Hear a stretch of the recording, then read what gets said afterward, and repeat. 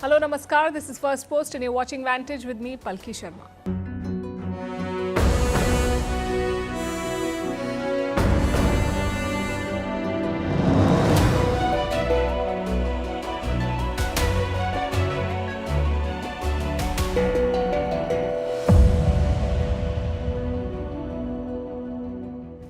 The start of a new week and we are once again diving into a world on edge. Kicking off with a seismic shift in Washington, has President Donald Trump blinked in the US-China trade war?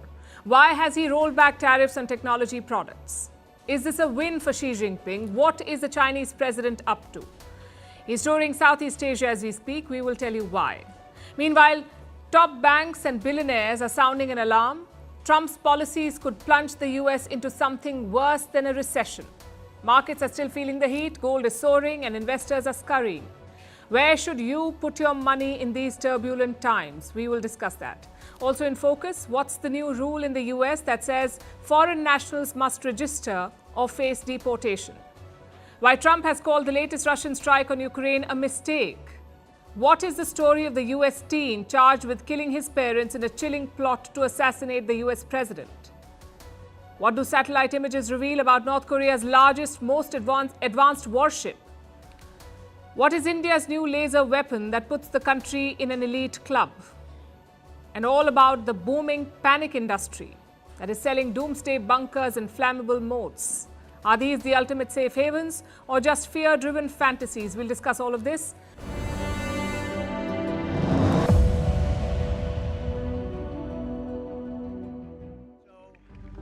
Look at that. China, first row. China, 67%. That's tariffs charged to the USA, including currency manipulation and trade barriers.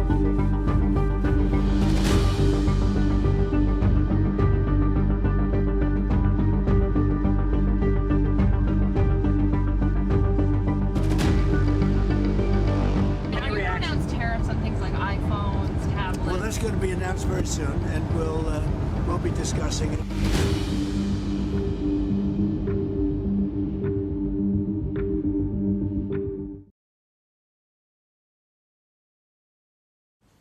US President Donald Trump is backing down. His tariff war is unraveling, forcing him to retreat.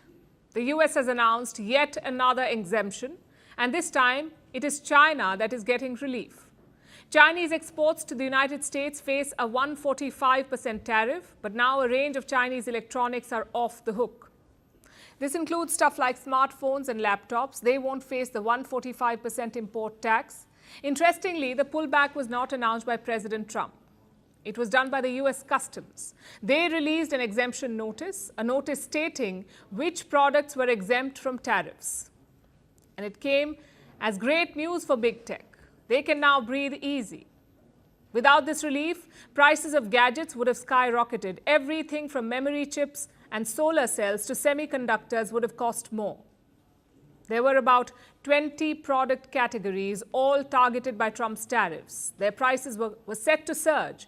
Companies like Apple, Microsoft, and Nvidia had raised concerns. In fact, Apple was resorting to extreme measures. They airlifted 1.5 million iPhones from India. Apple did it in record time to beat the tariffs, to make sure that the phones were shipped before the tariffs kicked in. We told you about this last week. These iPhones were made in India. Usually it takes 30 hours for customs to clear such consignments, 30 hours. But this one was fast-tracked. It was dispatched within 6 hours, all because Apple wanted to beat Trump's tariff deadline. But for the moment, they can relax. Washington has given some relief, even though it's temporary. The US president says no one can escape his tariffs. Let me quote, "There was no exception. Nobody is getting off the hook." This is what he wrote on Truth Social. He reminded everyone that other duties on Chinese products still remain, like the 20% tariffs related to fentanyl. This was announced soon after Trump took office.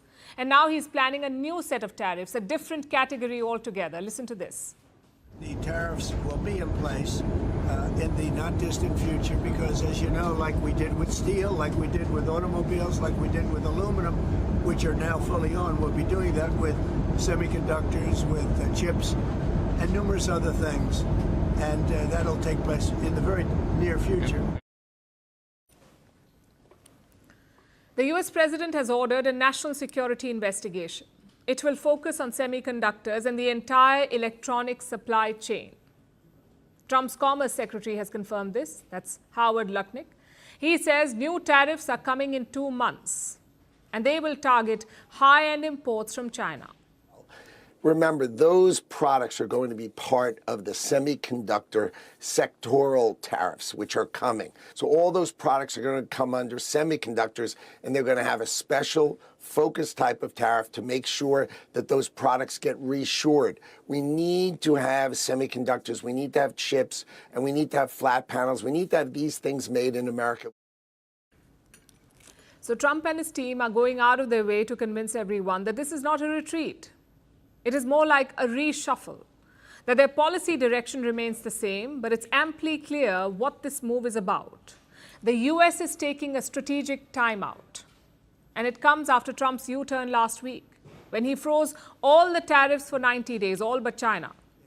He said America's trade partners will face a blanket tariff of 10% for 3 months, nothing more than that, only 10% till July, but he did not extend this relief to China. On the contrary, he raised tariffs on China at least twice in 2 days. By the end of it, US tariffs on China stood at a whopping 145%. And why was China singled out? Because they chose to retaliate.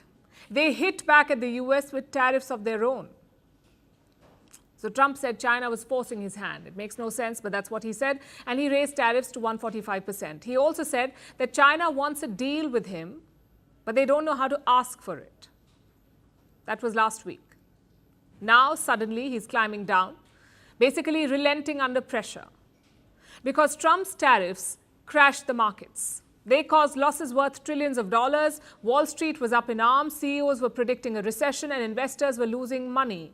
It took all of 8 days for Trump to shift course. The White House has tried to spin it as smart and strategic. But the world is not buying this spiel. America's credibility has taken a hit, investor confidence is falling, the dollar has tanked to a 6-month low, and Trump's utterances are keeping investors on edge. The president is playing hopscotch with the economy, jumping from one threat to another, only to stumble and retreat.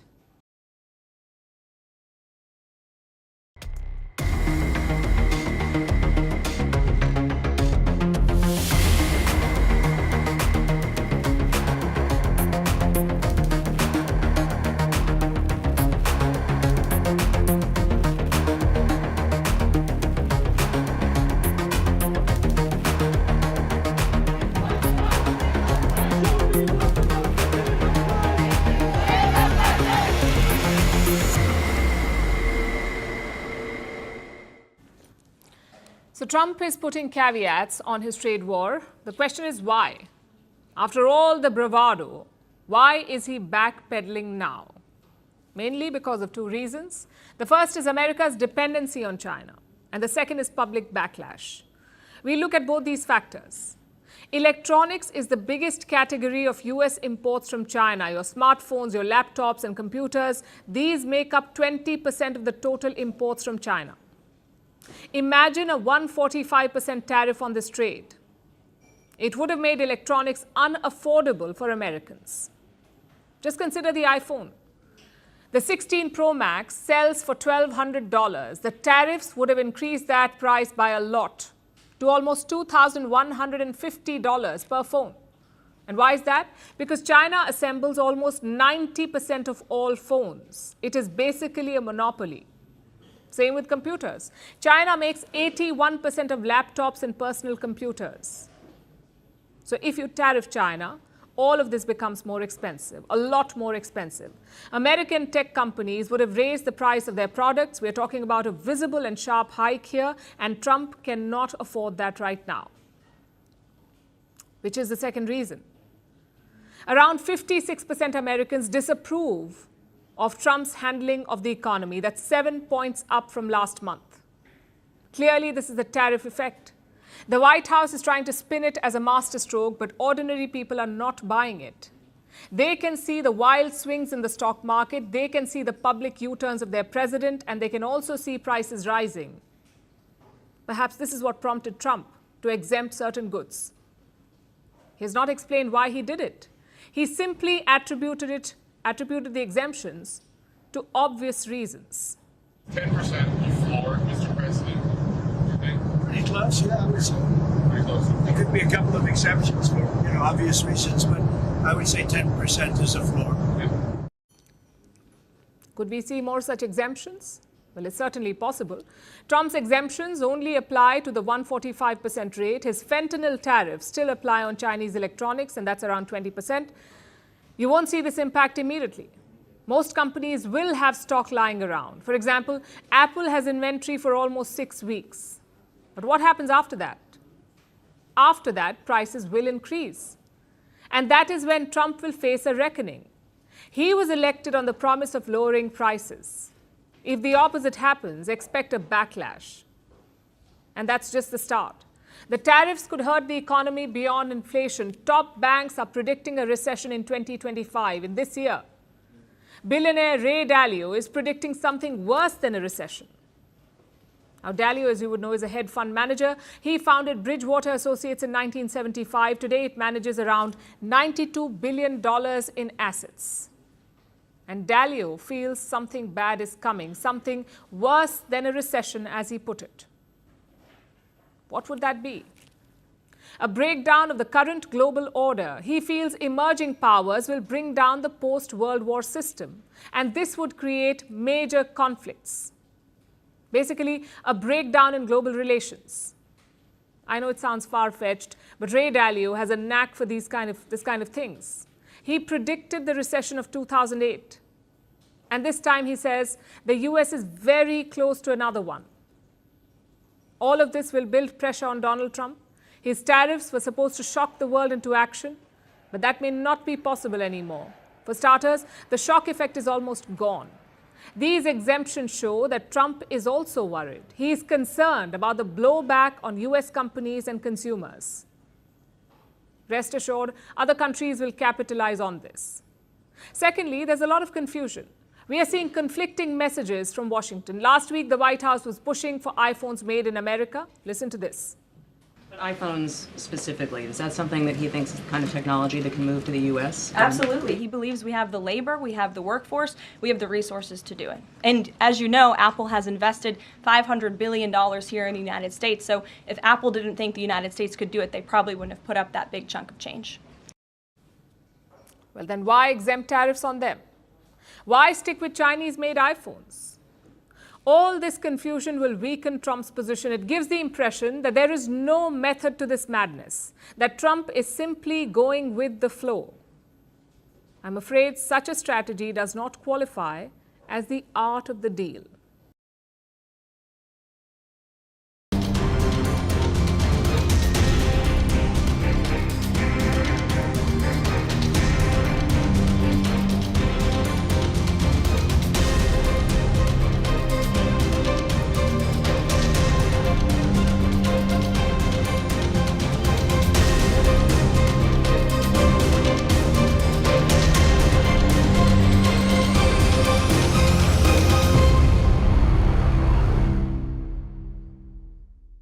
If you're confused, do not worry, you're not alone. The entire world is scratching its head.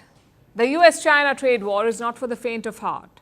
Since February, it's been a roller coaster. Trump slaps on tariffs, China fires back, Trump doubles down, China hits harder, and so the cycle spun for 2 chaotic months.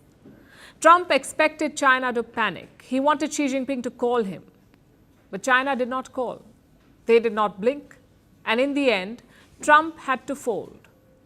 Honestly, I'm very comfortable now, but I've always gotten along well with President Xi. We had a good relationship, very good. And I think something positive is going to come out of that. Like I told you before, he's rolled back the tariffs on electronics, your smartphones and computers. These are major items that Beijing exports to the US. So does that mean it is advantaged China? Did Xi Jinping win this first round? It sure looks that way. Beijing clearly had the upper hand here, but what happens next will be equally important. Will there be round 2? It's hard to predict with Trump. Although Xi Jinping has made his stance clear, he does not want this. He is working on alternatives. The Chinese president is touring Southeast Asia. He is in Vietnam as we speak. His next stops will be Malaysia and Cambodia. Before taking off for Hanoi, Xi Jinping wrote an editorial. Let me quote from what he said. "Trade war and tariff war will produce no winner, and protectionism will lead nowhere." He has a point, even though it's a bit rich coming from him. China has long weaponized trade, but now their president says trade wars have no winners, and China does not want to escalate it further. That's what Xi Jinping is saying. But look closer, and there's a much bigger message at play. President Trump and the US have thrown the world into a spin. Markets are tanking, allies are scrambling, deals are being chased, and the result is global uncertainty. And in the middle of the storm, China sees an opening. While America looks erratic, China wants to look responsible. It wants to project itself as the reliable power. Xi Jinping is promising stability and investments. And that's what the Southeast Asia tour is all about. He's already in Vietnam, like I said. It is China's biggest trade partner in the region. Xi wants to elevate those ties. They're expected to sign a total of 40 agreements. And from there, it's a quick flight to Malaysia. It is the Chinese president's first visit to the country since 2013. Now, Beijing is Malaysia's largest trading partner, so the focus here again will be on trade, on how Malaysian companies can get better access to China.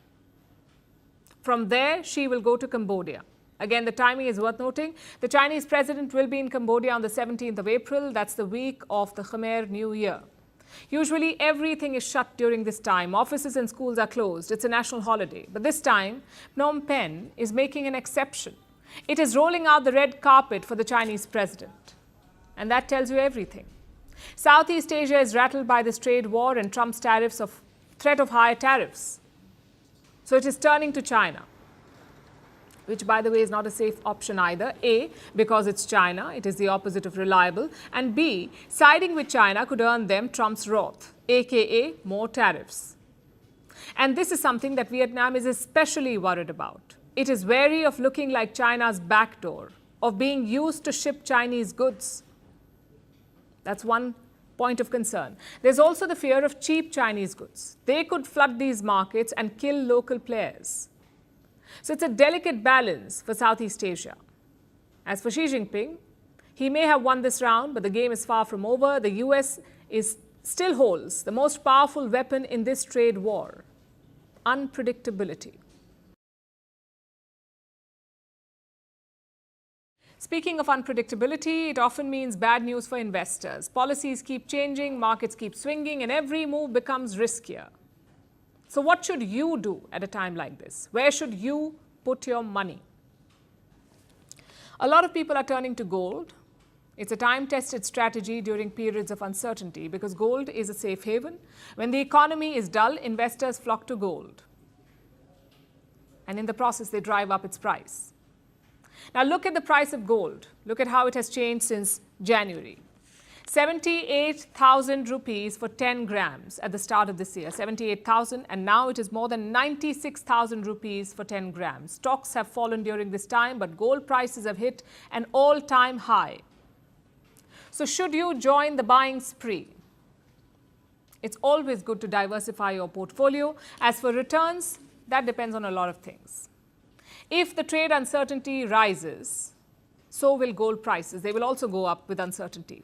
But if Trump and China reach a deal, then the rally in gold will likely end. So you could say that gold is hostage to this trade war. Another option is stocks. Now, before you go into shock, let me explain why.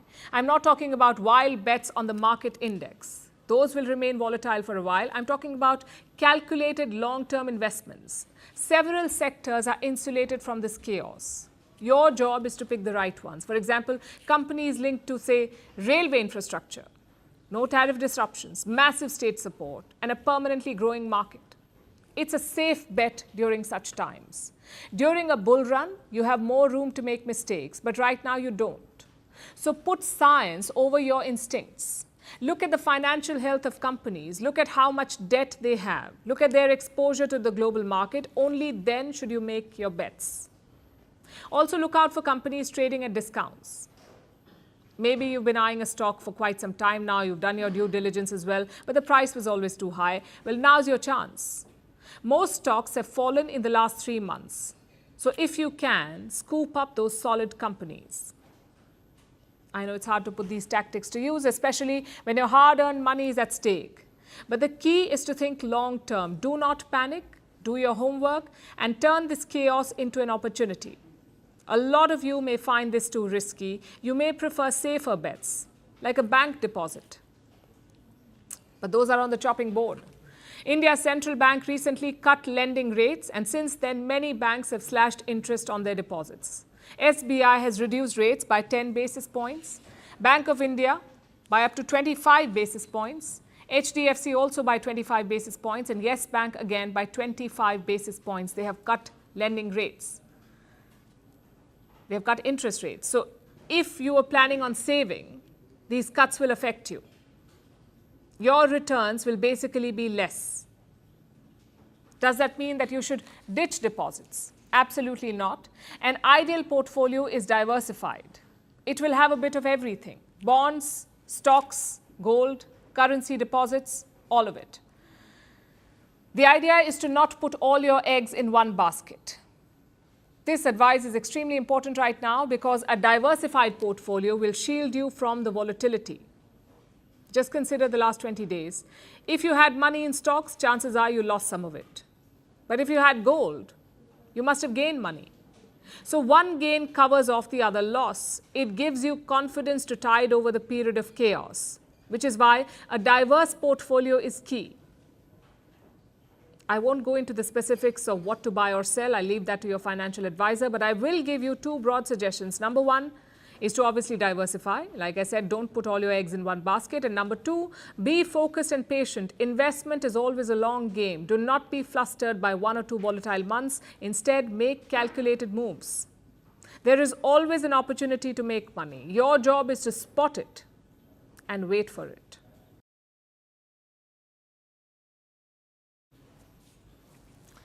Now let's talk about immigration. Just like tariffs, it's a policy priority for the Trump administration. They've launched one of their harshest crackdowns yet. They've introduced new rules for all foreign nationals. They must register with the government. If you're staying for more than 30 days in the United States, it applies to you. Residents with valid visas, green card holders, even children, everyone must register. If they don't, they may face fines, jail, or even deportation. Even legal immigrants must carry documents at all times. Clearly, the administration is serious about enforcing all this, and there's nothing wrong in going after illegal immigrants. But these moves are a sweeping dragnet. They put all immigrants at risk, not just the undocumented ones. And they're sending shockwaves through communities across America. Here's a report. Donald Trump's fight against illegal immigration has taken an ugly turn. The US government has introduced new rules for foreign nationals. They mandate every one of them must now register with the government if they plan to live in the United States for more than 30 days. What if they don't comply? The penalties are harsh, including jail and even deportation. No one has been spared. The new rules apply to everyone: visitors with valid visas, green card holders, even students and children. The directive is based on a World War II era law. Violators face up to $5,000 in fines or 30 days in jail. In serious cases, violators could face a lifetime ban from entering the United States again. Children must register by their 14th birthday. They must also provide fingerprints. New arrivals after the 11th of April have just 30 days to comply. This is not just a crackdown on illegal immigration, it's a crackdown on all immigrants. Even legal residents will live under threat now. They must carry proof of legal status at all times. One missed step and they risk being treated like criminals. Civil rights groups tried to stop these new rules, but a judge dismissed the challenge. He said the groups lacked standing. So the policy now stands, and the consequences are unfolding fast.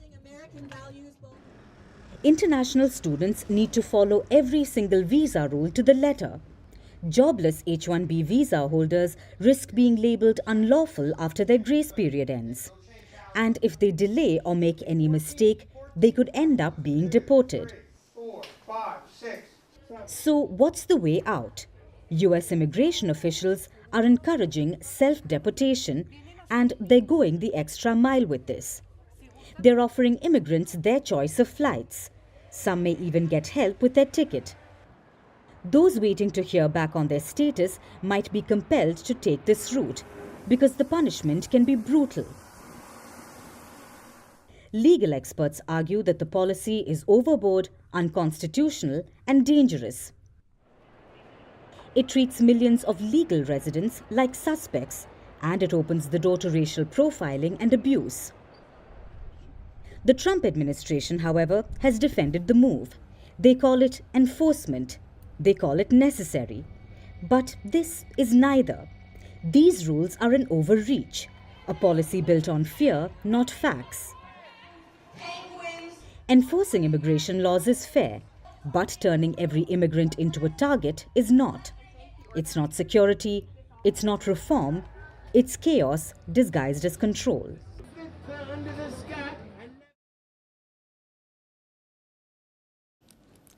It was Palm Sunday in Ukraine. People gathered with crosses and palm branches. The mood was peaceful until 2 missiles struck the city of Sumy.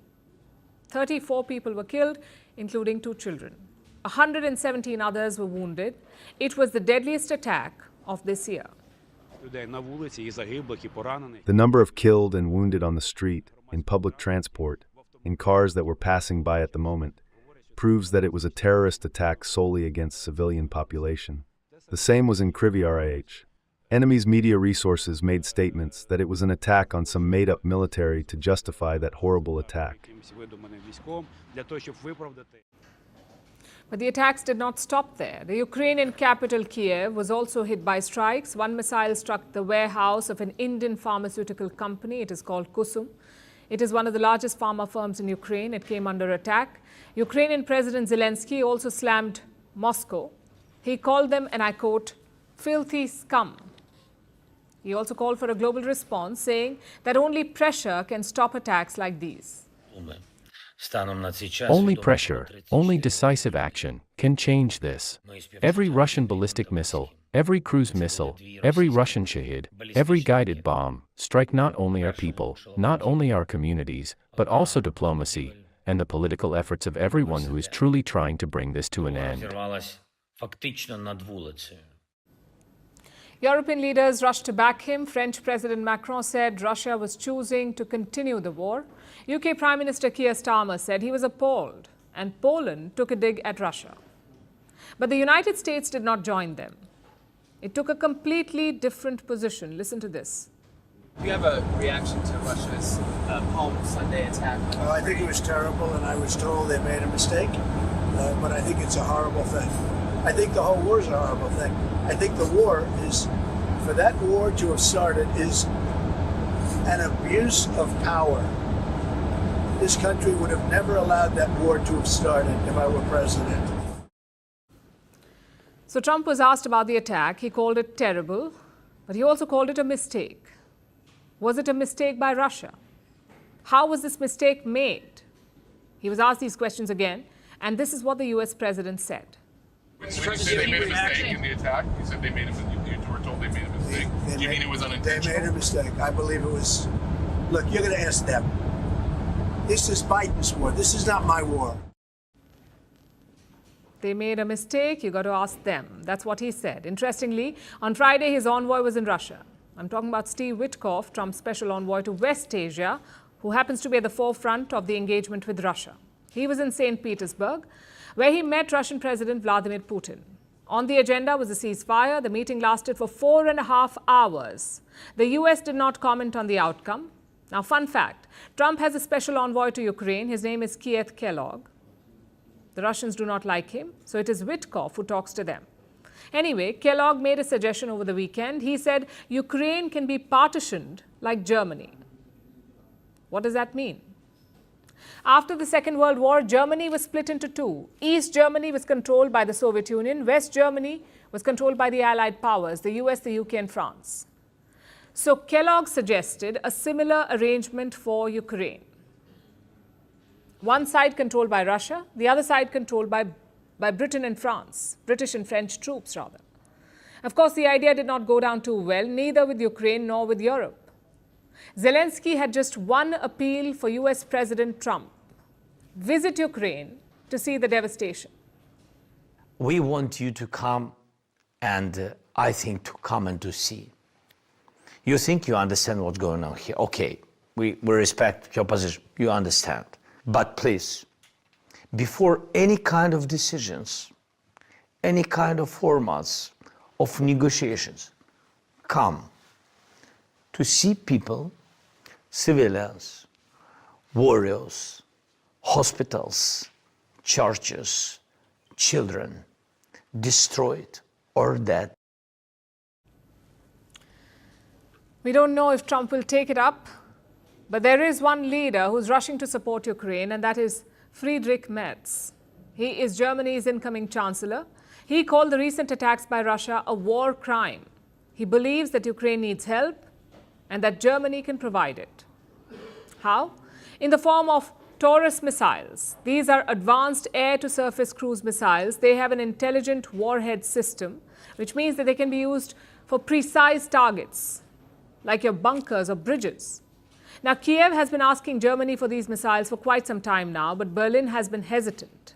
And that's because of two reasons. One, Taurus missiles are long range. They have a range of over 500 kilometers. Germany was worried that Kiev would use these missiles to strike deep inside Russia. Concern number two, Germany would get dragged into the war. To use the Taurus missiles, Ukraine would need German support, and Berlin was wary of getting involved. But now, Merz is willing to do it. On one condition, of course. It will be in coordination with European allies. Basically, Germany won't go in alone. But will these missiles really help Ukraine? Militarily, yes. Taurus can go where most Ukrainian missiles cannot. They can take down Russian targets. But here's the question that no one wants to ask at this point. Is this too little too late? Ukraine has been asking for it for a year now. It could have slowed the Russian offensive, but it's getting the missiles only now, and that too amid the ceasefire talks. Also, how do you strike a deal while striking deep inside enemy territory? The Taurus missiles may give Kiev a strategic edge for a while, but they would also push Moscow further away from the table. And that is the biggest dilemma right now. Will peace come through diplomacy, or will it come through deterrence? It's a choice that Ukraine and its Western allies must make sooner rather than later. Our next story tonight is about a high school student from Wisconsin. Earlier this year, he allegedly killed both his parents. And now this case has gotten the FBI involved. That's the Federal Bureau of Investigation. They are probing the case because killing his parents was only half the plan. According to fresh police reports, this teen fatally shot his parents so that he could get enough money and autonomy to kill the US President Donald Trump and then overthrow his government. This is not a film story. It happened in Wisconsin, USA. Here's more. This is Nikita Kasab, a 17-year-old from Wisconsin. When he failed to attend school for 2 weeks, local officials visited his home. And that's when they found the bodies of his parents. Then one thing led to another. The teenager was arrested last month. The Federal Bureau of Investigation got involved, and now the missing links have emerged. The police believe that Kasab killed his mother and father on February 11th. He allegedly shot them.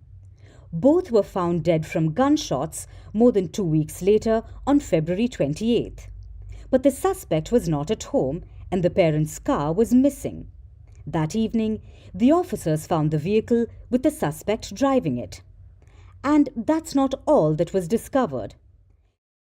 There was also $14,000 in cash in the car, more than $14,000 worth of jewelry, and a .357 Magnum revolver that was purchased by the high schooler.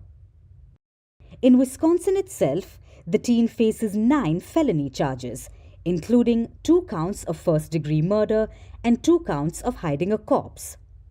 But that's not what the FBI is investigating. They're looking at 3 additional charges: presidential assassination, conspiracy, and use of weapons of mass destruction. Confused? Well, according to the police, the fatal shootings were part of a larger plan. The teenager killed his parents in an attempt to obtain the money and autonomy that he thought he needed to kill the President of the United States, Donald Trump, and then overthrow his government. The teen identified with a right-wing terrorist network called the Order of 9 Angels.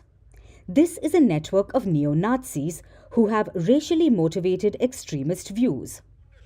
The police found images and praise of Adolf Hitler on Kassab's phone, along with instructions on how to make bombs and a self-described manifesto which talked about assassinating the president. Why? Apparently, the teen believed that this would foment a political revolution in the United States, and he thought he could get away with it. The alleged double murder of his parents was an effort to obtain the money to both make the attack happen and then to run away. Authorities say that the teen paid for a drone and explosives with the money he stole and had plans to escape to Ukraine.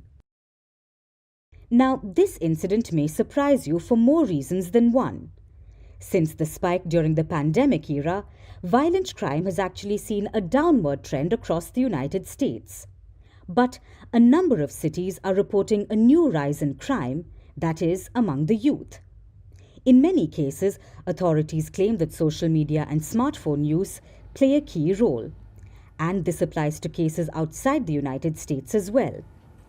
60% of teenagers have reported seeing real-life violence on social media platforms. Plus, organized gangs have tapped these platforms. They are grooming young adults, introducing them to violence, illicit weapons, and drug markets. Social media has also become a hub for neo-Nazis, especially Instagram. These groups are recruiting young people and spreading propaganda, and they exploit all kinds of easy technology to do this, from gaming to social media voice chats and online movie clubs. As children become increasingly isolated, social media algorithms are exploiting their vulnerabilities. While there's no singular culprit in this broad cultural issue, the lines between right and wrong have been blurred by vastly unregulated violent and hateful content on the internet.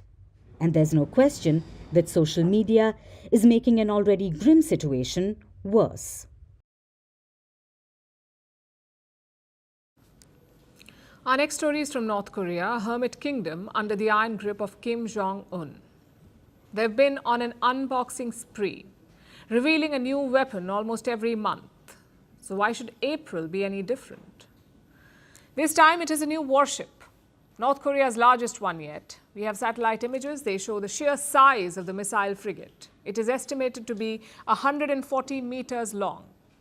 Let me give you some perspective. The world's largest frigate is about 151 meters in length. What North Korea is building would be 10 meters short of that.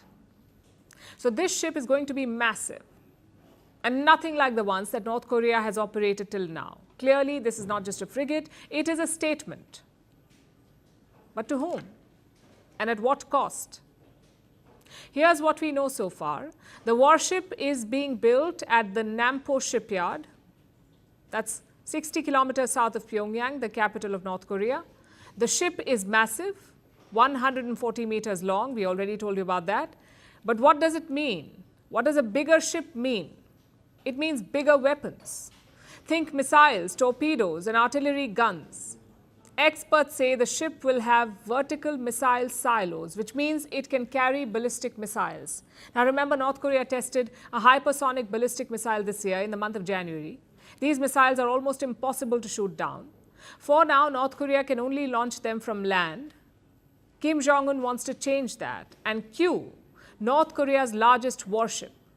Experts say this ship could carry hypersonic ballistic missiles. So how is Kim Jong-un going to pull this off? Enter Russia. North Korea's closest allies. Relations have deepened since last year. Russian President Putin met Kim Jong-un. This happened in June 2024.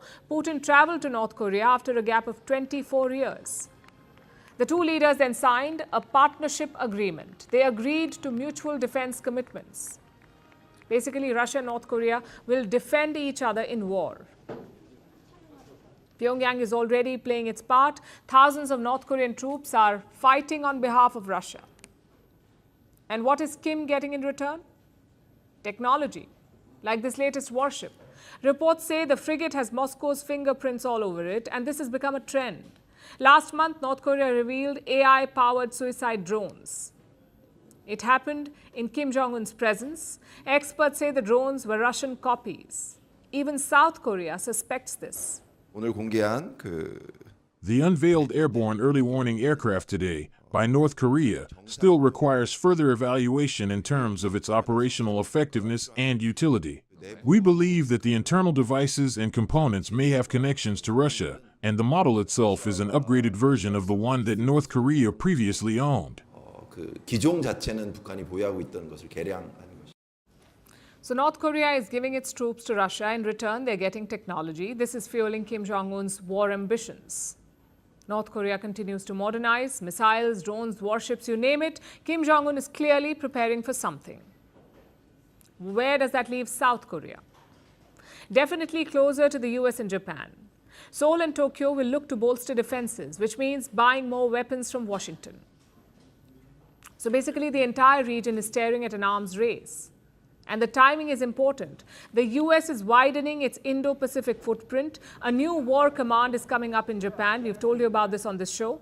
It is part of Donald Trump's strategy against China. But it also caters to North Korea. The US wants more troops and bases in Japan for two reasons. One, China's increasing military drills around Taiwan. And two, North Korea's rapid military expansion. Not to mention the frequent ballistic missile tests and the unveiling of all these new weapons. And now North Korea is building its largest warship. All of this is happening despite dozens of sanctions, which raises the obvious question, what is coming next?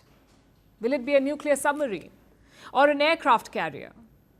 Kim Jong-un's priority is more weapons, but in a country where millions are starving, this largest warship is nothing more than a vanity project.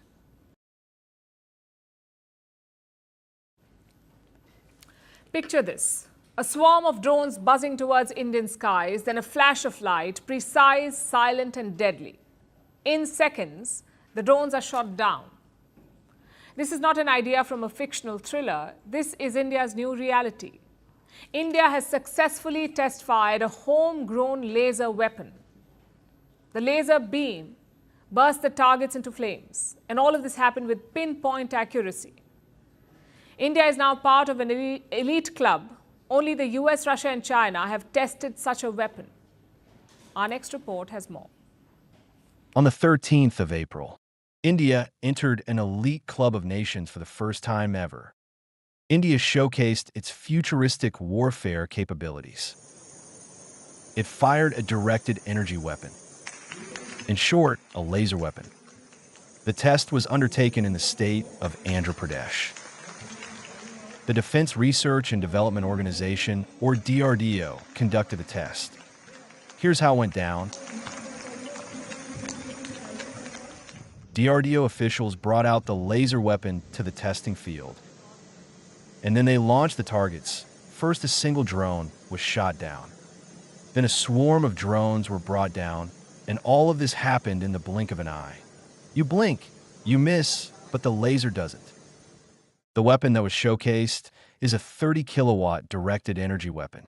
It is developed and designed by the DRDO and is completely made in India. It is basically a laser with multiple cameras and sensors. The sensors and cameras first detect a target. This can be a single drone or a swarm of drones.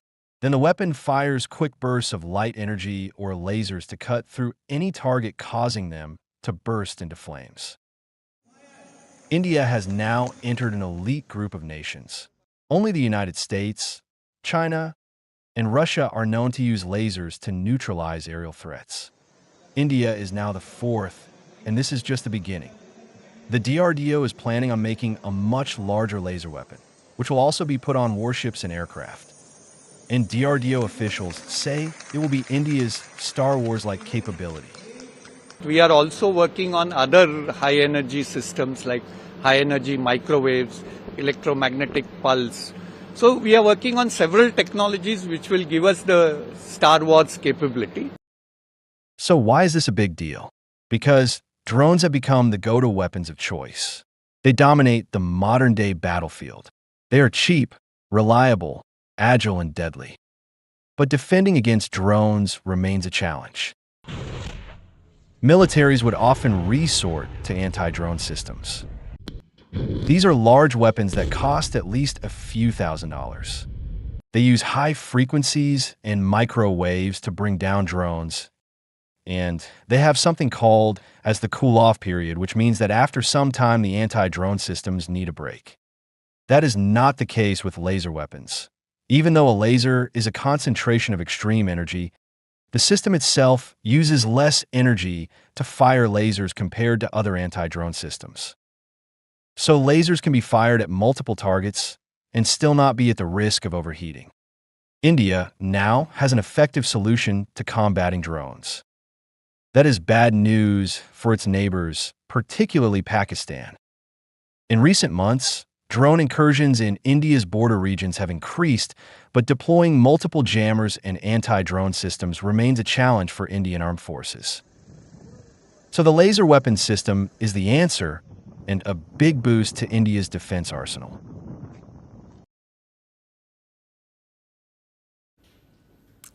And now the perfect story for a Monday. When I say doomsday bunker, what do you picture? Probably an underground survival shelter with flashlights and canned food. But that is so basic. Doomsday prep is a big business in today's world, and it is growing rapidly. And it offers everything from escape tunnels to bunkers with AI technology and flammable moats. The demand for these apocalyptic bunkers is so high that their air filtration systems have become scarce. Now, to give you an idea, they cost up to $10,000.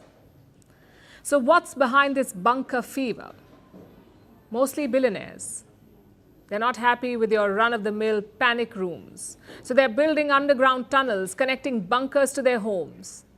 And they don't just have survival food and first aid boxes. These bunkers come with parking spaces, gyms, home theaters, and greenhouses. Many boast of secret panels as well. Because who doesn't like a dinner party tour for a house straight out of a Bond movie? According to reports, some panic houses come with secret panels that lead to a shooting range or a moving bookcase that hides crucial supplies. If you think this is a bit much, know that there are doomsday homes with a phone booth where if a code is entered on its keypad, the glass windows turn opaque and a black wall opens to reveal a basement complex. But sometimes the doomsday shebang is not enough in itself. The rich are also spending on extreme forms of protection, like hiring Navy SEALs to protect their compounds. Some luxury bunkers in the US come with their own moats, but not the old school kind. These moats function like a giant microwave that can be lit on fire. Of course, the more extreme the fortification, the higher the cost. Most projects start at $10 million and regularly exceed $100 million. After all, preparing for the apocalypse does not come cheap, but many are willing to make the investment, especially in the United States. Over the last year, Americans have spent about $11 billion collectively. This mostly includes the rich and famous, like Mark Zuckerberg, who is reportedly building a 5,000 square feet underground shelter in Hawaii with a price tag of more than $270 million, or what Zuckerberg calls a little shelter, a hurricane shelter, whatever. Whatever indeed. But he is hardly the only mogul enamored by bunkers. Former PayPal co-founder Peter Thiel has tried and failed to build one in New Zealand. Former Microsoft co-founder Bill Gates reportedly has underground bunkers in all his homes. Apparently, Kim Kardashian and Tom Cruise have gone bunker shopping too. And this craze is not limited to the United States. Reports say they have takers in European countries too, like Germany and the Czech Republic, where old missile silos are converted into bunkers with natural light imitating technology. so the wealthy can feel right at home. That said, the rich do not have a monopoly over panic. Across Europe and the US, there are down-market customers preparing for doomsday. So companies are jumping on the trend in this case too, and they're designing smaller, affordable panic rooms or even installations in people's homes like secret gun closets. Amid this doom boom, the market for panic rooms is set to exceed $1 billion again by 2030. So here's the question. What is behind this panic rush? Experts say there are many reasons. The bunker craze was accelerated by the Wuhan virus pandemic, but a range of fears have fueled the fire, from fears of a nuclear war to cyber attacks to financial collapse and civil unrest. So people are leveling up to protect themselves. And those who can afford to are going one step ahead and panic buying into the so-called panic industry.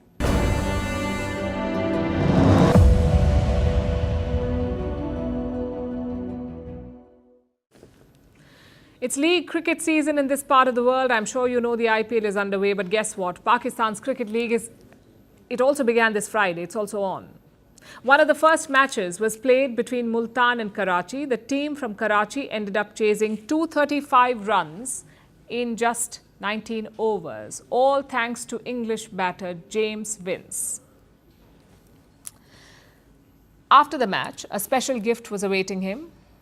Not a cash prize, not a medal, not a car or sports bike. James Vince got a hairdryer from his franchise. You have to see this.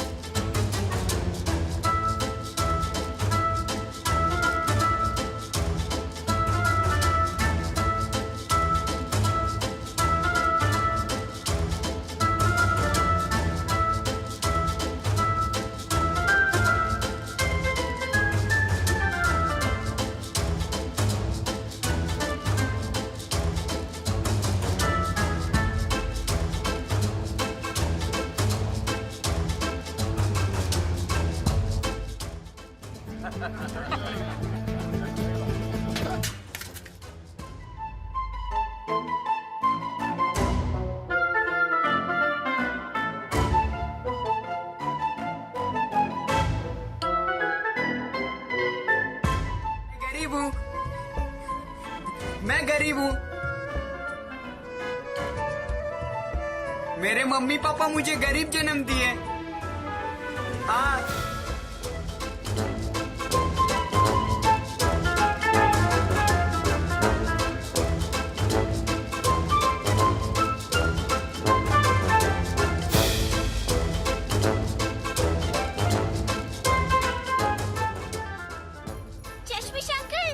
मुझे एक बर्फ का गोला खिलाओ ना। फिर से आ गए रे बाबा, इधर जहर खाने का पैसा नहीं है, तू जा रे। Now it's time for Vantage Shots, images that tell the story. Hundreds celebrate Palm Sunday in Jerusalem amid the war. Water fights take over the streets of Bangkok as Thailand marks the Songkran festival. And a rare blue Golconda diamond weighing 32 carats may fetch around $50 million in an auction. That is around 430 crore rupees. Finally, we are taking you back in history. On this day in 1988, the Soviet Union agreed to withdraw from Afghanistan after 9 years.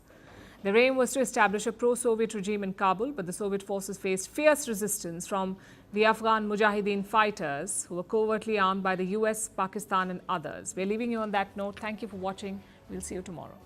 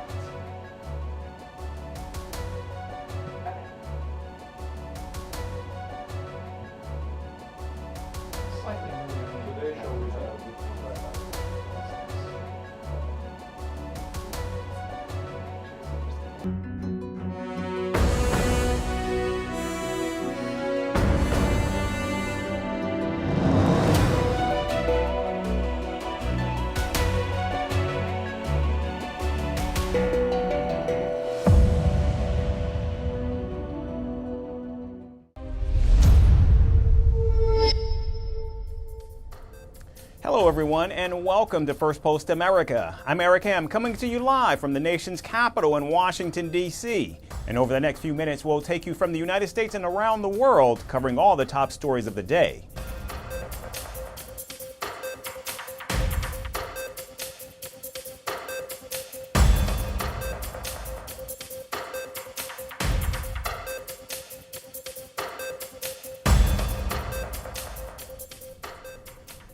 We begin in Washington, where the Trump administration has issued a fresh warning to foreign nationals living in the United States. The Department of Homeland Security says non-citizens staying longer than 30 days must register with the federal government, and failure to comply with this order will result in severe punishment, including fines and possibly imprisonment. In a social media post, the federal agency added President Donald Trump and Director Kristi Noem have a clear message for illegal migrants: leave now and self-deport. The president, when he called me after he won the election and said, you know, Kristi, what would you like to do in my administration? What would you like to help me with? I said, sir, I'd like to be the Secretary of Homeland Security.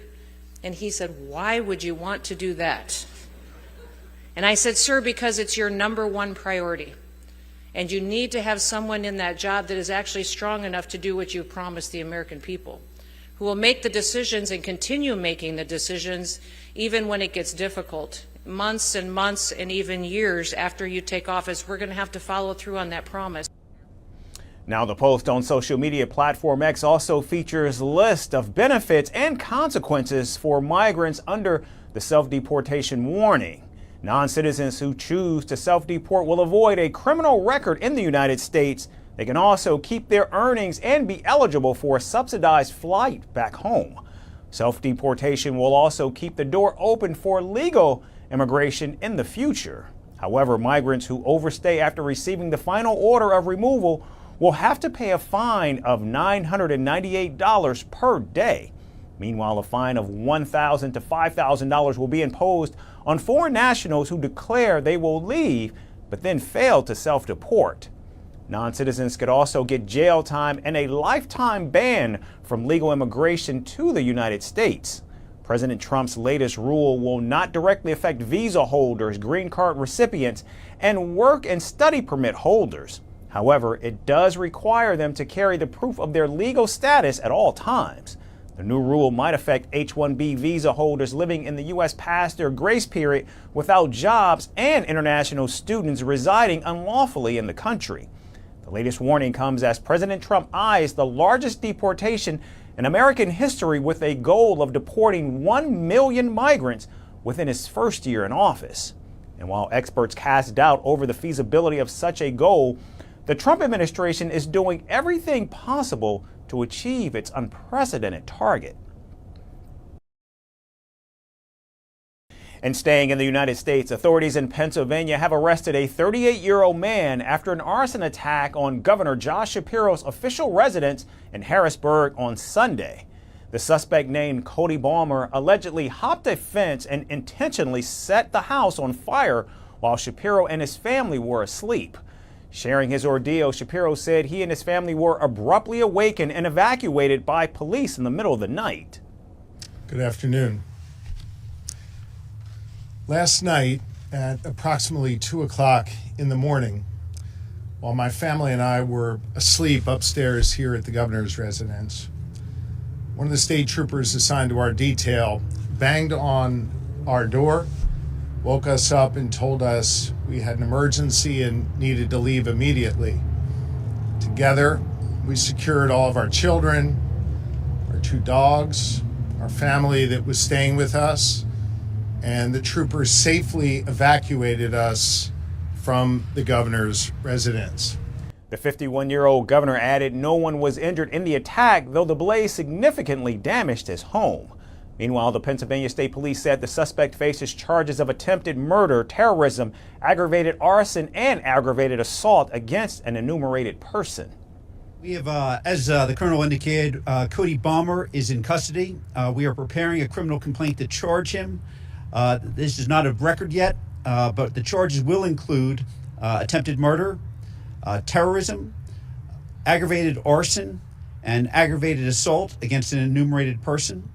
These are all very serious charges. As with any charges, the defendant is presumed innocent.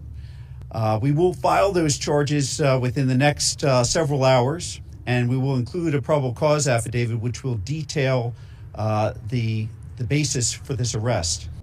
Now, while the motive behind the attack is not yet known, police say the suspect had a methodical plan to target Shapiro. He clearly had a plan. He was very methodical in his approach and moved through it without a lot of hurry, again, in a very methodical, planned manner, and carried it out, although in a very short period of time. When I said that he was in the residence, he was inside for less than a minute. It all happened very quickly, and he was back out. As per state records, Balmer has a criminal background and is expected in court for a plea hearing in a separate assault case that occurred back in 2023. He also pled guilty to forgery and theft by deception in another case in 2016. Sunday's attack at the governor's house took place just hours after Shapiro and his family celebrated the Jewish holiday Passover. The governor expressed gratitude for the messages he received, including from Vice President J.D. Vance. He also criticized the rise of political violence in the United States, including the plot to kidnap Michigan Governor Gretchen Whitmer in 2023 and 2 assassination attempts against President Donald Trump just last year. And now to the war in Europe. Yesterday, 2 Russian ballistic missiles struck in the heart of the Ukrainian city of Sumy, killing at least 34 people and injuring over 100 others. Witnesses described the scenes of horror, with emergency services pulling people from rubble and a destroyed trolley bus nearby.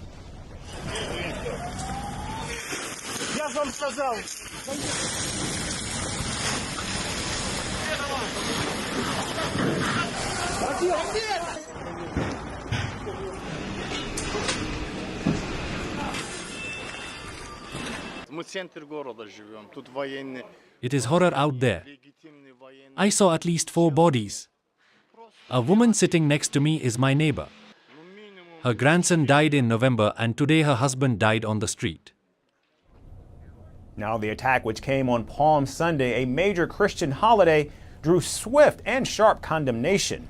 Ukrainian President Volodymyr Zelensky called it the work of quote-unquote deranged scum in his evening address, emphasizing the symbolic cruelty of launching such an attack on a religious holiday.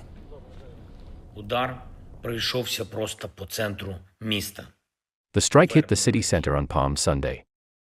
Only filthy scum can act like this. Сволота може робити таке. These were 2 Russian ballistic missiles. The first one struck a building, one of the university buildings. The second one exploded virtually over the street. 117 people were injured, including children, among them a girl born in 2025. In his interview with 60 Minutes on CBS, President Zelensky also issued a direct appeal to President Donald Trump, urging him to visit Ukraine before making any deals with Russia to end the war. We want you to come, and I think to come and to see. You think you understand what's going on here. Okay, we respect your position. You understand. But please, before any kind of decisions, any kind of formats of negotiations, come to see people, civilians, warriors, hospitals, churches, children destroyed or dead. While responding to the Russian attack aboard Air Force One, President Donald Trump called it a horrible thing and claimed he was told it was a mistake.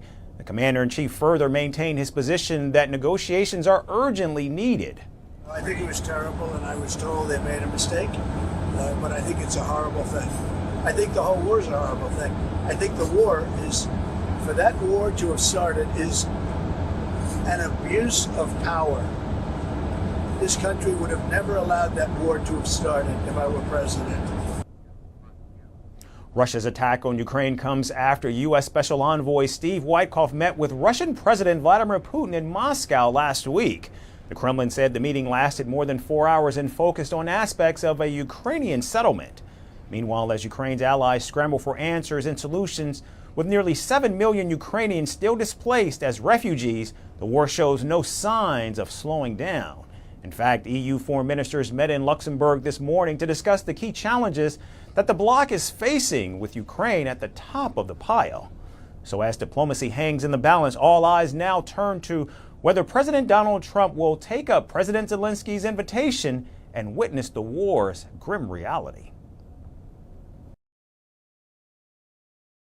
And today in Washington, President Donald Trump is meeting El Salvador's President Nayib Bukele at the White House. And at the heart of their partnership lies a hardline operation, flying alleged gang members, many Venezuelans and Salvadorans, to El Salvador's infamous CICOT prison. While the president calls them enemy aliens, critics call it a dangerous game with human lives. One wrongful deportation like that of a Maryland resident has even ignited outrage and many legal battles. Our next report talks about what happens when one of the world's most powerful men meets the self-proclaimed quote-unquote coolest dictator. El Salvador's President Nayib Bukele meets U.S. President Donald Trump today. Their Washington meeting comes amid rising controversy and legal battles, and at the heart of it is a bold, divisive deportation strategy. In the crackdown to deport illegal migrants, the United States deported 10 more alleged gang members on Saturday. They arrived in El Salvador from Guantanamo Bay late that night. U.S. Secretary of State Marco Rubio, in a post on X on Sunday, named the deportees from MS-13 and Tren de Aragua organizations. Both these gangs are labeled foreign terrorist organizations by the United States. Soon after their deportation, they were immediately taken to El Salvador's CICOT prison. Over the past 4 years, 21 million people poured into the United States. Many of them were murderers, human traffickers, gang members, and other criminals from the streets of dangerous cities all throughout the world. Because of Joe Biden's insane and very dangerous open border policies, they are now strongly embedded in our country, but we are getting them out and getting them out fast. The Terrorism Confinement Center, or CICOT, is Bukele's fortress. It's infamous for its tough crackdowns on gangs. In a video posted online by El Salvador's Justice Minister Gustavo Villatoro, detainees were seen in shackles with their heads down, marching out from the military planes, and then eventually taken to the CICOT prison.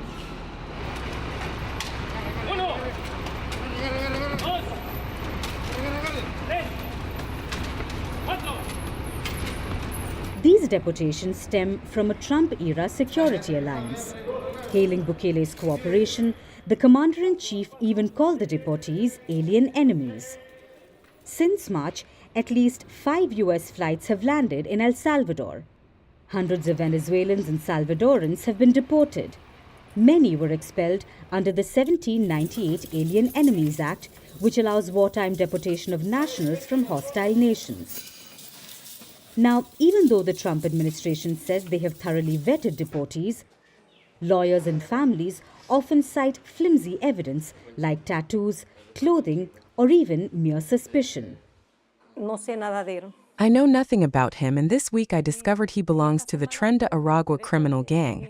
If he does belong to the Tren de Aragua, I would be living well, I wouldn't be starving. What they're doing with these boys is unfair.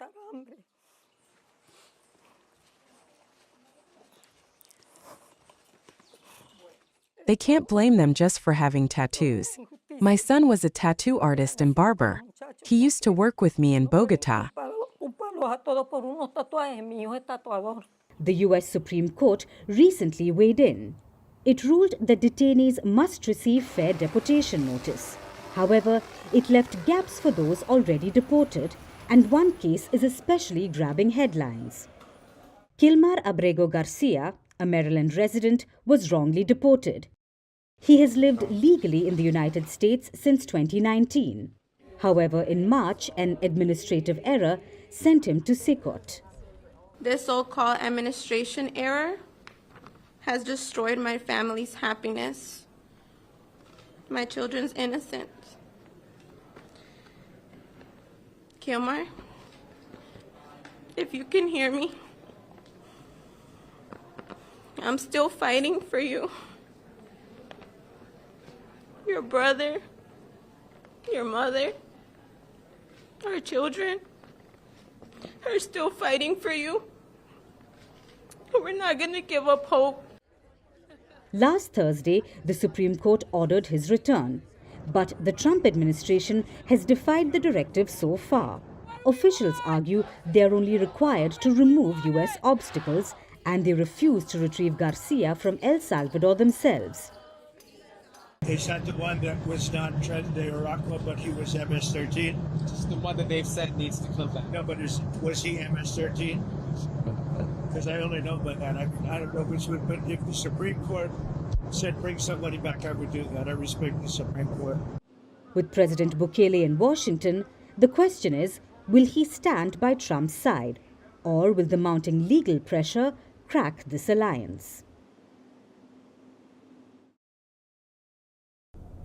And finally today, parents across America may need to start saving for toy insurance. Because thanks to the President Trump's whopping 145% tariffs on China, your next Barbie could cost more than your last electricity bill. Toy makers in China say they simply can't shoulder the added costs, so it will have to be shared by American retailers and the consumers. Families may have to choose between premium playtime or substandard toys that go from fun to fractured within 5 minutes. So the next time you step on a Lego, it may or may not hurt your foot, but it will definitely dent your wallet. Here's our final report with more. I did a 90-day pause for the people that didn't retaliate, because I told them if you retaliate, we're going to double it. And that's what I did with China, because they did retaliate. Thanks to a fresh round of US-China trade tensions, Barbie's gone luxury. The humble toy aisle might soon resemble a high-end boutique.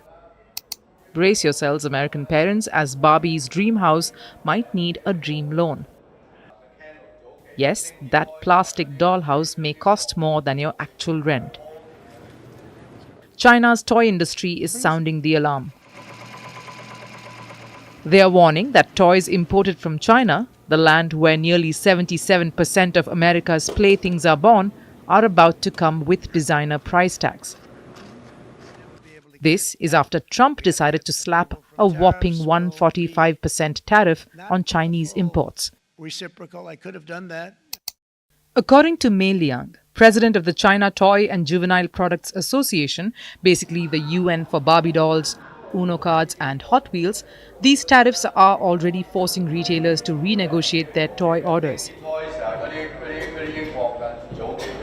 She said, and I quote, "Manufacturers here cannot absorb the burden." Mei Liang further explained in an interview what happens next. Retailers in the US will bear part of the cost. The rest will be passed on to the American consumers to pay. The parents will now have to choose between Barbie's Corvette or paying the electricity bill. To make matters even more thrilling, Mexico and Vietnam, America's toy plan B and C, are also on the US tariff list. Vietnam is one of the worst hit countries with 46%, while Mexico was spared by the reciprocal tariffs. They already have a 25% tariff system in place by the United States. So no matter where your child's next Lego set is assembled, chances are the price will go up or the quality will go down. And just when you thought it couldn't get any messier, in February, Mattel, the company behind Barbie and Hot Wheels, hinted that it may raise prices. Mattel is also eyeing a complete revamp of its supply chain. Apparently, navigating a tariff-ridden toy market is harder than winning a game of Monopoly without flipping the board.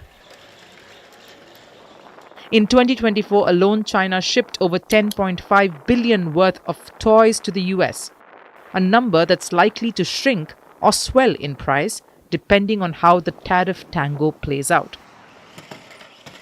Consumer groups have already warned that could wreak havoc on supply chains and, more importantly, on playroom harmony across the country.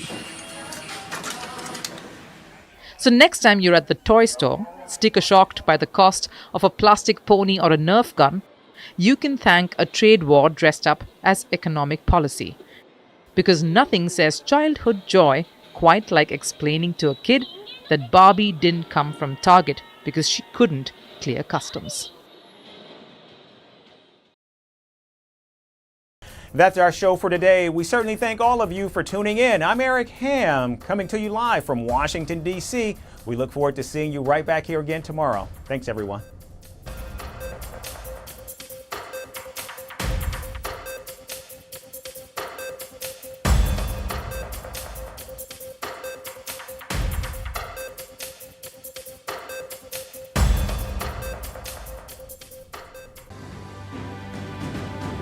Firstpost reports from the world's second largest continent. Hello, I'm Alison Lagrange. A very warm welcome from Durban, South Africa. We get you the news and the newsmakers from Africa. From elections to climate change to innovations and opportunities. As the world's attention shifts, we report from Africa, the heart of the global south.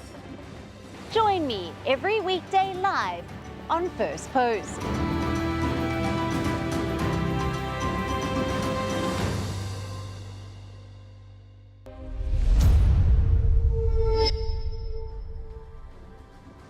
Hello and welcome to Firstpost Africa, where we get you the top stories from the continent and from across the world. I'm Alison Lagrange, coming to you live from Durban, South Africa.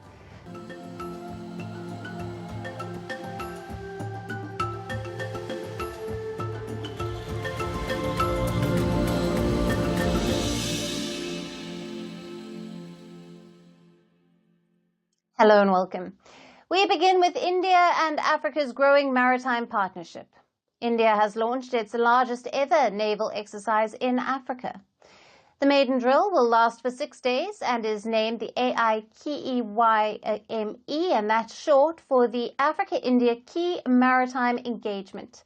Tanzania is co-hosting exercises with India, and it will include 8 other countries, including Kenya, Madagascar, Mauritius, and South Africa. Now, the exercise began off the coast of Dar es Salaam on Sunday and is part of India's push to expand its presence in the Indian Ocean. It comes at a time especially when China has significantly ramped up its military presence in the region. Economic investments, military infrastructure in Africa have been key to China's ambition of gaining a strategic footprint. Now, the maritime exercise is divided into 2 phases. The first is the harbour phase. It will focus on command post exercise, anti-piracy operations, and training in seamanship. The second phase is called the sea phase. Now, this will feature live drills, search and rescue operations, and helicopter operations. Now, this is the first time that so many African navies are joining hands with India on this scale in the Indian Ocean. हमारे लिए बहुत खुशी की बात है नौसेना के लिए, भारत देश के लिए, कि आज यहाँ पर हमारे 3 जहाज नौसेना के दार एस सलाम हार्बर में उपस्थित हैं, और जो सबसे बड़ा जो हमारी ट्रांसफॉर्मेटिव इनिशिएटिव है यह एकम। ये पहली बार है जहाँ पर अफ्रीका और इंडिया के 10 देश एक साथ हमने डिसाइड किया कि हम लोग एक साथ एक्सरसाइज करेंगे। INS चेन्नई है, यहाँ पर INS केसरी है, और IOS सागर, इंडियन ओशन सागर, जिसके बारे में मैं थोड़ी देर में बात करूँगा, सुनैना यहाँ पर भी उपस्थित हैं। मैरीटाइम सिक्योरिटी के लिए इंडियन ओशन रीजन में ये एक रीजनल सोल्यूशन है। Over 80% of global trade moves through this stretch of water. Hence, India and Africa are building a security circle that's based on trust and respect, not debt. Alongside the naval exercises, India has also launched the IOS Sagram mission, As a part of the collaboration, an Indian naval ship named the INS Sunyana will be deployed for over a month.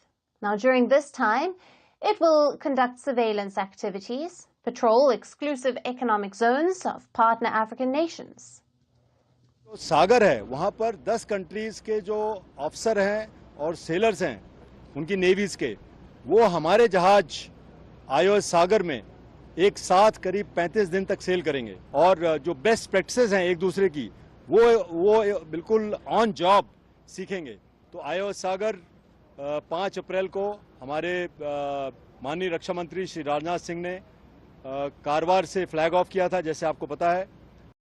With such initiatives and maritime exercises, India is positioning itself as a long-term naval partner for Africa.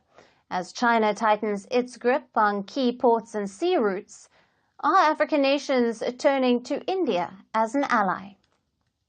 Now, for more on this, we have with us Dr. Samuel Oyewale, a security expert and research fellow at the University of Pretoria in South Africa. Thank you for being with us. Thank you for having me.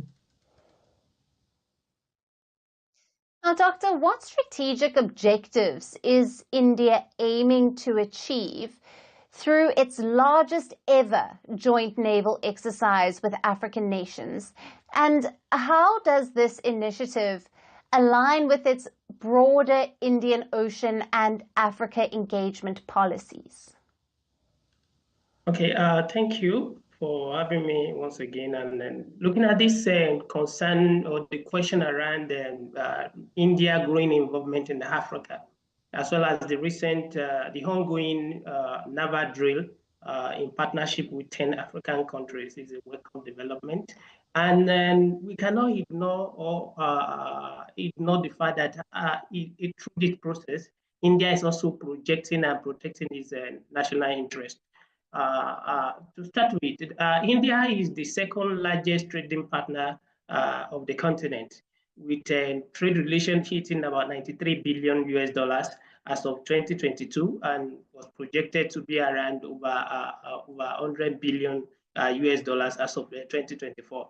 So it is a strategic. It is strategic for India to defend this trade relation in the light of the threat of maritime piracy, terrorism, insurgency, issue of trafficking, and concerns around Africa maritime domain over issue of illegal and unreported fishing.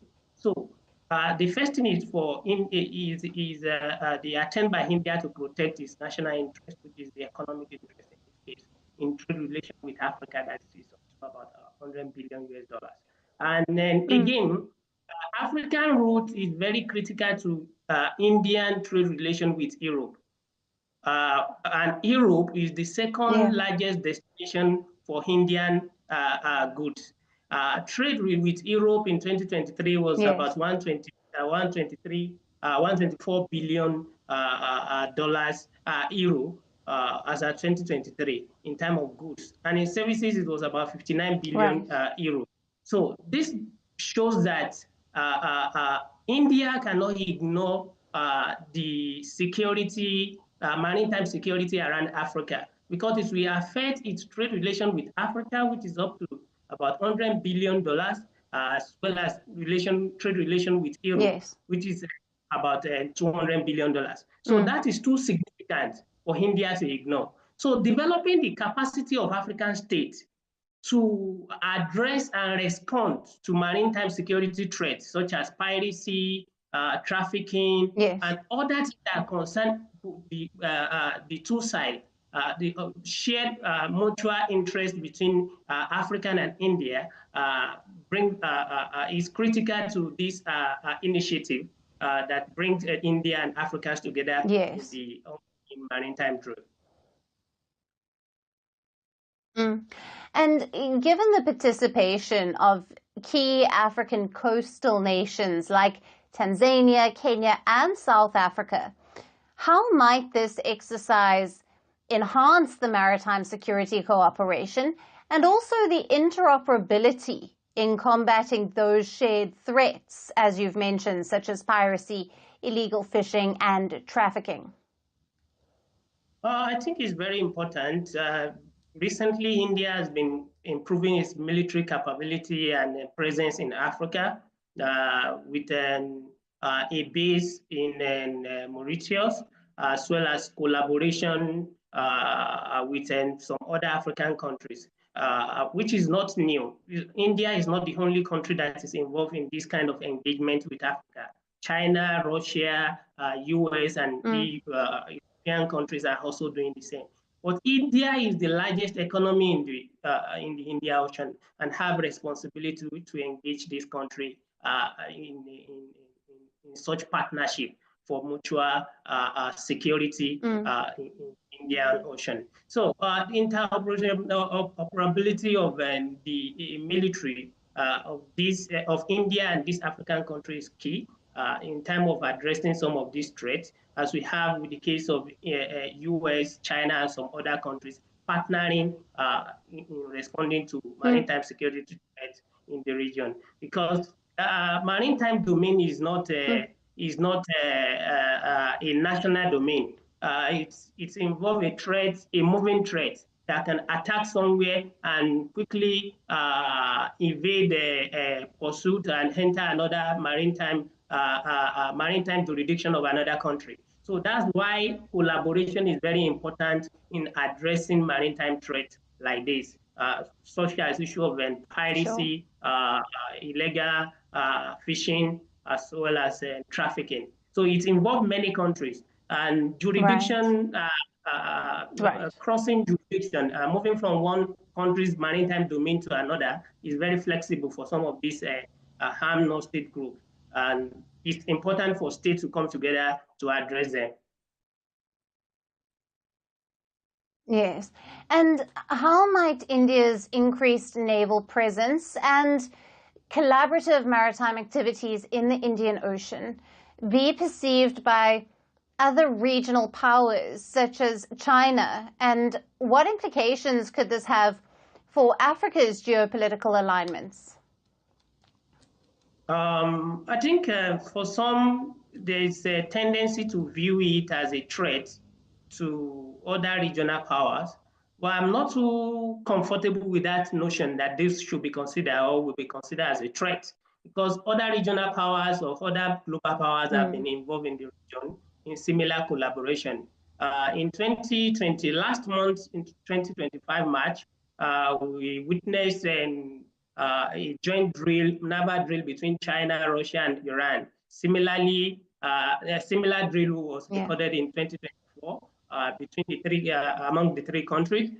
In 2023, South Africa, Russia, and China were involved in a naval drill, and both in the Atlantic and in the Indian Ocean, US has been involved with some other allied nations in partnership with African countries in similar exercises. So because of this, viewing this as a threat to any country will not be appropriate in the context of similar exercises that have been conducted, joint exercises that have been conducted with other African countries by China, Russia, US, and European countries. So I am not, not so comfortable with labeling it as a threat. It should be welcomed as a development to build the capacity of African countries, as well as to manage the insecurity or maritime security threat in the Indian Ocean. This is not designed to threaten any country or to threaten any country's maritime interest in the Indian Ocean.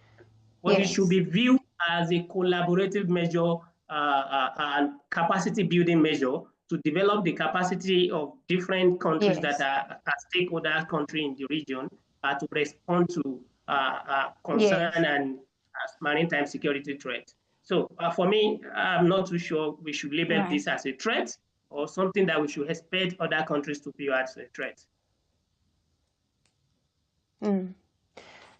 Doctor, thank you. It's always great to have you on the show. Thank you for being with us. Thank you for having me.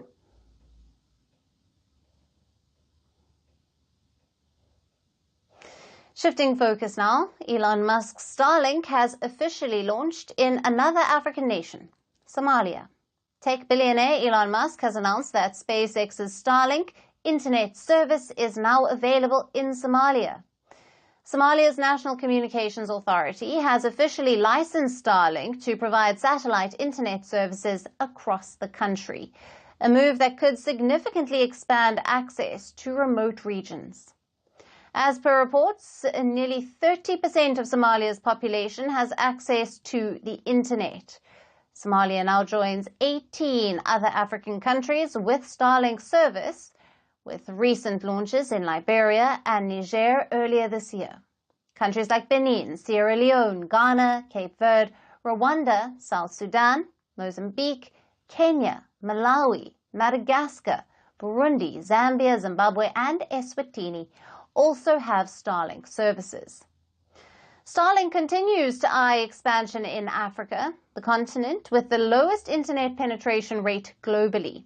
But the company has faced regulatory roadblocks, including South Africa, where SpaceX CEO Elon Musk was born. But Starlink's green light in Somalia comes against a broader political backdrop. Now, over the last few months, the Somali government has been engaging directly with senior Starlink officials. Observers see this as a part of a strategic move to court US President Donald Trump and his allies. Now, this is to counter the ongoing efforts to recognize Somaliland, which is Somalia's breakaway region, which is seeking independence. Reports indicate that talks in Washington over Somaliland's possible recognition have intensified in exchange for US access to Somaliland's strategic Red Sea port. Mogadishu is now moving aggressively to prevent that recognition. Meanwhile, the US government is also reportedly considering closing its embassy in Mogadishu, following recent advances by the Al-Shabaab terror group. The group, an al-Qaeda affiliate, is also believed to be developing links with Yemen's Iran-backed Houthi rebels, raising alarm over a wider network of transnational threats. Analysts warn that Starlink's high-speed, hard-to-regulate connectivity could be exploited by extremist groups like Al-Shabaab. Terrorists could use the technology for coordination, propaganda, or other malicious activities. Now, similar concerns led Mali to temporarily suspend Starlink services last year. Is Somalia seeking to win dual favor, both strategic and technological, with this Starlink deal? And who might benefit the most? Only time will tell.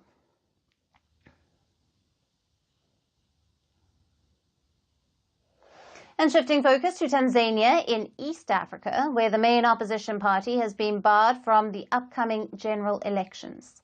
Tanzania's main opposition party, Chadema, has been disqualified from the October presidential elections. This comes just days after its leader, Tundu Lissu, was arrested and charged with treason.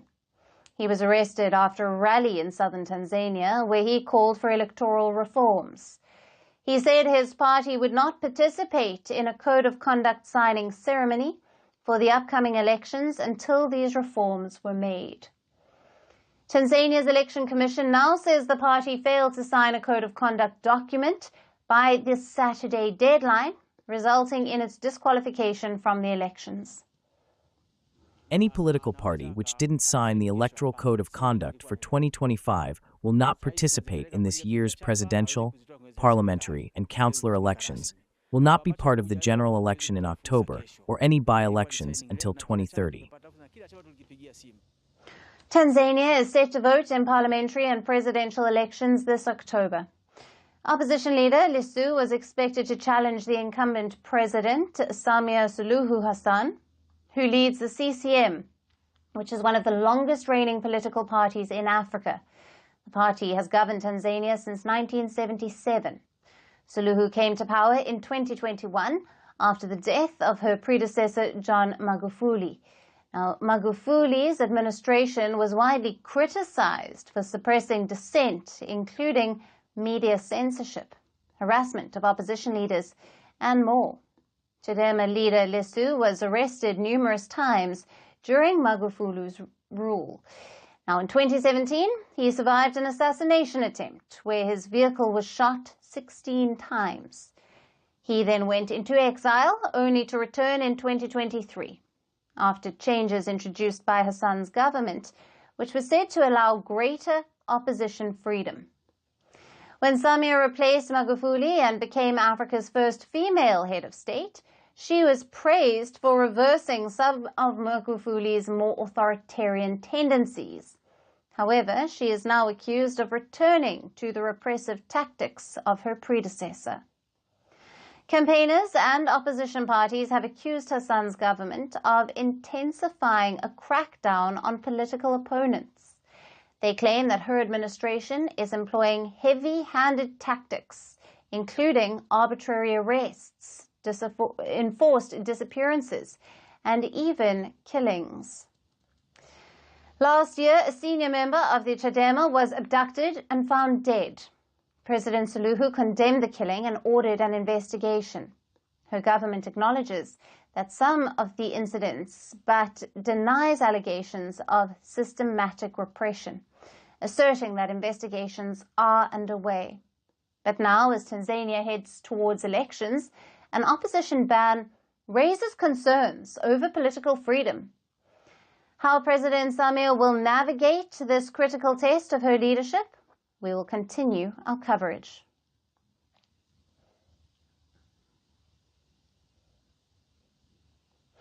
And finally, our last story is on Gabon in Central Africa, where the junta chief has stormed to victory in the presidential elections.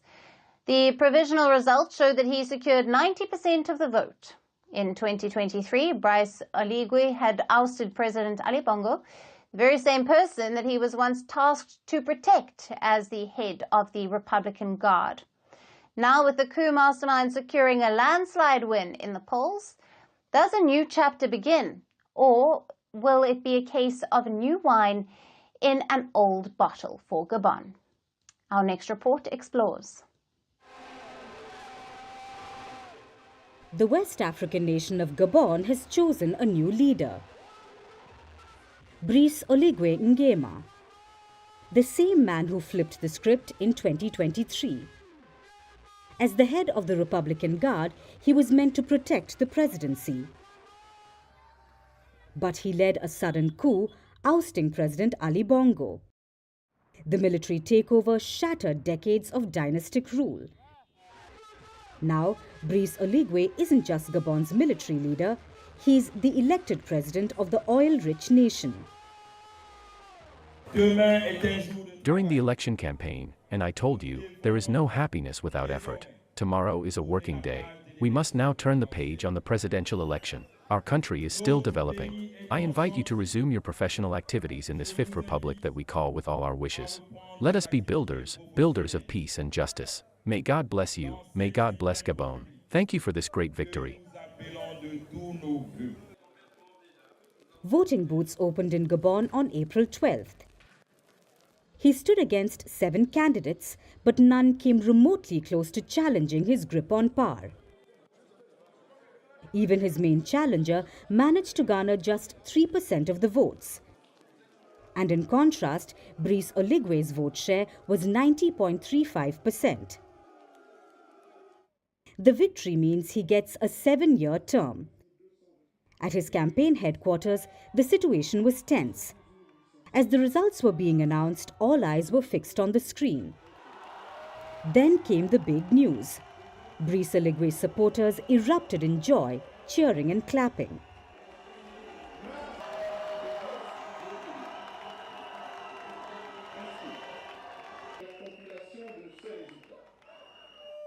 As the weight of the moment hit, the junta chief fell to his knees, hugged his wife, and draped the Gabonese flag around him.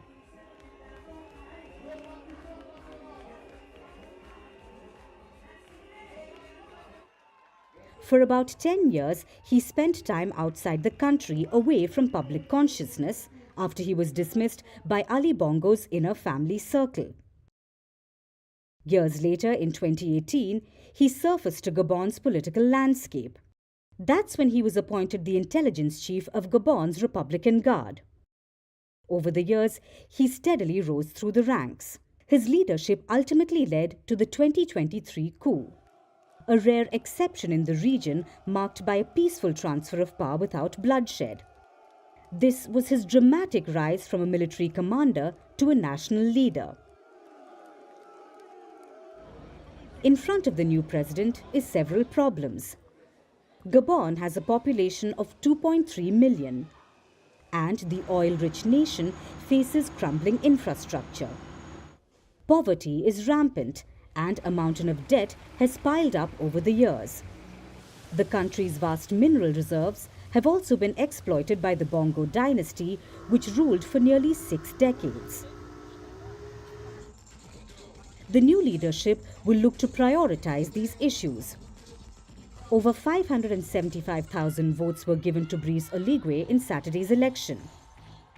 With the shadow of the Bongo family still lingering, will the new president free the nation from their curse?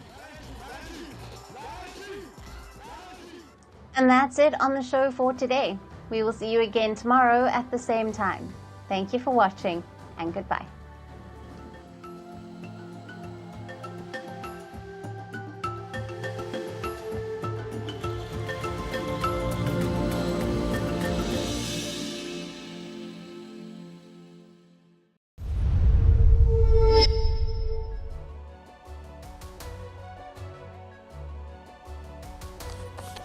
Hello, Namaskar. This is Firstpost and you're watching Vantage with me, Palki Sharma.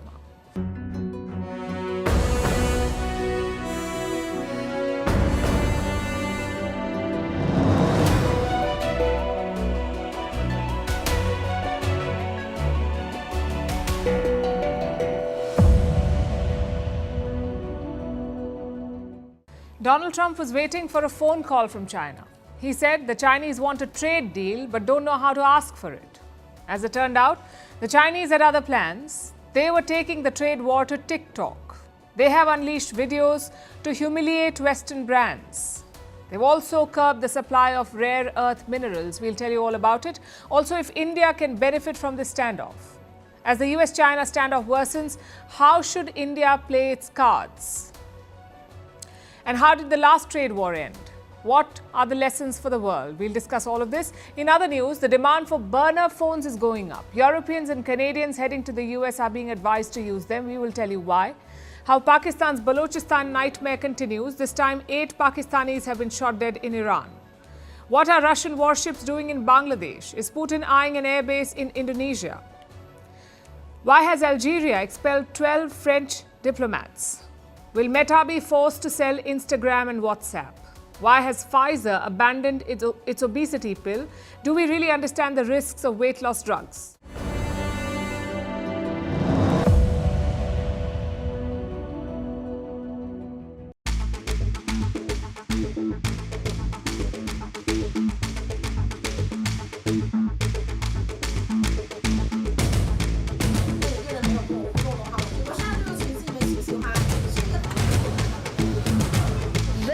For nearly $100. This bag from our factory only cost you $1,000 USD.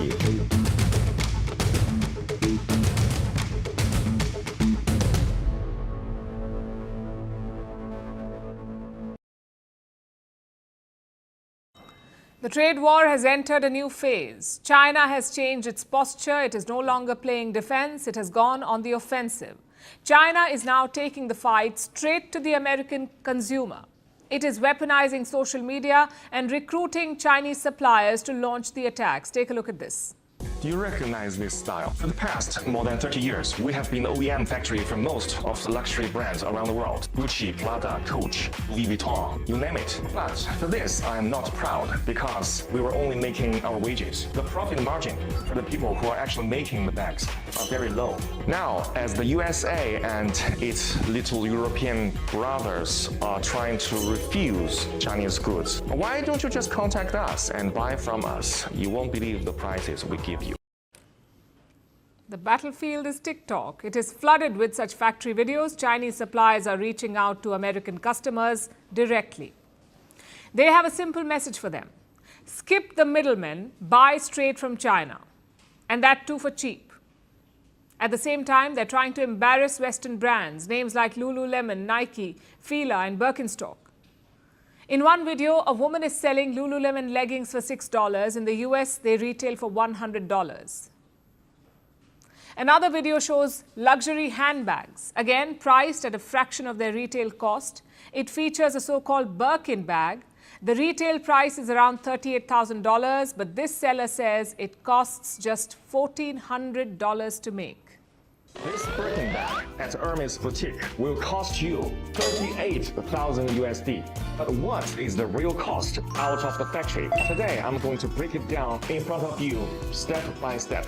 First thing first, Hermes only use the leathers from the 3 top-level suppliers. One piece of Togo leather will cost 450 USD. The thread is also the best top level. For each bag, the cost is 25 USD. For one piece of bag, the hardware will cost 150 USD. Edge oil. For each bag, it will cost 50 USD. The interior lining for each bag, the cost will be 100 USD. And then the cost of human resource. To finish one bag, the human resource cost will be 600 USD. The total cost will be 1,400 USD for one Birkin out of factory. But why Hermes will charge you 38,000 USD for one bag? That's because more than 90% of the price is paid for its logo. But if you do not care about the logo, you just want the same quality, same material, you can just buy from us. So same product from the same factory, made from the same materials, with just the brand logo missing. What's the point of these videos? They're trying to humiliate Western brands, to show the world that their products are made in China and to expose how much they overcharge their customers. Now, we cannot vouch for the accuracy of their claims. After all, they are coming from China. It is known for copying, so many of these products could just be knockoffs. And China is well known for that. And yet, this campaign has struck a chord. Even Chinese diplomats have jumped in. One of them took aim at Caroline Leavitt. She is the White House press secretary. She is being mocked for a dress that she wore. This Chinese diplomat says the dress was made in China. This is what he wrote on X. Accusing China is business, buying China is life. So the attacks are coming from all sides, not just on social media, but on American companies too. They are being punished for Trump's trade war. The latest victim is Boeing. Beijing has issued a diktat to all Chinese airplanes. Stop taking deliveries of Boeing planes. That's what China has told its airlines. Now, this is a setback for Boeing. China's aviation market is expanding rapidly. In the next 20 years, China will account for 20% of the global aircraft demand.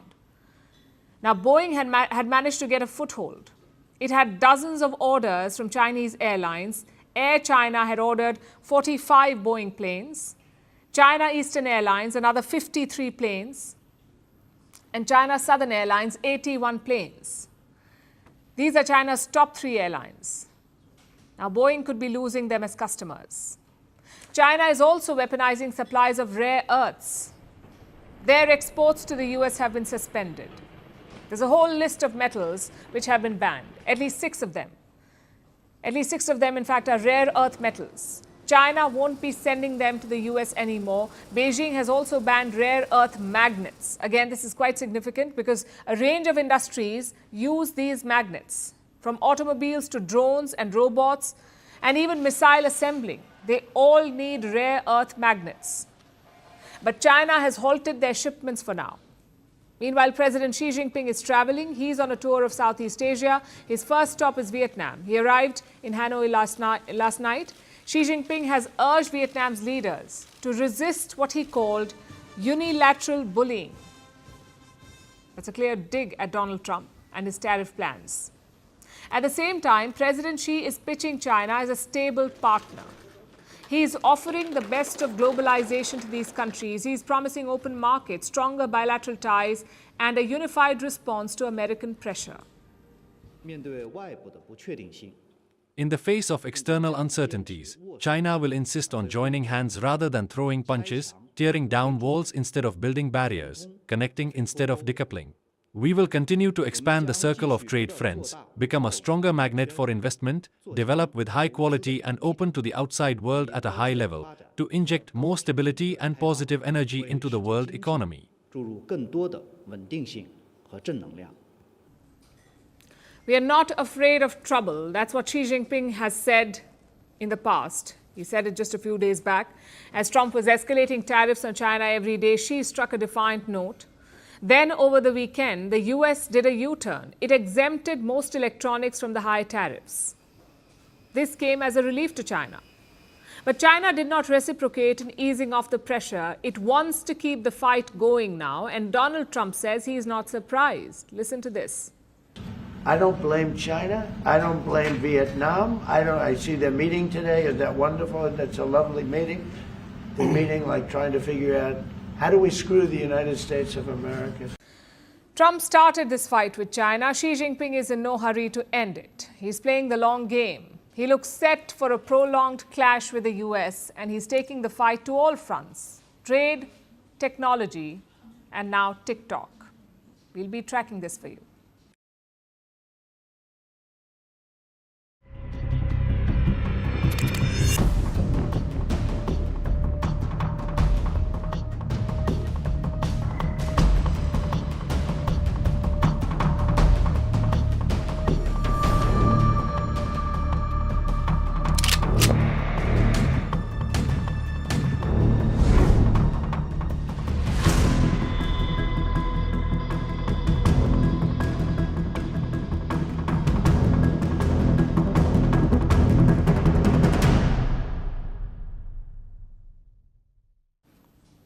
One country's trade war is another country's opportunity. That's how India should see this. Yes, there will be a hit, but there will also be opportunities. New Delhi's job is to hunt for those chances. And one area could be rare earth metals.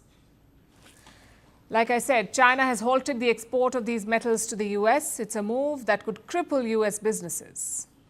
But could India intervene? Can we plug the gap left by China? Let's try to answer that tonight. First of all, what are rare earth metals? These are a group of 17 elements in the periodic table. Most of them have really weird names, like europium, or holmium, or scandium. As weird as they sound, they're pretty important. You need rare earths to make a number of crucial products like semiconductors, electric vehicle motors, fighter jets and missiles, wind turbines, and even your LED lights. Basically, these are metals of the future. And where does China come in?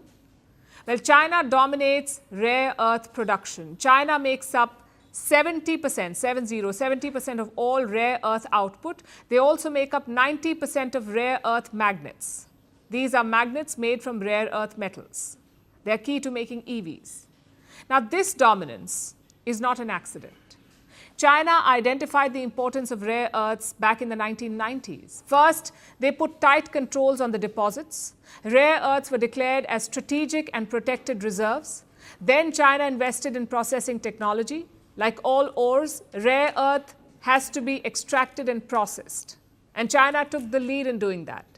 And since then, there's been no looking back. This near monopoly is worrying for other countries.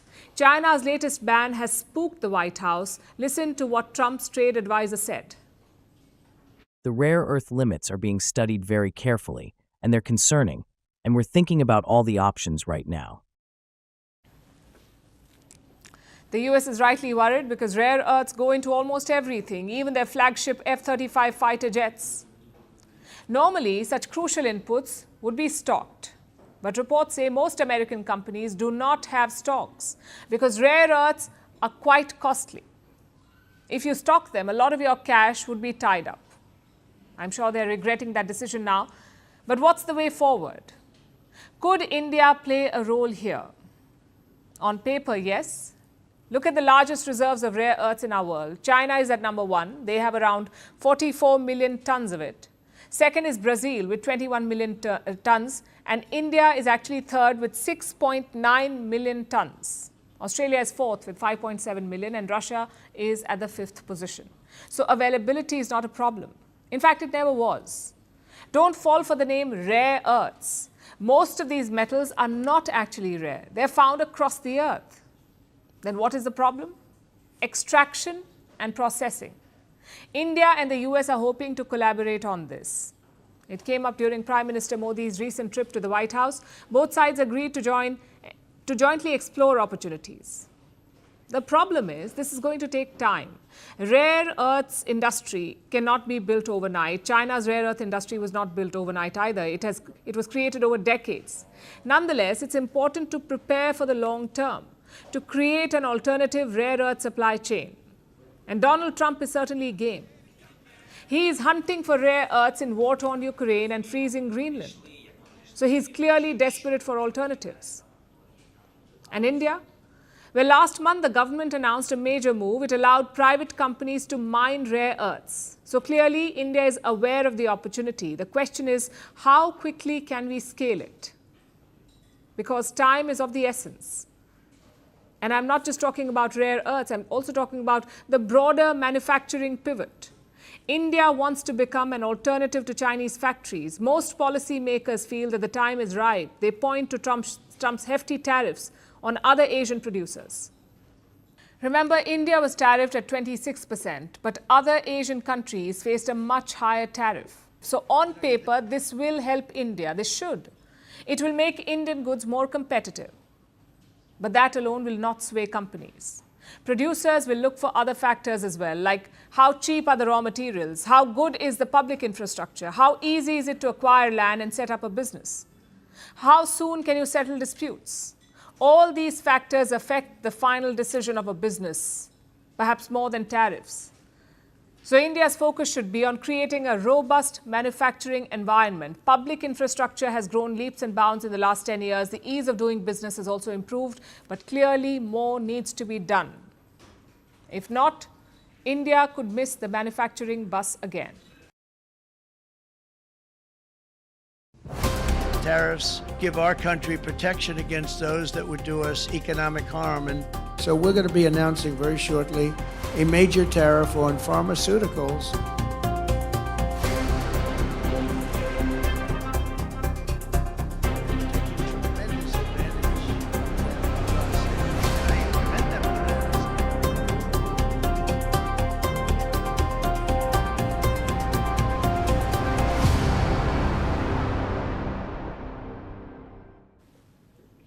Donald Trump is not done yet. He's floating new tariffs on U.S. imports. In the last round, he had exempted certain key sectors like semiconductors and pharmaceuticals, but now he's targeting them too. Trump says he wants to make chips and drugs in America. His solution? Impose more tariffs. We don't make our own drugs, our own pharmaceuticals. We don't make our own drugs anymore. The drug companies are in Ireland and they're in lots of other places, China. And all I have to do is impose a tariff. The more, the faster they move in. The higher the tariff, it's very simple. It's inversely proportional. The higher the tariff, the faster they come. These tariffs are expected by later this week. They would escalate the trade war even further. The question is, what is the end game? How will this trade war end? Well, this is not Trump's first rodeo. He launched a trade war against China in his first term as well. His concerns were largely the same. China has a massive trade surplus with the U.S. China is manipulating its currency, and China is stealing U.S. intellectual property. All fair complaints. At first, Trump tried talks with China. He and Xi Jinping agreed on a 100-day roadmap. When that failed, the tariffs came into the picture. Trump fired his first salvo in 2018. He slapped tariffs on solar panels from China. What followed was multiple rounds of retaliation. By 2019, both sides were heavily tariffed. Trump levied tariffs between 10 and 30% on China. They targeted almost $550 billion in exports. And China? Well, they targeted U.S. exports worth $185 billion. In scale, that was a smaller war. The tariff rates were much lower than this time. Plus, it was limited largely to China. This time, Trump is targeting every trading partner, even allies and partner countries. All of them are in the line of fire. So what can we learn from the first trade war? Does it offer clues to understand this one? Well, the biggest learning was this. Both China and America suffered because of it. By 2019, the trade war cost the U.S. around 300,000 jobs. It also shaved 0.3% of the GDP. U.S. companies also took a hit. They lost around $1.7 trillion in market value. That was the loss to the US. China too felt the pinch. Their growth had started to slow towards the end of the 2010s, and Trump's trade war made it worse.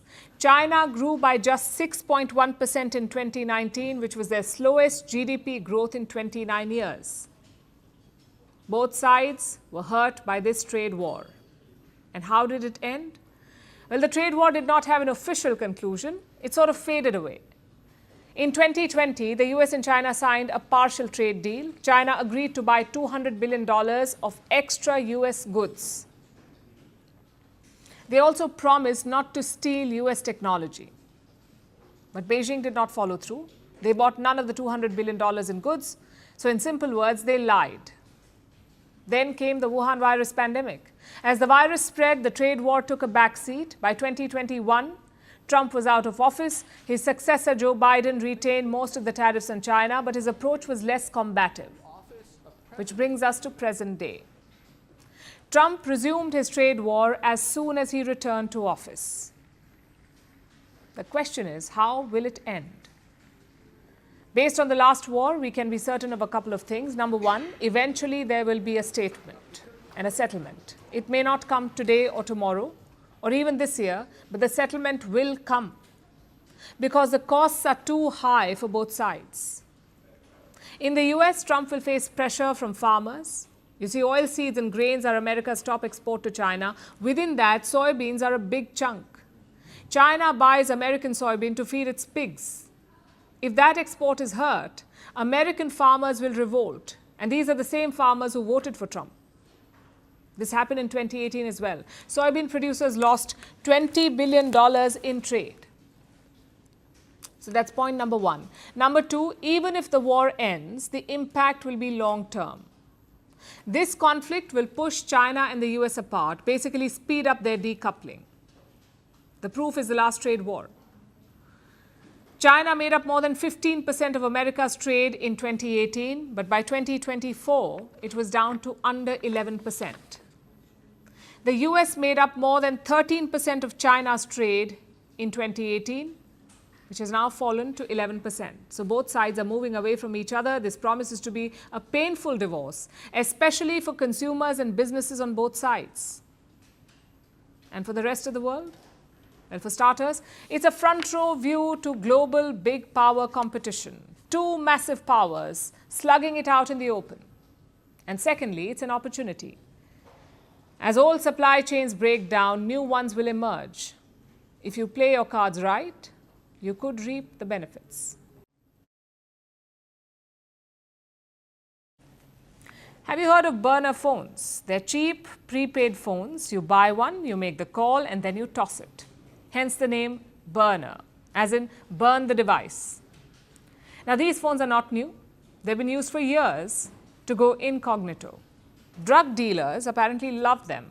So do undercover agents. Crime thrillers made them famous. And now these phones are back in demand. Do you know why?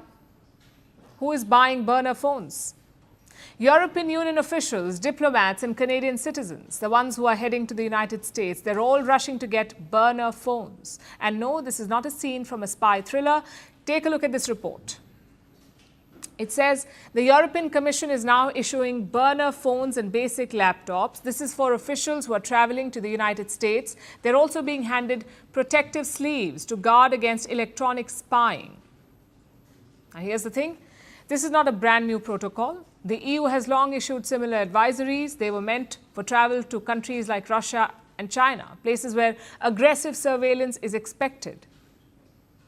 But the United States, the so-called beacon of freedom, it is under scrutiny for the very thing it condemns. So Europeans are taking no chances, and it says a lot about their relationship with the US. It started with Trump's new border policies.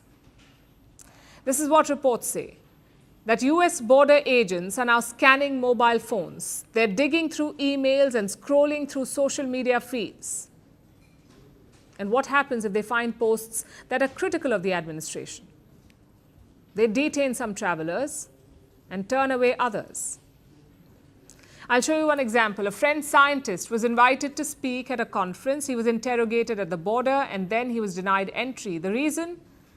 what he said on his posts online, especially against Trump's science policies. So he was not allowed entry. So Europe is now cautioning its diplomats and officials to use burner phones and save yourself the trouble. And the EU is not alone here. Canadian lawyers have the same suggestion. They're asking citizens to carry burner phones to the US. The idea is to prevent any sort of surveillance. Immigration lawyers have one suggestion: clear US customs in Canada. It's called the US pre-clearance. Basically, you can clear US customs and immigration at Canadian airports, so when you land in the US, you don't have to do it again. That's what immigration lawyers are recommending. This way you can avoid surveillance. Now, technically, US border authorities can search your devices without a warrant. They can ask for your passcode, they can look through your texts, your emails, photos, social media. They can also make a copy of your data. All of this is legal. If you are a visitor, you can be denied entry, and this is not a Trump-era phenomenon. Even before this administration, US Customs and Border Protection had sweeping powers. These powers were expanded post the 9/11 attacks, and they were never quite rolled back. What Trump has done is make it worse. His policies have not introduced surveillance, they have intensified it. This is being done to crack down on immigration. But the result is chaos. Visitors are being detained, they are being turned back. Many countries have issued advisories, and we are now seeing the slow unraveling of a perception that democratic nations do not behave like surveillance states. The United States has long styled itself as a land of the free, a place where freedom of speech is a birthright and dissent is patriotic. But policies like these blur that picture. They raise a very uncomfortable question.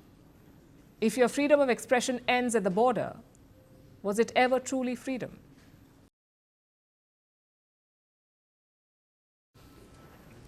Now let's talk about Pakistan. Baloch separatists are challenging Islamabad once again. Over the weekend, 8 Pakistani workers were shot dead.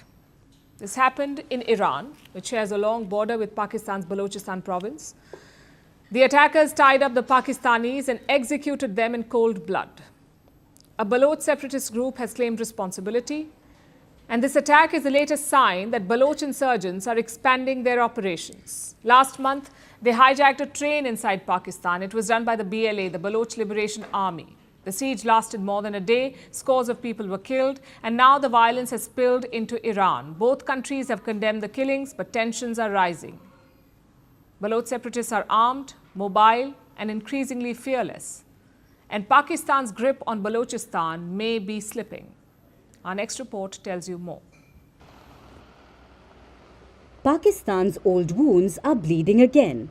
The Baloch separatists have struck again, this time from across the border. 8 Pakistani workers were tied up and executed in Iran over the weekend, all because they were Pakistani citizens. The attack took place in Sistan, Balochistan. This is near Iran's border with Pakistan. The province is home to a large population of ethnic Baloch people. They have deep and historical ties with the Baloch communities in Pakistan and Afghanistan. The attack was swift and brutal, but it wasn't random. A Baloch separatist group has claimed responsibility. They call themselves the Baloch Nationalist Army or the BNA. Their message to Islamabad is clear. The Baloch insurgency isn't just alive, it's spreading. Last month, Baloch separatists hijacked a train in Pakistan. About 400 passengers were on board. The siege lasted over 24 hours. Dozens were killed, including the attackers, civilians and security personnel. That operation was claimed by the BLA, the Balochistan Liberation Army, and now the Baloch Nationalist Army is taking credit for cross-border killings. And Pakistani authorities once again look helpless. Islamabad has called on Tehran for help, but behind this appeal lies a stark reality. The insurgency is no longer contained and no longer confined to its borders. It's gone regional, and the response from Islamabad, mostly military, rarely political, has failed to stop it. Pakistan's Balochistan problem is not just getting bigger, it's becoming more complex to solve. Baloch separatism is straining ties with Iran. In 2024, there was a dangerous standoff. Iran and Pakistan launched missile strikes on each other's territory. It was the most serious escalation in years. Both accused the other side of harboring militants. Promises were made to restore calm. Instead, the tensions are now escalating. Allahu Akbar. The attack in Iran exposes Pakistan's growing vulnerability. The Baloch fighters are moving freely. They're armed, organized, and relentless. For Pakistan, this is more than a security threat, it's a crisis of control. Pakistan's hold on Balochistan is slipping. The separatists are testing Pakistan's generals. And they're sending a message. They won't warn before the next strike.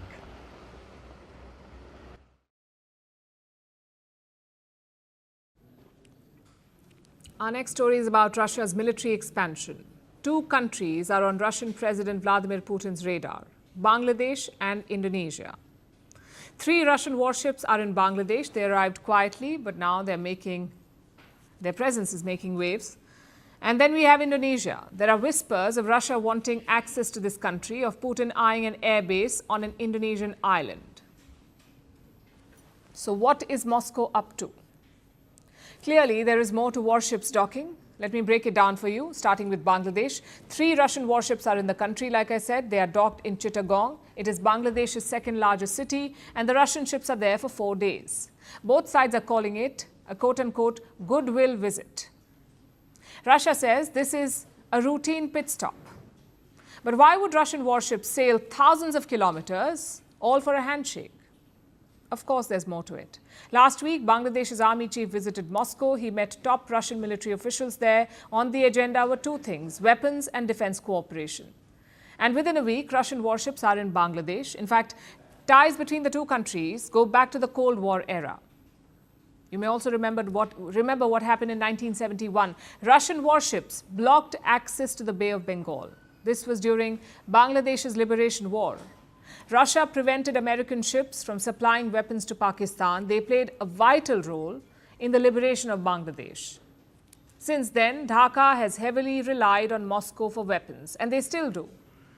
Plus, Russia has major investments in Bangladesh, like the Rupur nuclear plant. It is Bangladesh's only nuclear power plant.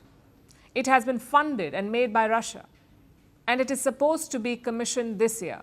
So clearly, Moscow has strategic interests in Bangladesh, and access to the Indian Ocean is a bonus. Now, Putin wants to build on it, which brings us to the second country in focus, Indonesia. Russia wants an airbase on an Indonesian island. This is what reports say. The island in question is called Biak.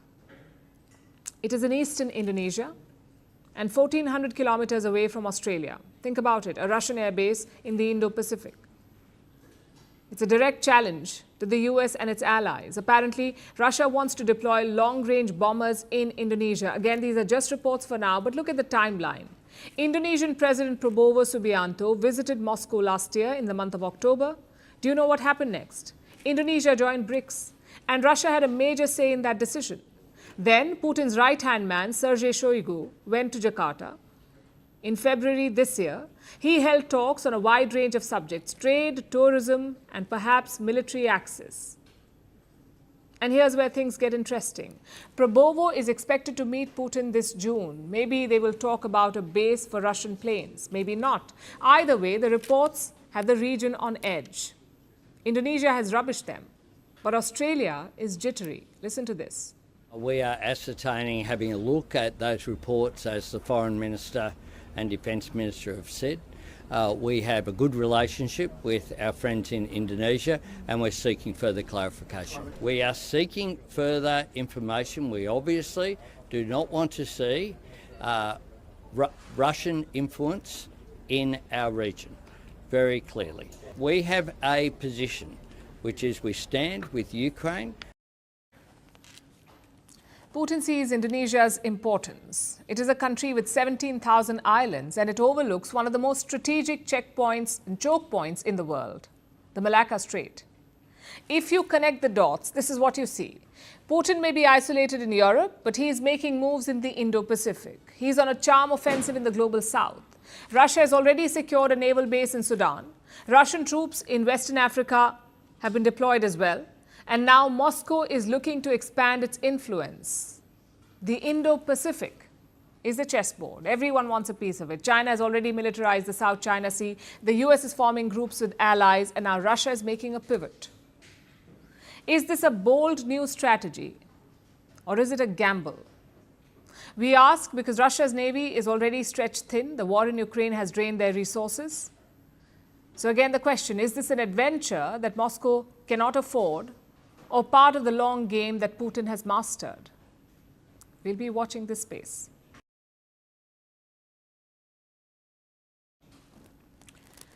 Now we turn to North Africa. A diplomatic storm is brewing between Algeria and France. Two nations bound by history are locking horns. First, France arrested 3 Algerians, including a diplomat. The accusation? Kidnapping an opponent of the Algerian government who lives in Paris. A French court has charged the Algerians with conspiracy to incite terror. And now Algeria has responded. 12 French diplomats have been expelled. They have 48 hours to leave the African country. But France is doubling down. Paris is threatening more consequences. Algeria says France wants to sabotage ties. So what's behind this diplomatic spat? Our next report explains. A diplomatic spat is spiraling out of control. The two countries involved are Algeria and France.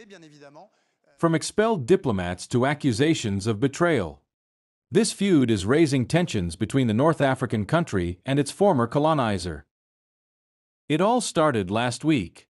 French prosecutors indicted 3 Algerians, including a consular official. They were accused of attempting to kidnap a man named Emir Boucourse in Paris. Boucourse was given political asylum by France in 2023. He is known for being critical of the Algerian government. A French court has now ruled against the 3 Algerians. They have been charged with conspiracy to incite terror and are now in pre-trial detention. France says Algiers ordered the kidnapping of Boucourse.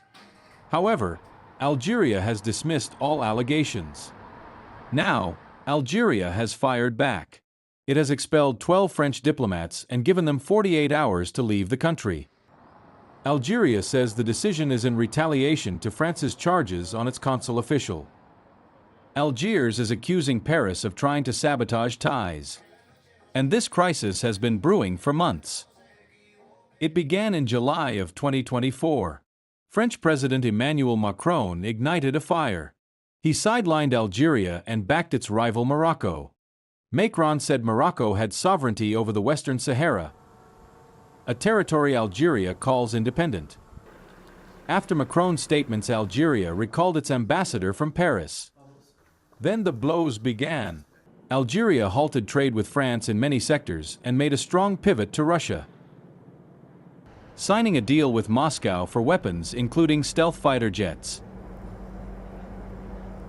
Now, Algeria has even given airbase access to the Russian Air Force.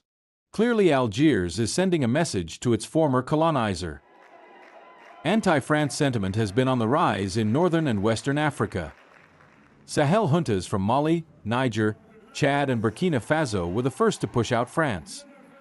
Algeria seems to be following in their footsteps. The expulsion of 12 French diplomats is proof. It may even be the strongest diplomatic move against France since Algeria's independence in 1962. But this feud goes beyond an Algerian critic and some expelled French diplomats. It is about a history that refuses to stay buried. France colonized Algeria for almost 132 years. The War of Independence left deep scars. Thousands were killed, millions displaced. In the end, Algeria got independence. But the wounds are still raw, and tensions between the two are erupting now. But there's a twist. Both countries need each other in many ways. France depends on Algeria for gas and security intelligence. while Algeria needs French investments and trade. Both countries also have people-to-people connections. More than 12% of French population is Algerian. The two countries also have a migration pact. Algerian nationals enjoy several exceptions to French immigration laws. But the latest tensions are denting these ties. France is reviewing the migration pact. It is also threatening Algeria with more consequences over the expulsion of the 12 French diplomats. But Algeria is also not backing down. It is threatening France with energy cuts. Paris and Algiers seem to be stuck in a loop of mistrust.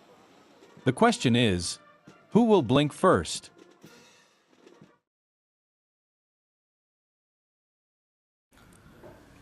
The year was 2012. Instagram was a tiny photo-sharing app. You could put a filter on your lunch and call it art. It had around 30 million users and it made no money. But it caught the eye of one man, Mark Zuckerberg, the CEO of Meta. He invited Instagram's co-founder, Kevin Systrom, over to his house. It was for a casual dinner and the two men talked about technology, and then Zuckerberg dropped the offer. He would buy Instagram for $1 billion. That's right, $1 billion for an app that had not made a single dollar. Back then, it sounded insane, but Zuckerberg did not wait around. He closed the deal within 48 hours. Fast forward 2 years, and he did it again. In 2014, this time with WhatsApp. He bought WhatsApp for $19 billion. Now, both these deals were ridiculed. But it looks like Zuckerberg knew what he was doing. Today, Instagram makes over $40 billion every year in ad revenue. WhatsApp has over 3 billion users, which is not bad at all for a couple of risky bets, but they've come back to haunt Meta. The company is facing an antitrust case in the US. The charge? Meta did not just buy these apps to grow, it bought them to kill competition. Leading the charge is the FTC, the Federal Trade Commission, FTC. This is an antitrust watchdog in the US. Now, FTC claims that Meta wanted to neutralize competition, that it was easier to buy them than take on them. If they win the case, if the watchdog wins the case, Meta may be broken up. They may be forced to sell WhatsApp and Instagram. So this is a landmark trial for the company. And what does Meta have to say? On Monday, Mark Zuckerberg took the stand. He defended Meta's acquisitions. He called them strategic moves. More importantly, Mark Zuckerberg believes that Meta made Instagram better. Does the FTC agree with him? Well, not really. They are using his own emails against him. Like this email from 2012. Zuckerberg writes, and I quote, "In the time it has taken us to get our act together on this, Instagram has become a large and viable competitor to us on mobile photos, which will increasingly be the future of photos." Here's another one. "We are so far behind that we don't understand how far behind we are. I worry that it will take us too long to catch up."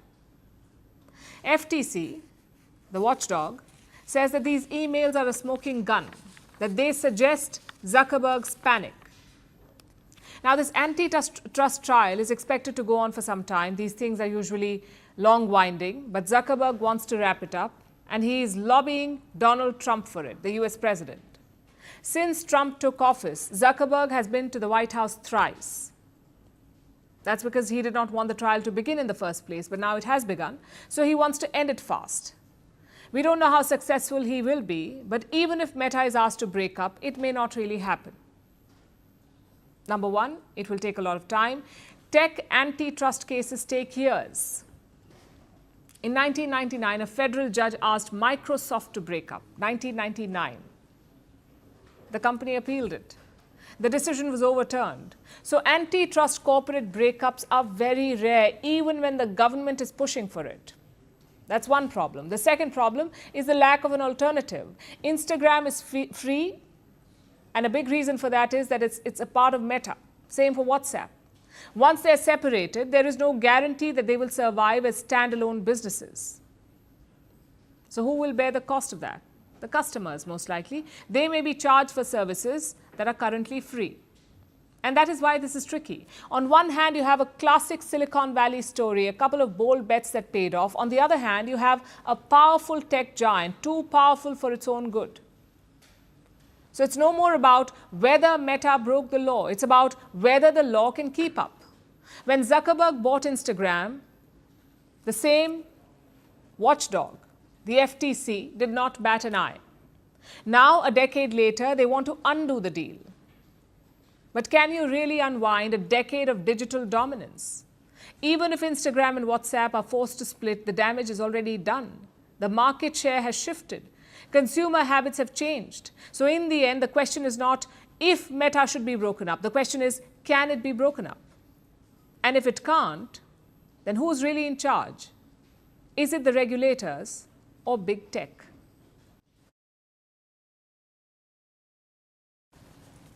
Ozempic, Wegovy, Mounjaro, Zepbound, they practically own the weight loss market, and a pharma giant wants to join this lucrative club. I'm talking about Pfizer. It has been developing a weight loss drug of its own. Not an injection, but a weight loss pill. But now that plan has been scrapped. Pfizer has dumped its potential pill because during a clinical trial, a patient had liver injury. Now, this is certainly a setback for the company, but it also raises questions for others. How safe are weight loss drugs and how much do we really know about them? Here's a report. Celebrities are slimming down. Tabloids are wondering which drug they're taking. And Ozempic, Wegovy, Mounjaro and Zepbound are quickly becoming household names. Weight loss drugs are a lucrative market, expected to reach about $150 billion in a few years. And these drugs hold a lot of promise, especially as by 2035, more than half the global population is expected to be overweight or obese. But there's a major problem that patients face. Leading brands like Wegovy and Zepbound are injectable. There are a lot of patients who can't inject themselves daily. So drug makers have been working on the next best thing, a pill that's easy to take. One of the companies developing it is the pharma giant Pfizer, or should we say was. Pfizer had been experimenting with its weight loss pill danuglipron. This pill was being developed to be taken once daily. Researchers were trying to find out the best dose for patients. They were about to venture into late-stage testing, which is generally the last and most expensive phase of testing before a company submits its proposal to regulators for approval. But that's when one patient fell ill. A participant in one of the clinical trials experienced possible drug-induced liver injury, and it ended once the person stopped taking the treatment. This was a clear sign that something was very wrong with the drug. And after this finding, Pfizer has ended the development of its potential pill to treat obesity and says that it will stop studying danuglipron. This is a major setback for the company, but it raises a range of questions. How safe are these drugs, and how much do we know about them? According to top doctors, these drugs should only be used by people when prescribed to fight obesity or diabetes. But that's not really the case, is it? Weight loss drugs are seen as a quick fix to lose a few kilos. Experts say that people are misusing them, and it can come with a range of side effects like nausea, bloating, and vomiting. For many, the complications can be life-threatening, like inflammation in the organs and alterations in the sodium levels in blood. According to studies, people injecting these medicines can be at a higher risk of developing digestive problems such as stomach paralysis and bowel obstructions. Studies have also tied these drugs to suicidal thoughts.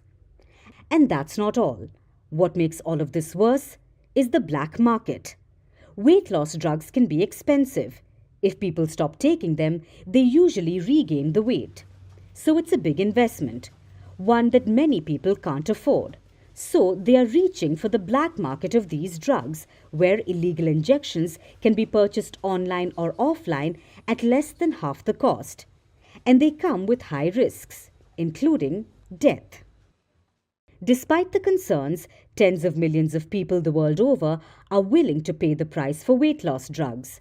These drugs are a new phenomenon, and research is playing catch-up to explore their gains and damage. Researchers often call this the Great Ozempic Experiment, because despite their promise, it will be years before we fully learn about their consequences, and by then, it may be too late.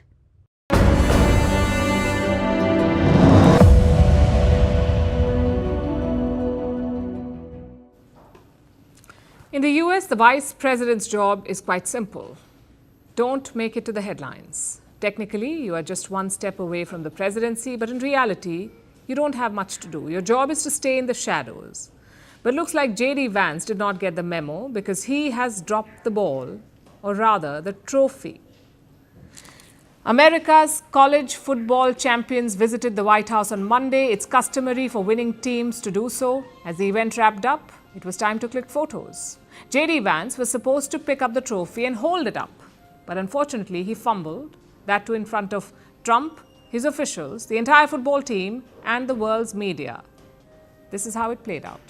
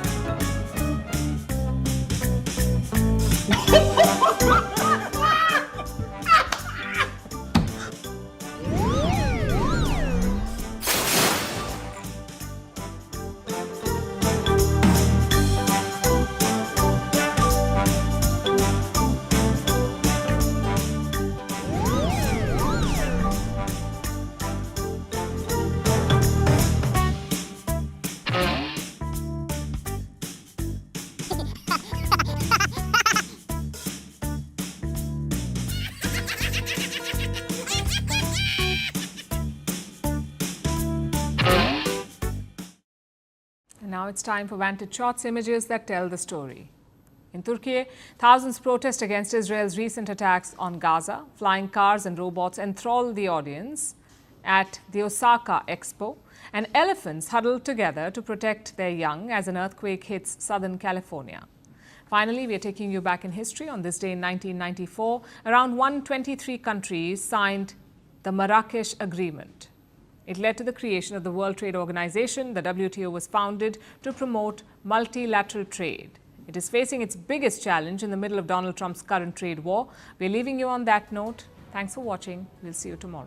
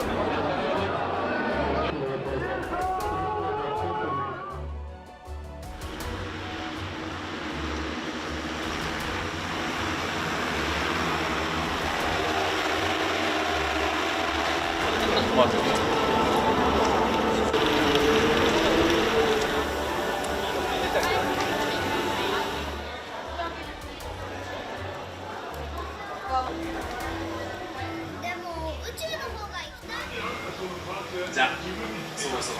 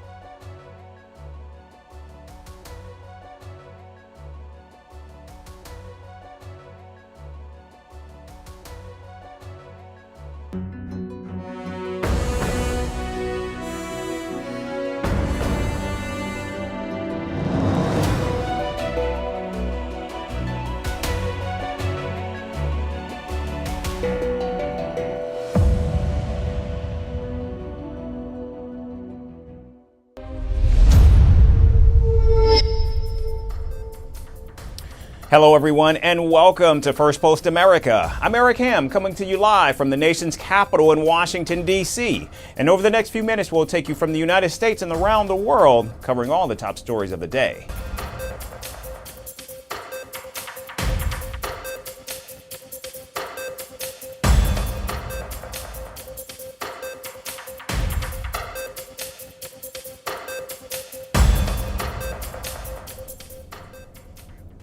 We begin here in the United States, where President Donald Trump's sweeping tariffs, which are targeting most of the world, are now hitting Americans where it hurts the most, in their pocketbooks. From tea and coffee to apparel, shoppers in the United States are expected to see a price hike on everyday essentials. And very soon, the next thing added to their woes will be tomatoes. The Trump administration is planning to slap a nearly 21% tariff on most of the tomatoes imported from Mexico. The tariff will be imposed in mid-July, near the start of peak tomato season. And in a statement, the Department of Commerce said it intends to withdraw from the free trade agreement from Mexico. The deal, signed back in 2019, had averted any anti-dumping duties on Mexican tomatoes and ended a tariff dispute between the two nations. However, U.S. authorities now say Mexican tomatoes are unfairly priced, and such an agreement has failed to protect domestic tomato growers. The current agreement has failed to protect U.S. tomato growers from unfairly priced Mexican imports, as commerce has been flooded with comments from them urging its termination. This action will allow U.S. tomato growers to compete fairly in the marketplace. With the termination of this agreement, Commerce will institute an anti-dumping duty order on July 14, 2025, resulting in duties of 20.91% on most imports of tomatoes from Mexico. Now the upcoming tariff will pile onto the existing blanket tariff of 25% on Mexico's automotive, steel, and aluminum sectors. The analysts say the federal government will drive up prices of tomatoes in the United States. It is astonishing that the Trump administration is intentionally trying to make tomatoes more expensive. President Trump won the 2024 election in large part because groceries were expensive. Who wants this policy? What share of voters want tomatoes to be more expensive? Notably, Mexico's tomato production is year-round, making it the largest open field and shade house tomato producer. Mexico's exports over 80% of its tomatoes to the United States and is the biggest source of American farm imports. In fact, back in 2023, Washington imported tomatoes worth more than $2.7 billion. Mexico also fulfills 25% of the global demand of tomatoes, making it the 8th largest producer worldwide. And staying in the United States, a private plane crashed in the upstate New York over the weekend, killing all 6 passengers on board. The victims included a family of physicians and distinguished student athletes who were on a trip to the Catskill Mountains to celebrate a birthday and the Jewish holiday Passover. The crash took place as the plane was headed to the Columbia County Airport, and authorities tried to contact the pilot several times. However, they received no response or distress call. During the approach at Columbia County Airport, the pilot reported a missed approach. He requested vectors for another approach, and as he is being vectored, the radar indicated a low altitude alert. The ATC controller attempted to relay this low altitude alert to the pilot, and also tried to contact him 3 additional times. Unfortunately, he was unsuccessful. There was no response from the pilot, and there was no distress call. A video of the final seconds showed the aircraft still intact just before crashing at a high rate of descent into the ground. The crash is the latest of a series of air disasters that have put the American aviation industry under radar. The United States has seen more than a dozen plane crashes this year, resulting in deaths, injuries, or close calls. In fact, just last week, a helicopter broke apart in midair and crashed into the Hudson River, killing the pilot and the family of 5 Spanish tourists. Agus, Marce, Agus Jr. Agus, Merce, Agus Jr., Merce Jr., Victor, you will always be with us and in our hearts. We will never forget you, and we will keep your smile alive every day of our lives. And that, I think, is the best legacy we can give you. Thank you. A recent deadly collision between a passenger jet and a military helicopter over the Potomac River in January killed all 67 people on board. The work has now shifted to a recovery mission. Sadly, there are no survivors. This was a dark and excruciating night in our nation's capital and in our nation's history, and a tragedy of terrible proportions. As one nation, we grieve for every precious soul that has been taken from us so suddenly. Now, federal officials have been trying to reassure passengers that flying is still the safest mode of transportation. However, recurring accidents only contribute to the declining confidence in air travel and the authorities responsible for their air safety. According to the Associated Press poll, Americans are increasingly believing that air travel is very or somewhat unsafe, and just over half of U.S. adults have faith in the government's ability to ensure their air safety. Meanwhile, reports in late February suggested the Trump administration fired 400 personnel from the Federal Aviation Administration, some of whom had direct roles in supporting safety inspectors and airport operations. Now, with the FAA already short-staffed and the cascade of horrific headlines, concerns about air travel in the U.S. are only rising. And now moving to the war in Europe, tensions between the United States and Ukraine have intensified as President Donald Trump blamed Ukrainian President Volodymyr Zelensky for starting the ongoing conflict with Russia. On Monday, President Trump claimed that millions of people have died because of 3 leaders, Russian President Vladimir Putin, former President Joe Biden, and Ukraine's Volodymyr Zelensky. But that's a war that should have never been allowed to start, and Biden could have stopped it, and Zelensky could have stopped it, and Putin should have never started it. Everybody's to blame. The commander-in-chief's remarks came just days after a deadly Russian missile strike killed at least 35 people and injured 117 others in the Ukrainian city of Sumy.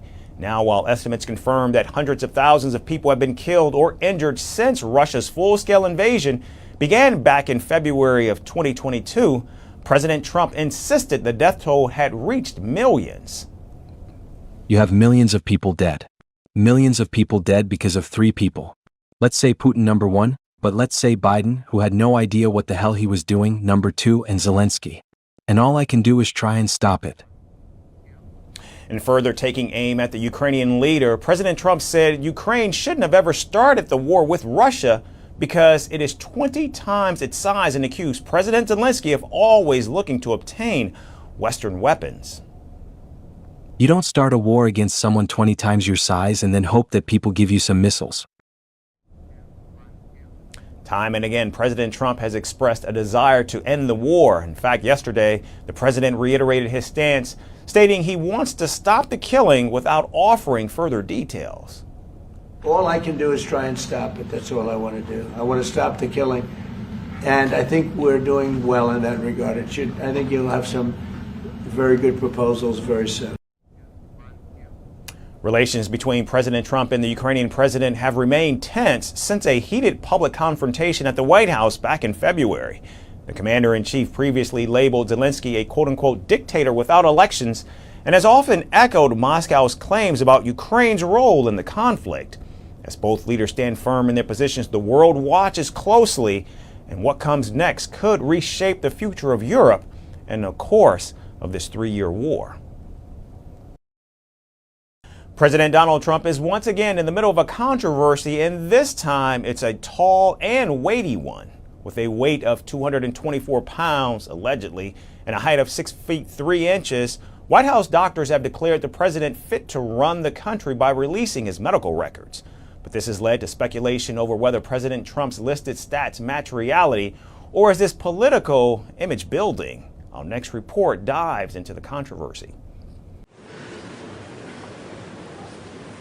What started with a royal handshake last year ended with a familiar controversy this year.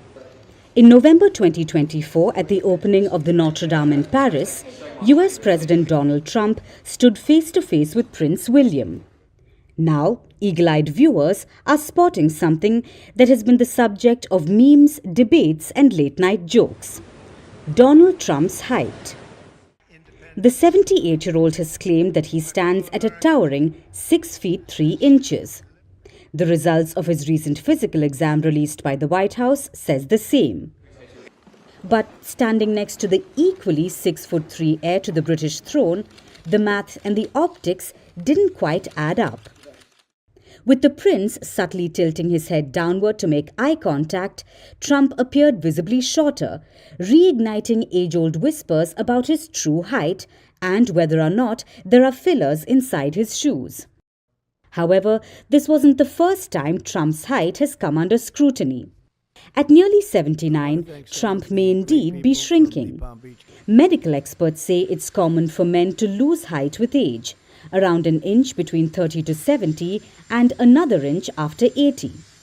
This would place Trump at 6 feet flat, but even that hasn't stopped Trump from doubling down on the 6 feet 3 inches claim. This is the same height he had during his recent physical exam. The doctors claimed that he's in excellent cognitive and physical health. I can confirm the president is in very good shape, as you see, on a near daily basis here. And in that vein, thank God it's Friday. It's been a very long and busy week here at the White House. The latest White House report is the first public accounting of the president's health since January, when he became the oldest man ever sworn into office. When Trump's official height and weight were released after his latest medical checkup, 6 feet 3 inches and 224 pounds, the internet did what it does best: compared. Sports fans noted that these are the exact stats of NFL athletes like Anthony Pittman and Ben Skronek. This isn't the first time Trump has flexed those metrics. When he was booked in Fulton County Jail in 2023, his team allegedly self-reported his height as 6 feet 3 inches and weight as 215 pounds. Identical to Chris Hemsworth's Thor days. It raised eyebrows, especially considering Trump's reported 244 pounds during his presidency. Behind the numbers is a more telling narrative. Trump's obsession with physical appearance, both his and others, is well documented. From mocking political opponents' stature to boasting about the height of his children, height for Trump has always been a tool of dominance and image. With every handshake, photo op or mugshot, Trump's stature, both metaphorical and physical, continues to be dissected. In a political world obsessed with power plays, Trump's towering image might be less about fact and more about fiction. And finally, it was a picture-perfect day on the White House South Lawn. Music playing, cameras flashing, and the 2025 national champion Ohio State Buckeyes waiting to lift their prize trophy under the spring sun. But in a moment no one saw coming, Vice President J.D. Vance turned a simple photo op into internet history with his butterfingers, and gasp, laughter, and viral chaos ensued. Here's a look at what happened.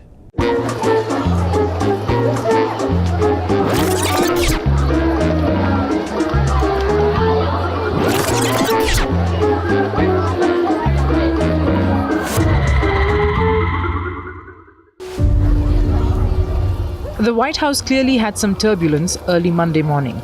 But before this oops moment, the South Lawn was alive with cheers as the 2025 college football playoff champions, Ohio State Buckeyes, had arrived. They came to celebrate their national title with President Donald Trump. The Buckeyes had clinched the trophy after defeating Notre Dame. It marked a hard-fought season filled with highs and lows. That's a good-looking group behind me. President Trump praised the team for battling through adversity. And it's a proud day for all of us, but it's a proud day for the Scarlet and Gray.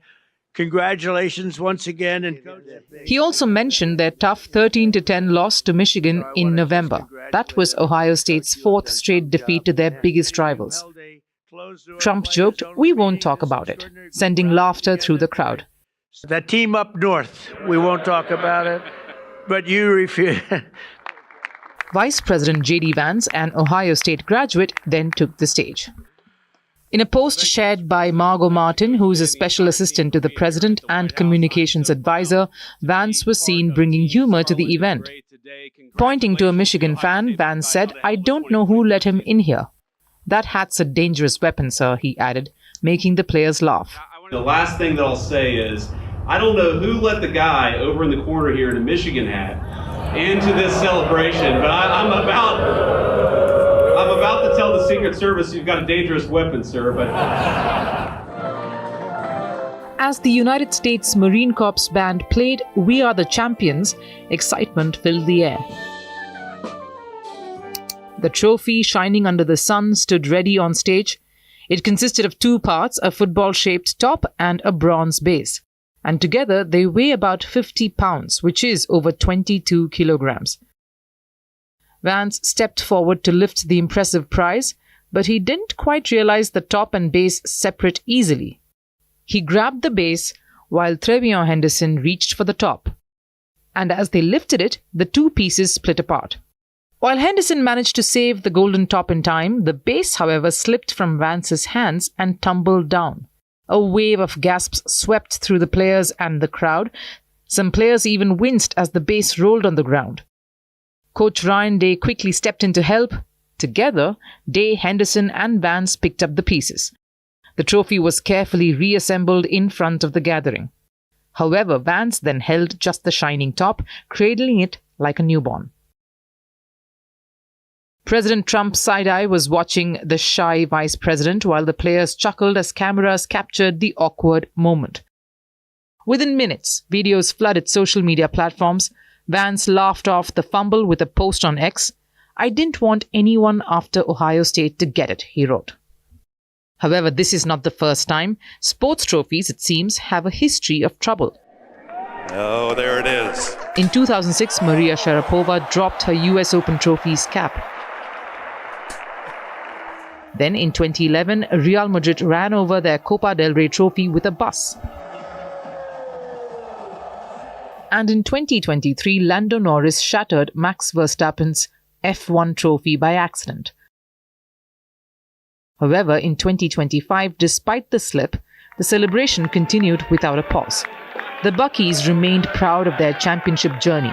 The band played on, and the crowd cheered louder than ever.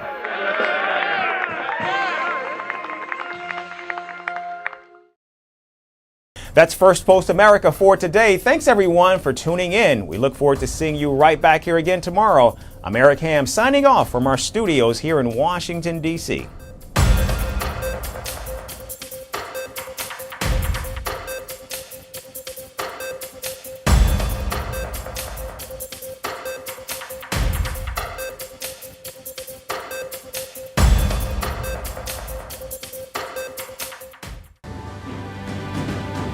Firstpost reports from the world's second largest continent. Hello, I'm Alison Lagrange. A very warm welcome from Durban, South Africa. We get you the news and the newsmakers from Africa. From elections to climate change to innovations and opportunities. As the world's attention shifts, we report from Africa, the heart of the global south. Join me every weekday live on First Post.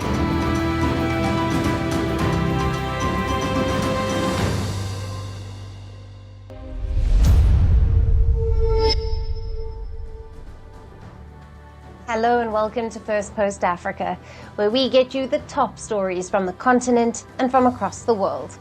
I'm Alison Lagrange, coming to you live from Durban, South Africa.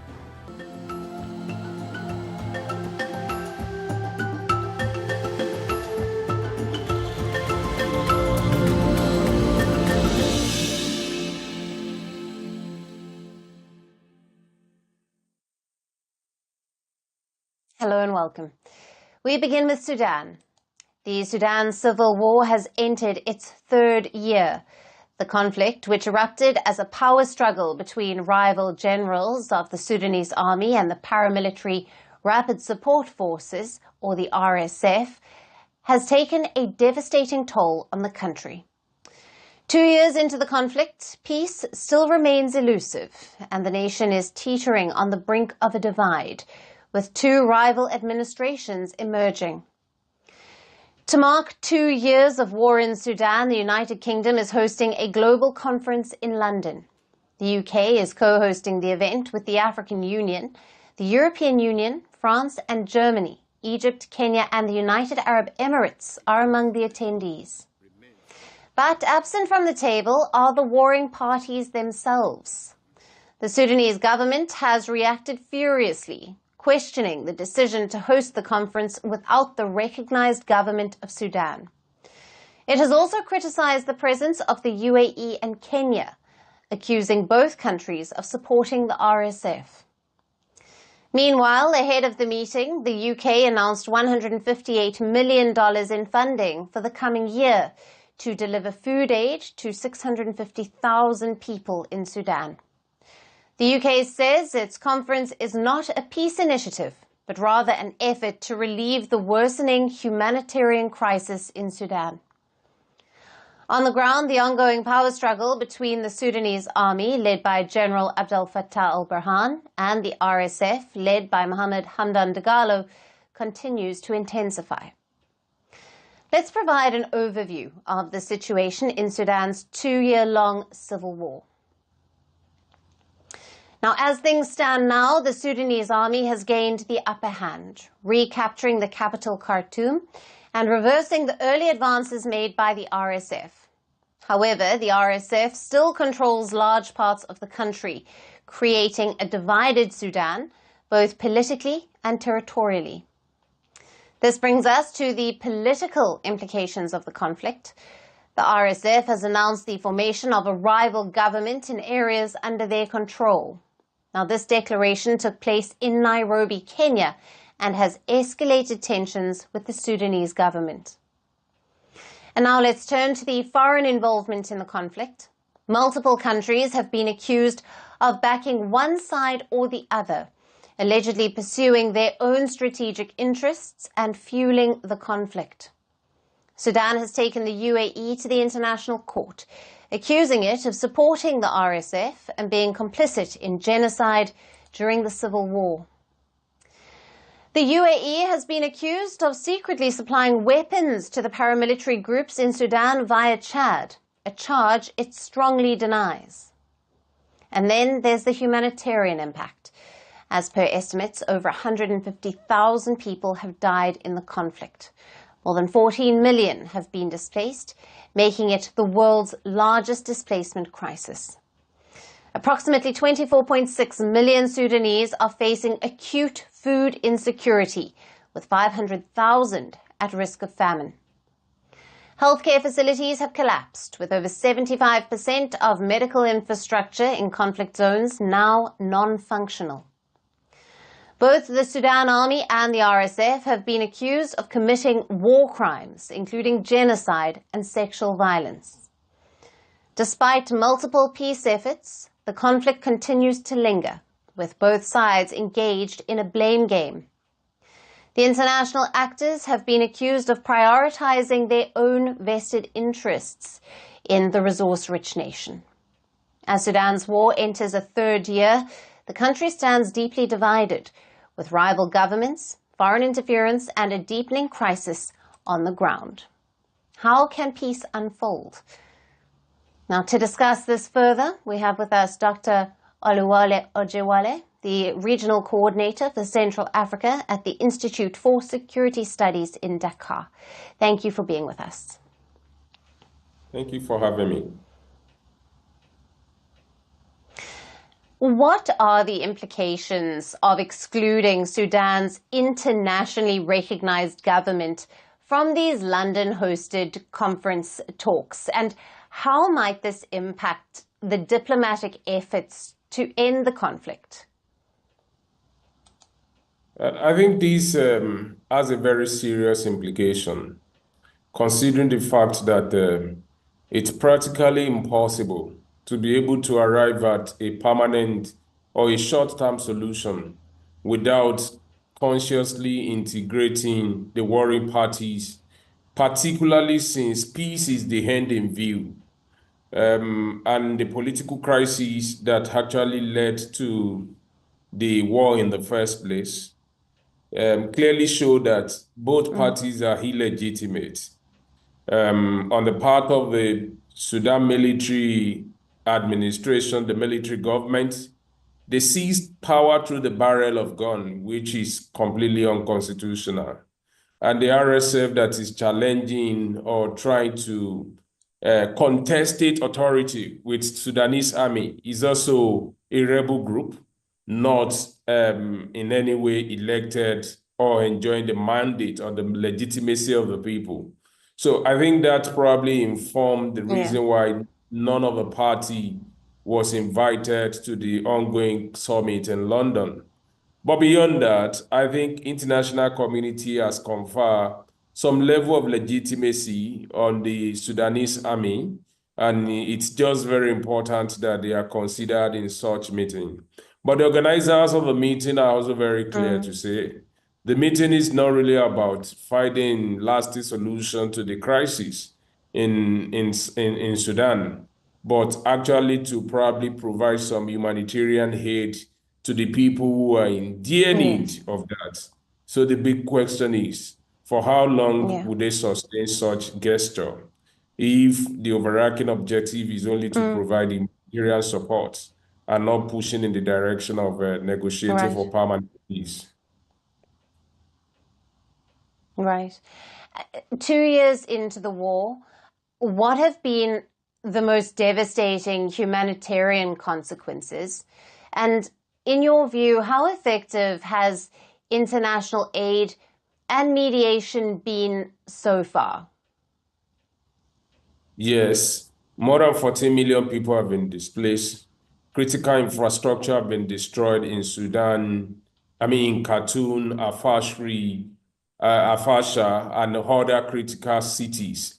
I think the country as a whole is in a shadow of its past, in the sense that life is now close to obeisance era, in which life is short, brutish, and close to death, if we can put it that way, because you don't know the next person that is probably going to be gunned down. Just a few days ago, there was an attack at the displacement camp, in which the internally displaced persons have also become another round of collateral damage in terms of the level of destruction that is going on in the country. Food is not within reach. Basic amenities are not within reach. Hospitals have been destroyed. Roads have been destroyed. Critical infrastructures have been destroyed. And these, in a very significant way, limited the quality of life of Sudanese. And the center can no longer hold for the people in terms of the quality of life of the people that are living in Sudan now. So why does it appear that it's very difficult to find lasting peace? I think because the global community has not really prioritized the crisis in Sudan. And the critical actors on the continental level are probably not doing enough. And I put this responsibility at the feet of AU, who have all the mechanism and protocols to be able to address critical political crises like the one that we face in Sudan and Congo. But it's probably having those ideas seated on the pages of reports, on the pages of international protocols that they've developed, which they've not been able to actually deploy to lessen the plight of the people and find amicable solution to the crisis in Sudan. So I think solution is not in view. If the world continues to play this ambivalent role in prioritizing Russia war in Ukraine and then Israel war with Hamas, Yes. and then the most consequential humanitarian political crisis in the world, which is Sudan, is not being attended to. This is the state of the world. And it's unfortunate that Sudanese people find themselves at the very wrong end of the stick. And with major global powers like the UK, France, and Germany taking the lead in this conference, you've mentioned the AU. What role should these African-based institutions like the AU or IGAD play in leading or complementing peace-building efforts? AU is the most consequential diplomatic multilateral arrangement on the African continent to address all the multidimensional crises, whether it is food security, war, health, pandemic. I mean, the mandate is large and should be able to step up and address this crisis. But I think for over a decade now, AU has not really succeeded in addressing any of these crises. And that is the reason why it appears like emerging countries, middle power nations are now the ones that are supplanting or taking on the role of AU in addressing protracted crises on the continent. Look at the countries like Qatar that out of the shadow appear to be the country that actually that was able to bring Congo and Rwanda to the table in the recent time. What is the population of Qatar?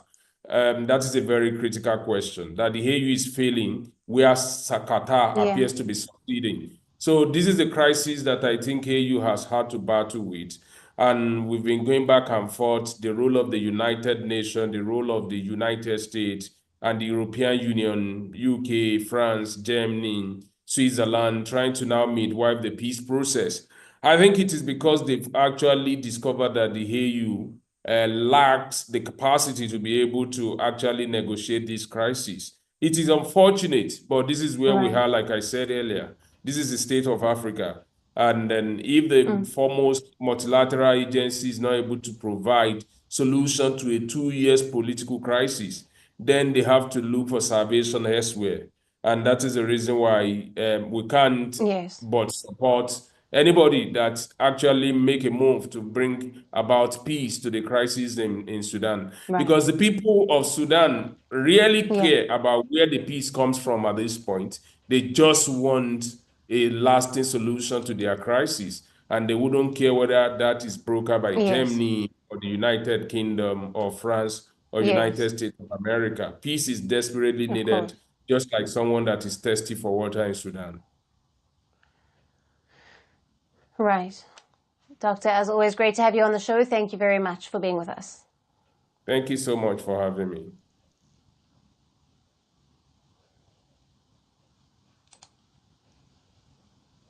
Shifting focus to the escalating tensions between France and Algeria, ties between the two nations have dramatically worsened. Algeria has ordered 12 French officials to leave the country. Now, this move comes after French authorities filed charges against an Algerian consular official last week. The consular official, along with 2 other Algerians, is accused of being involved in the kidnapping of a high-profile critic of the Algerian government in Paris last year. Now, Algeria has called the arrest a vile act. It has particularly blamed French Interior Minister Bruno Retailleau for stirring up tensions with the country. Now, Retailleau has gained a reputation for his hardline stance towards Algeria, and Algiers believes that his influence played a role in the arrest of the consular official. Meanwhile, France has warned Algeria of retaliatory measures with expulsion of its officials. This escalation comes just as both nations were working to repair their fractured relations. Last month, French President Emmanuel Macron spoke with his Algerian counterpart, Abdelmajid Tebboune, to resolve the issues. Now, A week ago, the French foreign minister also visited Algiers, signaling a willingness on both sides to move forward. But now this seems that attempt has collapsed. Algeria is France's former colony and has a painful history of colonization and a brutal war for independence. Since then, France has made efforts to rebuild relations. But last year, things took a dramatic turn. France recognized Moroccan sovereignty over the disputed Western Sahara, where Algeria has long supported the Polisario Front's fight for independence. Since then, relations have deteriorated to their worst state since Algeria's independence. Now, just as tensions rise with Algeria, the French Interior Minister, Bruno Retailleau, has visited Rabat on Monday, describing Morocco as a crucial security partner. On the other hand, French trade and intelligence sharing with Algeria have suffered, and France has accused Algeria of refusing to take back deported nationals, while Algeria claims that France is harassing its diplomats. Another shocking sign of the breakdown was the arrest of the Franco-Algerian writer, Boualem Sansal, in November of last year at the Algiers airport. The 8-year-old is suffering from cancer and has since been sentenced to 5 years in prison on charges of crimes against state security. Now, recent talks triggered hopes that Sansal might soon be released in a humanitarian gesture. However, with both countries now in a diplomatic stalemate that seems uncertain, what was once a fragile reconciliation has quickly given way to open conflict.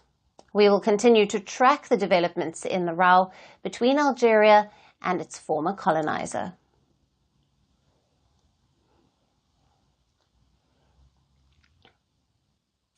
And now on to Western African nation of Nigeria. A devastating attack by armed gunmen has claimed dozens of lives. Now, the violence broke out in a Plateau state in central Nigeria. On Sunday night, gunmen stormed a village and opened fire. Many of the victims were children and the elderly, unable to escape the attack. Now, reports say that homes were also torched and looted in the deadly raid. The Red Cross has confirmed at least 52 deaths and say that search operations are still underway. Amnesty International puts the death toll slightly higher. At least 54 people have been killed in this brutal assault. Now, the motive remains unclear, but the attackers are believed to be Muslim gunmen who targeted a Christian farming community. Such ethnic and religiously linked violence is commonplace in the Plateau state. Now, the region has a history of conflict between cattle herders and farmers, a struggle mainly rooted in land ownership and access to farmland. Now, most herders belong to the Fulani group and are Muslim, while the farmers are primarily Christian. Nigeria is Africa's most populous country. As the population grows, land has become increasingly scarce, leading to frequent confrontations over grazing spaces. Climate change has made the situation worse. Drought and desertification have pushed herders further south into the already crowded farmlands. Now, this conflict has dragged on for years and has grown into one of Nigeria's deepest security crises. In just under 2 weeks, over 100 people have been killed, all in the same central state of Plateau. Last week alone, gunmen killed 52 people and forced nearly 2,000 to flee their homes. President Bola Tinubu has condemned the latest attacks and has promised a full investigation. The governor of Plateau State has also spoken out, saying that these are not isolated incidents, but a pattern that must be broken. A report by Amnesty International revealed a grim statistic. Over 1,300 people were killed in Plateau State in just 3 months. Now, these deaths took place between December of 2023 and February of 2024. Tinubu's response to this escalating crisis has been widely criticized. Opposition leaders and civil society groups argue that the president's security promises no longer reflect the reality on the ground. The communal violence grows as Nigeria's northeast state has been reeling from a decade-long insurgency linked to terror group Boko Haram. It has claimed thousands of lives and has displaced millions. As the bloodshed continues and pressure mounts, the question remains, how will authorities address the escalating security situation?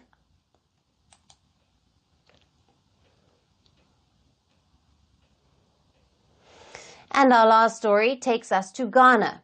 The African nation has announced a significant policy shift concerning its gold sector. Ghana has given all foreign companies until the 30th of April to exit its small-scale gold market. Foreigners will neither be allowed to buy gold from miners, nor will they be allowed to export the commodity. This was announced by a new government body on Monday. Now, the newly created body is called the Gold Board, and it will now be regulating all of the gold trade, from buying, selling to exporting gold.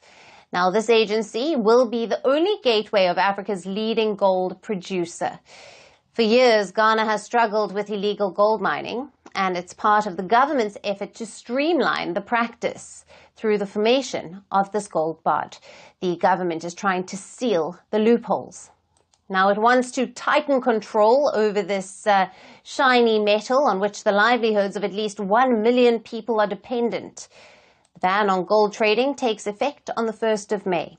However, they can apply to the body for permissions.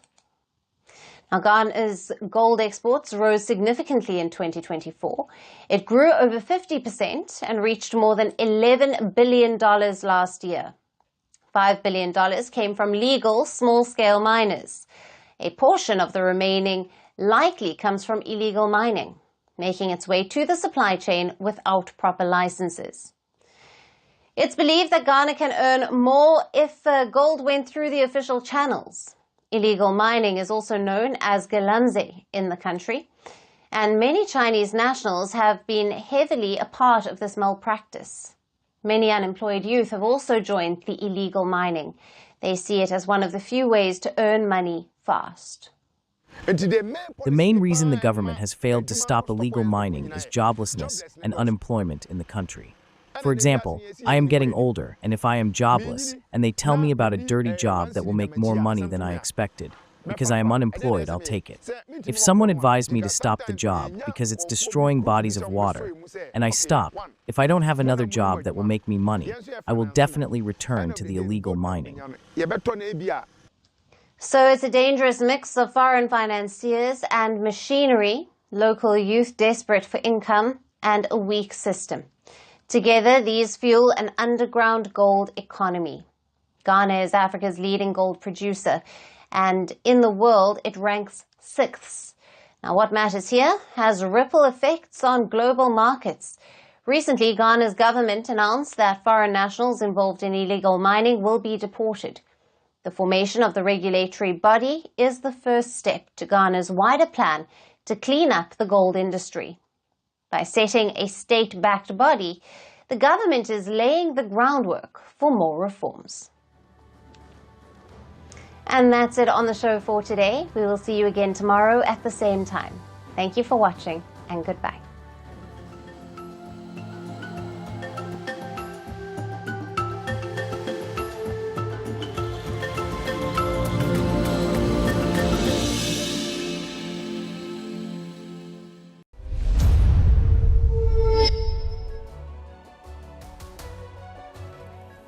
Hello, namaskar. This is Firstpost and you're watching Vantage with me, Palki Sharma.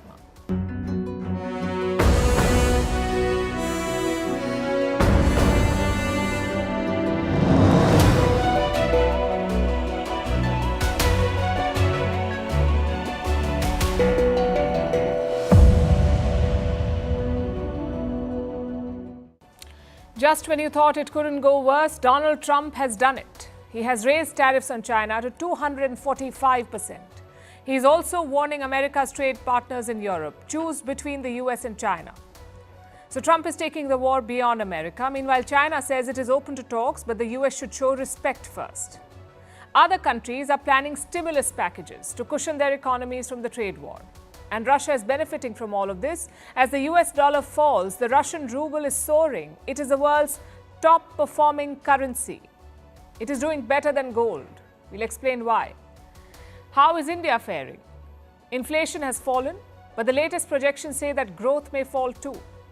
And the recession fears still loom in America. You don't need big headlines to see it. Small indicators like lipstick and lunch sales also tell a story.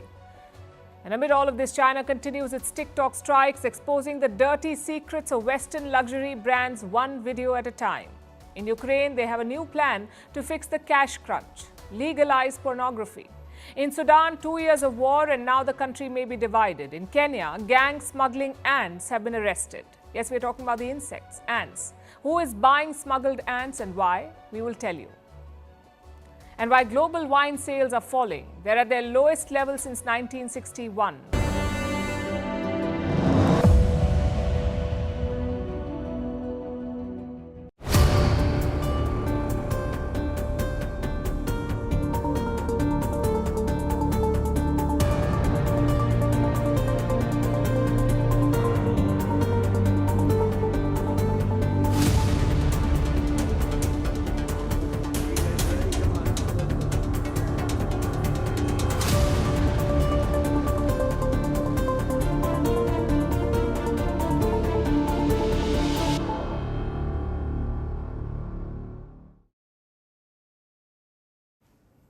$10, $20, $54, $104, $145, and $245. This is not a cricket scorecard. This is Donald Trump's tariffs on China. It began with a 10% levy in February. It now stands at 245%. I'll repeat that for you. The US has increased tariffs on China to 245%. The White House announced it yesterday, though this time with less fanfare. No grandstanding by the press secretary, no all-caps post on Truth Social. Instead, this announcement was sneaked into a White House fact sheet. And the reason for this hike? Because China retaliated. Trump says 75 countries have reached out to him. They want to strike a deal with the US, but China has not reached out. Instead, they have imposed a 125% tariff on the US. So what does Trump do? He hikes it again to 245%. The White House says the ball is now in China's court. Look, the president has made his position on China quite clear, although I do have an additional statement that he just shared with me in the Oval Office. The ball is in China's court. China needs to make a deal with us. We don't have to make a deal with them.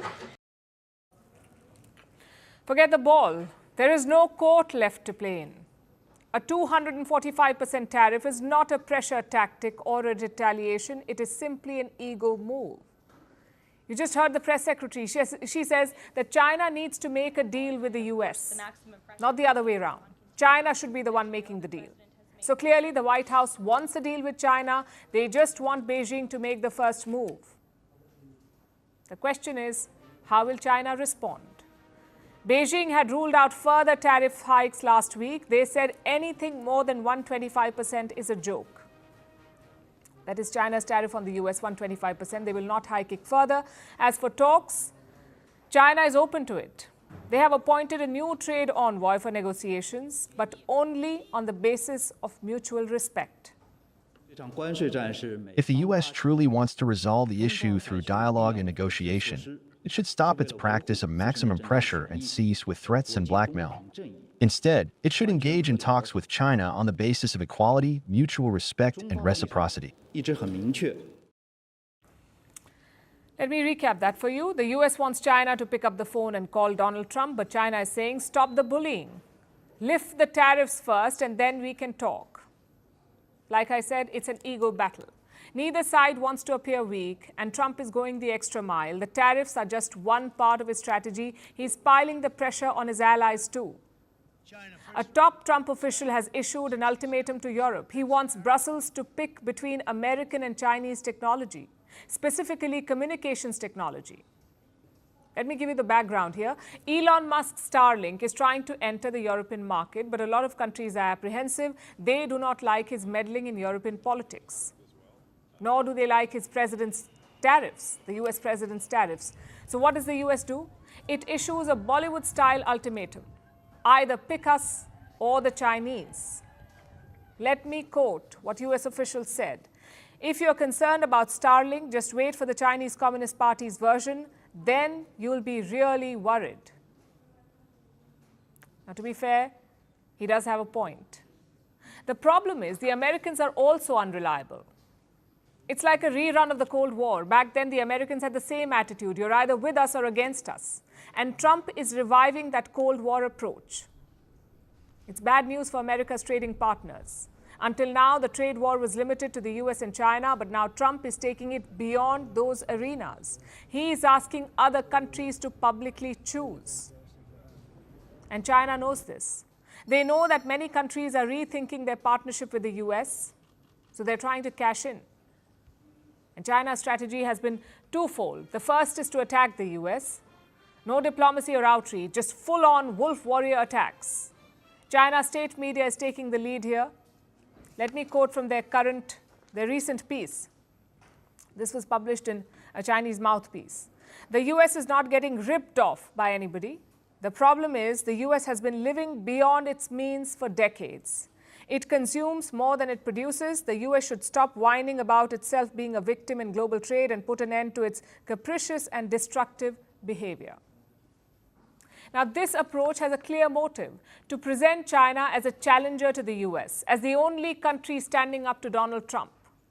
Which brings us to the second part of China's strategy, reaching out to partners. Xi Jinping is on a tour of Southeast Asia. He has visited Vietnam and Malaysia already. His next stop is Cambodia. Do you know what's common between these countries? All of them face steep tariffs from Donald Trump. So Xi Jinping is swooping in as a savior, as a wise statesman who's taking on Donald Trump. Listen to what he said. We must uphold the multilateral trading system, keep global industrial and supply chains stable, and maintain an international environment of openness and cooperation. How about that? China is preaching cooperation and openness. On most days, it would sound absurd. But then you look at Donald Trump and you think, maybe not. The US is squandering its goodwill across the world and by extension, playing into China's hands. This is a clash between the art of the deal and the art of war. Let's see how it unfolds. So Trump has raised tariffs on China once again. His trade policies are setting off alarm bells across the globe. World leaders are scrambling to contain the fallout. How will they respond to Trump's tariffs? What is their toolkit of choice? Stimulus, pumping cash into the economy. It is a time-tested strategy, and many major economies are now deploying it, like South Korea, which has unveiled a supplementary budget. This package is worth over $8 billion. And where will this extra money go? In managing the risks from Trump's trade war and in boosting South Korea's AI capabilities. That alone, the AI capabilities, will get about a third of this fund, a third of $8 billion. At the same time, Seoul is exploring negotiations with Washington. It will soon send a team to the US to try to cut a deal with the Trump administration. Of course, there's no guarantee of a deal, which is why South Korea has armed itself with a financial war chest. Same with Portugal. They have announced an $11 billion package. Their prime minister says, and I'm quoting, "The world we knew has changed." His name is Luis Montenegro. He's the Portuguese prime minister, and he says that his country must adapt quickly to this changing reality. Portugal's neighbor Spain is doing the same thing. Last week, the Spanish government announced a $15 billion package. And just like Portugal, it's a mix of loans and direct aid. Spain plans to boost spending in defense. The objective of this plan is for Spain to contribute to and, at the same time, benefit from this technological and industrial stimulus to strengthen the European security and defense area, while remaining faithful to our principles. Stimulus packages are direct interventions. Clearly, these countries don't want to wait for Trump to change his mind and offer concessions, and that is why they are resorting to stimulus. and building a safety net around their economies. China is under pressure to follow suit. In fact, Beijing could be readying a package as we speak. Analysts predict a massive stimulus push of up to $275 billion, $275 billion China stimulus package. Last month, Beijing raised its deficit target. Now, what's a deficit? When a government spends more than it earns, when its expenses are higher than its income, that gap is called a budget deficit. Now, earlier, China was targeting a deficit of 3%, but last month, they raised it to 4%. This gives Beijing more room to spend, more firepower to protect their economy. In the month of March, the government also dropped some hints. To cope with possible external and domestic uncertainties, the central government has also set aside ample reserve tools and policy space. Now, this is not new. Most governments resort to a stimulus package during a crisis. We saw it happen during the 2008 crash. We also saw it happen during the pandemic. Stimulus packages keep economies afloat. But this time, the threat is different. This time, it's a trade war and the rising risk of recession. The markets are still wobbly. Share prices are seesawing. If Trump reimposes his tariffs, there could be another mass sell-off. Businesses and their bottom lines would suffer, costs would rise, profit margins would fall, and economies could plunge into recession. Trump's gamble on tariffs has raised all these fears. In the US alone, the probability of a recession is as high as 60%. And the global economy is flashing warning signs. The IEA has slashed the demand for oil for 2025. The IEA is the International Energy Agency. It predicts lower demand for oil. So does the OPEC, the Organization of Petroleum Exporting Countries. This is the world's biggest and most powerful oil cartel. Now, both these groups blame the rising trade tensions for this, for projecting lower oil demand. You see, global growth is slowing. So even if you cut oil prices, it may not be enough to lift demand. Hence the need for a stimulus. It can cushion the blow, support jobs, prop up demand, and restore market confidence, but it's not a silver bullet. If Trump's tariff war continues, and if his tariffs rise further, no amount of cash may be enough. Because this is not just a financial storm, it is also a political one. The global economy as we know it is being reshaped. There could be more painful days ahead.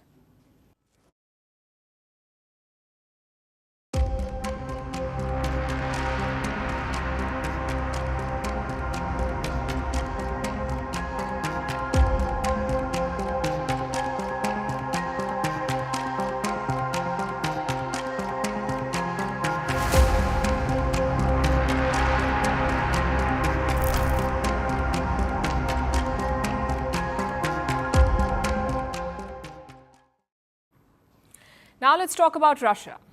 It is an outlier in the global trade war. Donald Trump has spared Russia from his tariffs, and that is clearly helping the Russian economy. Their currency, the ruble, is soaring. Against the odds, the ruble has become the best performing currency in the world. It has surged past every major competitor, including gold. The Russian currency is doing better than gold. Remember, gold is the go-to safe haven during tough times, but today the ruble is doing better than gold. This year, it has gained 38% against the US dollar, a 38% rise in the global market. The dollar, on the other hand, is struggling. You could say Trump crashed the dollar with his tariffs. His trade war has triggered a major crisis of confidence in the greenback. But that's not the only reason why the ruble is shining. Overall, Moscow's economic strategy is working. Three factors are driving the ruble's rise. First, a political thaw between Putin and Trump. This has eased fears about the future of the Russian economy. It has boosted confidence in Russian assets. Second, tight monetary controls. Russia has curbed the demand for foreign goods. This has led to reduced imports, and it has left more foreign currency in Russian coffers. And the third reason, government intervention. The Kremlin is using its national wealth fund. It has been selling foreign currencies, like the US dollar and the British pound. And this helps support the ruble. It fuels the kind of rally that we are now seeing. Russia is confident about its economic trajectory. At the same time, the Kremlin admits that there are challenges ahead. Right now, our economy is developing quite successfully. It is stable and has a high margin of stability.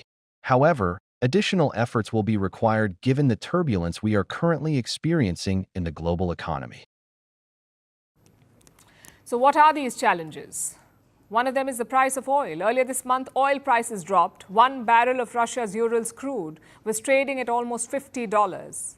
That's the lowest price level in almost 2 years. $50 for a barrel. And the outlook is worsening. Like we just told you, the demand for oil is set to fall. The International Energy Agency and the oil cartel OPEC have both cut forecasts. They say that trade tensions are hitting global demand. And when the demand for energy slows, Russia makes less money. Needless to say, this is bad news for the Russian economy because it depends heavily on energy revenues. Last year, Russia earned more than $100 billion from oil and gas sales. If price drops, if demand falls, Moscow will earn less and it will have less money to spend. In fact, the Russian central bank has issued a warning. If Trump's trade war escalates, global trade will slow down. So will the demand for Russian oil and gas, and this could weaken the Russian economy. I can say that we will approach this carefully, cautiously, including remembering that last year, after a slowdown at the beginning of the year, inflation raised its head again, and we need to make sure that the current slowdown in the rate of price growth is sustainable. Another factor is the tectonic changes in global trade. They are unfolding before our eyes, and it is still very difficult to judge where they will lead both the global economy and how they will affect Russia. This is a new significant risk that we must take into account. So falling oil prices is one major risk. The other is a slowing Russian economy. There's also a labor shortage. It is driving up wages. The number of young workers is shrinking. Many of them have been recruited in the military, so there are fewer people to take up other jobs. And this impacts the economy directly, because fewer workers means higher labor costs for businesses. The third issue is rising inflation. At the moment, it is above 10%, more than 10% inflation. That's well beyond the Russian central bank's comfort zone. To fight inflation, they hiked interest rates to 21%. So there's a fair bit of pressure on multiple fronts. Does that mean that Russia is in trouble? Well, far from it. The country has weathered worse. Since the Ukraine war, Russia has been under more than 20,000 sanctions, all imposed by the West in a bid to isolate Russia. But Moscow managed to adapt. It found ways to bypass restrictions. It took advantage of the slow, uneven sanctions enforcement. It used its vast natural resources. All of this gave the Russian economy time to adjust. And the result was long-term resilience. Even as pressures mount, Russia's economy remains in the fight. The ruble is holding strong. As the world comes to terms with Trump's trade war, the Russian economy is looking good.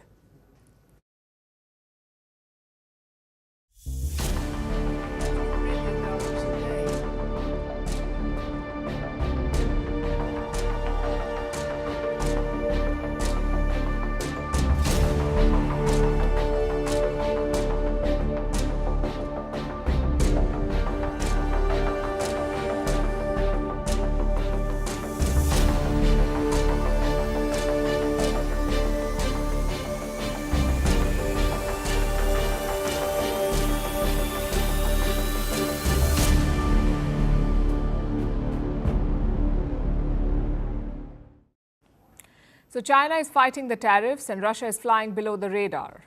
What about India? The tariffs have been a mixed bag for India. The government sees an opportunity in the long run, but in the short run, there could be pain. Some new forecasts are out. They say India's growth could be hit by the tariffs. Look at Morgan Stanley. Earlier, they projected 6.5% growth for India. Now they have cut it to 6.1%. This is for the ongoing financial year, which is from April 2025 to March 2026. They've also revised the rates for the next financial year from 6.5% to 6.3%. And it's not just banks and agencies. Even the Reserve Bank of India has slashed its forecast from 6.7% to 6.5%. So the overwhelming opinion is clear that tariffs will hurt India's economic targets. But don't panic yet, because there are a number of silver linings. For starters, inflation is cooling. Last month, retail inflation fell to 3.34%, which is the lowest level since August 2019. The lowest level of inflation since August 2019. And a big reason for that is food prices. India's inflation is largely driven by seasonal food prices. A good harvest will bring them down. A flood or a heat wave will make it worse. In the month of March, food inflation was just 2.69% in India, which is why overall inflation was also under control. And what about the forecast? Well, that's also good. Experts have predicted a bumper monsoon this year. Again, that is good news for food prices, because Indian farmers are still dependent on a good monsoon. That is their main source of irrigation. It is also good news for the economy as a whole, because lower inflation leaves the door open for interest cuts. Let me explain how. The RBI sets the benchmark lending rate for all Indian banks. Basically, the RBI regulates the interest on your loans. If the rate is lower, more people will take loans. More loans equals more spending. More spending equals more economic activity. That is how central banks spur growth, by controlling the interest rate. But the risk is inflation. If spending rises too much, so will the prices. That is the risk of cutting interest rates to boost growth. But in this case, the RBI has more wiggle room. Inflation is already well under their 2 to 6% target. So there is more scope to cut interest rates. And like I said, this is good news for the Indian economy, especially with Trump's tariffs on the horizon. Another good headline is from the markets. India is the first major market to erase the tariff losses. Now, what does that mean? Trump announced his sweeping tariffs on the 2nd of April. Before that, on April 1st, the Sensex closed at 76,000. I'm sure you know what happened next.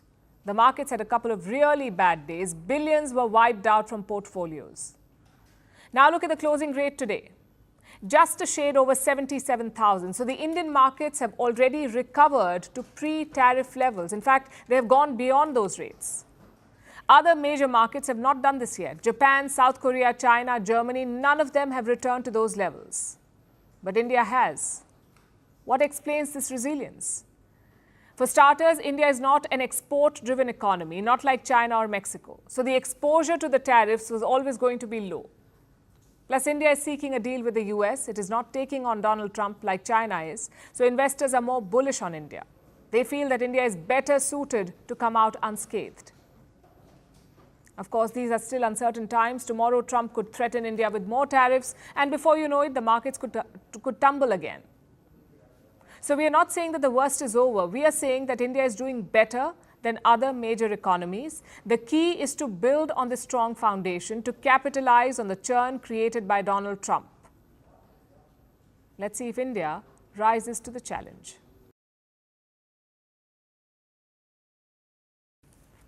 Have you ever heard of the lipstick index? When a recession looms, lipstick sales typically go up. Do you know why? Because people cannot afford big luxury items, so they splurge on smaller things, like lipstick, to lift their spirits. When most people think recession, they imagine the big stuff. Stock market crashes, massive layoffs, grim warnings from the JP Morgan CEO. But the first signs are usually more subtle. A cancelled hair appointment, a homemade lunch instead of takeout. Those little everyday choices that add up. And right now, the US is seeing a lot of them. So can these small indicators really predict a recession? Our next report takes a closer look. Recession forecasting is usually serious business. Economists hunched over GDP charts, obsessing over stock market tremors. Technically, a recession means the economy shrinks for 2 straight quarters. But let's be real. By the time that shows up in official data, everyone has already felt it. Groceries suddenly feel more expensive. Your favorite lunch spot is weirdly empty. And your hair may be overdue for a touch-up. Economists might rely on models and graphs, but out here in the real world, there are stranger and surprisingly more accurate ways to spot an economic downturn. They're called unofficial indicators, totally unscientific, but eerily on point. Take the humble salon, for example. In 2024, the average American woman spent over $1,000 a year on her appearance. Now, hairstylists are noticing something strange. Appointments are getting pushed back. Clients are asking for cheaper services. And on TikTok, there's a new trend called recession blonde. Women are letting their roots grow in, skipping costly maintenance. Even nails are feeling the pinch. Manicures are out, press-ons are in. In fact, US searches for press-on nails are up 10% since February. But it's not just the beauty routines, it's also the tiny everyday choices people make or don't make when money gets tight. Take men's underwear, and no, we're not kidding. In a recession, underwear sales drop. Why? Because it's one of the first things people stop buying. It's about postponing non-essential purchases, so you stretch what you've got, quite literally. But then there's lipstick, and it does the opposite. Sales actually go up during a downturn. Because even when wallets are squeezed, people still crave a little luxury. And lipstick is perfect, small, affordable, and mood-lifting. You can't buy a new car or maybe even a new bag, but a $10 lipstick, that's still within reach and it feels like a win. And it's not just what people wear, it's also what they eat and drink too. Take beer, for example. During a recession, craft brews fall flat. Cheap six-packs are back in style. Because taste takes a backseat to savings. And lunch, even that gets a recession makeover. In the United States, more people are bringing meals from home. And it's not just for the protein to carb ratio, it's to save some money. When budgets shrink, the first things to go are the little indulgences. The avocado toast and $5 coffee is out, but homemade lunch is in. Now, these might seem like small sacrifices, but when you stack them up, there's a very real, very quiet economic shift. And they've always existed. Take the hemline index, for example. Historically, skirt lengths could tell you how the economy was doing. During the 1920s, the economy was roaring. And that's when flapper girls showed up with knee-length dresses. It was all about freedom and prosperity. But the 1930s brought with it the Great Depression.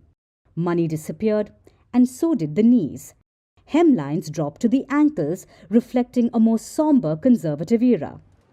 Of course, with fast fashion, it's harder to track now. But indicators like this show you a bigger picture, because the economy doesn't just live in a silo. Can these quirky metrics really predict a recession? Maybe, not with complete precision, but they do tap into something raw and honest. How we adapt when things look down. Because before the recession makes headlines, it shows up in the details.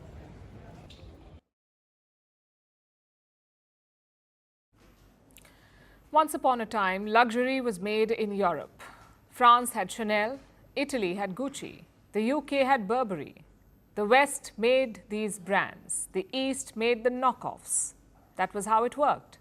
But today the picture is quite different. China manufactures a vast majority of luxury goods, sometimes legally, sometimes questionably, but always quietly. That's how it was until last week. But now, those Chinese factories are speaking up, and that too on TikTok. Do you recognize this style, this bag? Of course you do. For the past more than 30 years, we have been the OEM factory for most of the luxury brands around the world. Gucci, Prada, Coach, Louis Vuitton, you name it. But for this, I am not proud because we were only making our wages. The profit margin for the people who are actually making the bags are very low. The reason is quite clear. The US and China are fighting a trade war. Washington has imposed 245% in tariffs on China. So Beijing is sitting back, not just with reciprocal tariffs or restrictions, but also with a luxury expose.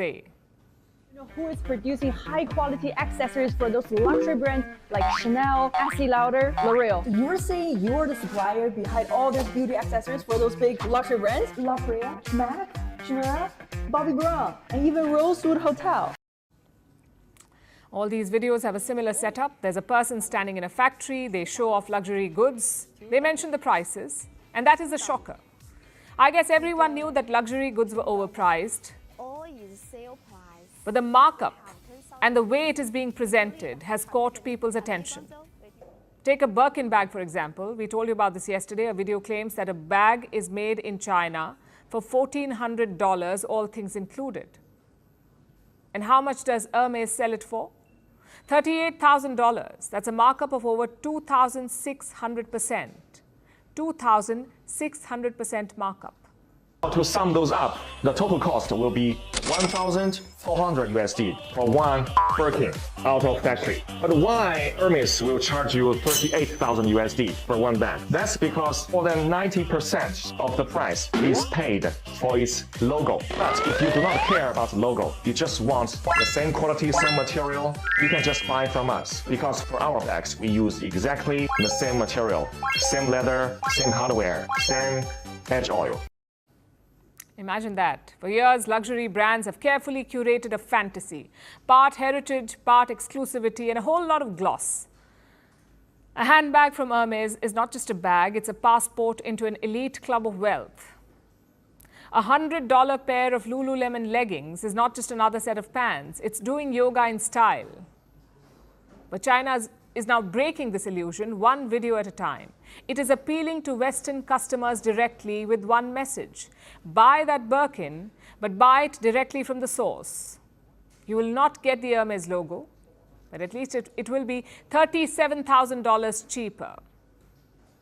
So what is Beijing hoping to achieve with this? And more importantly, should you buy these products? Is a $1,400 Birkin too good to be true? And first things first, this is China we are talking about, so take all of this with a pinch of salt, maybe the whole shaker. The videos may just be propaganda supported by state-backed actors with ring lights. The bags may be knockoffs. After all, China is the world's biggest counterfeit producer. It makes 86% of the world's fakes and copies, 86%. So it could be a very high-quality dupe. But Beijing's aim here is not to sell these products. It is to undermine Western luxury. You see, luxury brands have spent decades spinning tales. Tuscan leather artisans, French ateliers lit by candlelight, bags stitched by hand. But behind all of this lies a very pragmatic reality, the reality of globalized manufacturing. The bag may say made in Italy, but it's quite possible that only the clasp was attached in Italy. The rest of the bag was made in China. That's a very real possibility.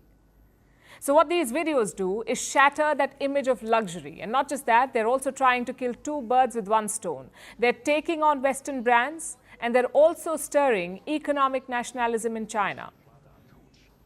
For years, made in China was seen as cheap. These videos are rebranding it as luxurious.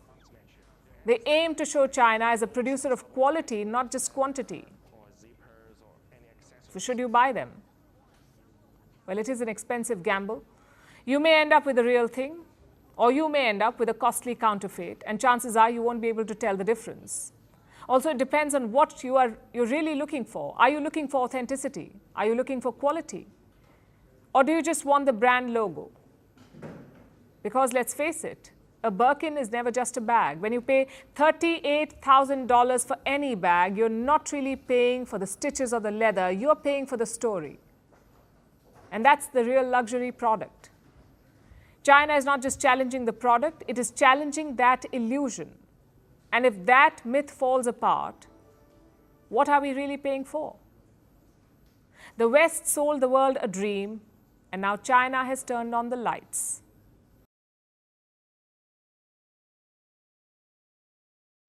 Our next story is about Ukraine, a country fighting for survival. Cities are in ruins and foreign aid is drying up, so Ukraine has a new plan to fill its war chest.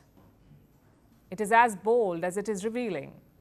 Ukraine wants to legalize pornography. It sees millions in tax revenue. Imagine OnlyFans as an unofficial defense partner. What is the new cost of freedom? For Ukraine, it could be monthly subscriptions to adult content. For some, this is innovation, but many see this as desperation. Our next report explores. The war in Ukraine is now in its third year. Kyiv has lost thousands of soldiers. Millions have been displaced. Infrastructure has been destroyed. Western allies are reducing their aid, and Ukraine is fighting for survival. You're not in a good position. You don't have the cards right now. The war has crippled its economy. Ukraine's coffers are drying up. Kyiv is desperate for funds. So what does a cash-strapped nation do? Apparently, it turns to pornography.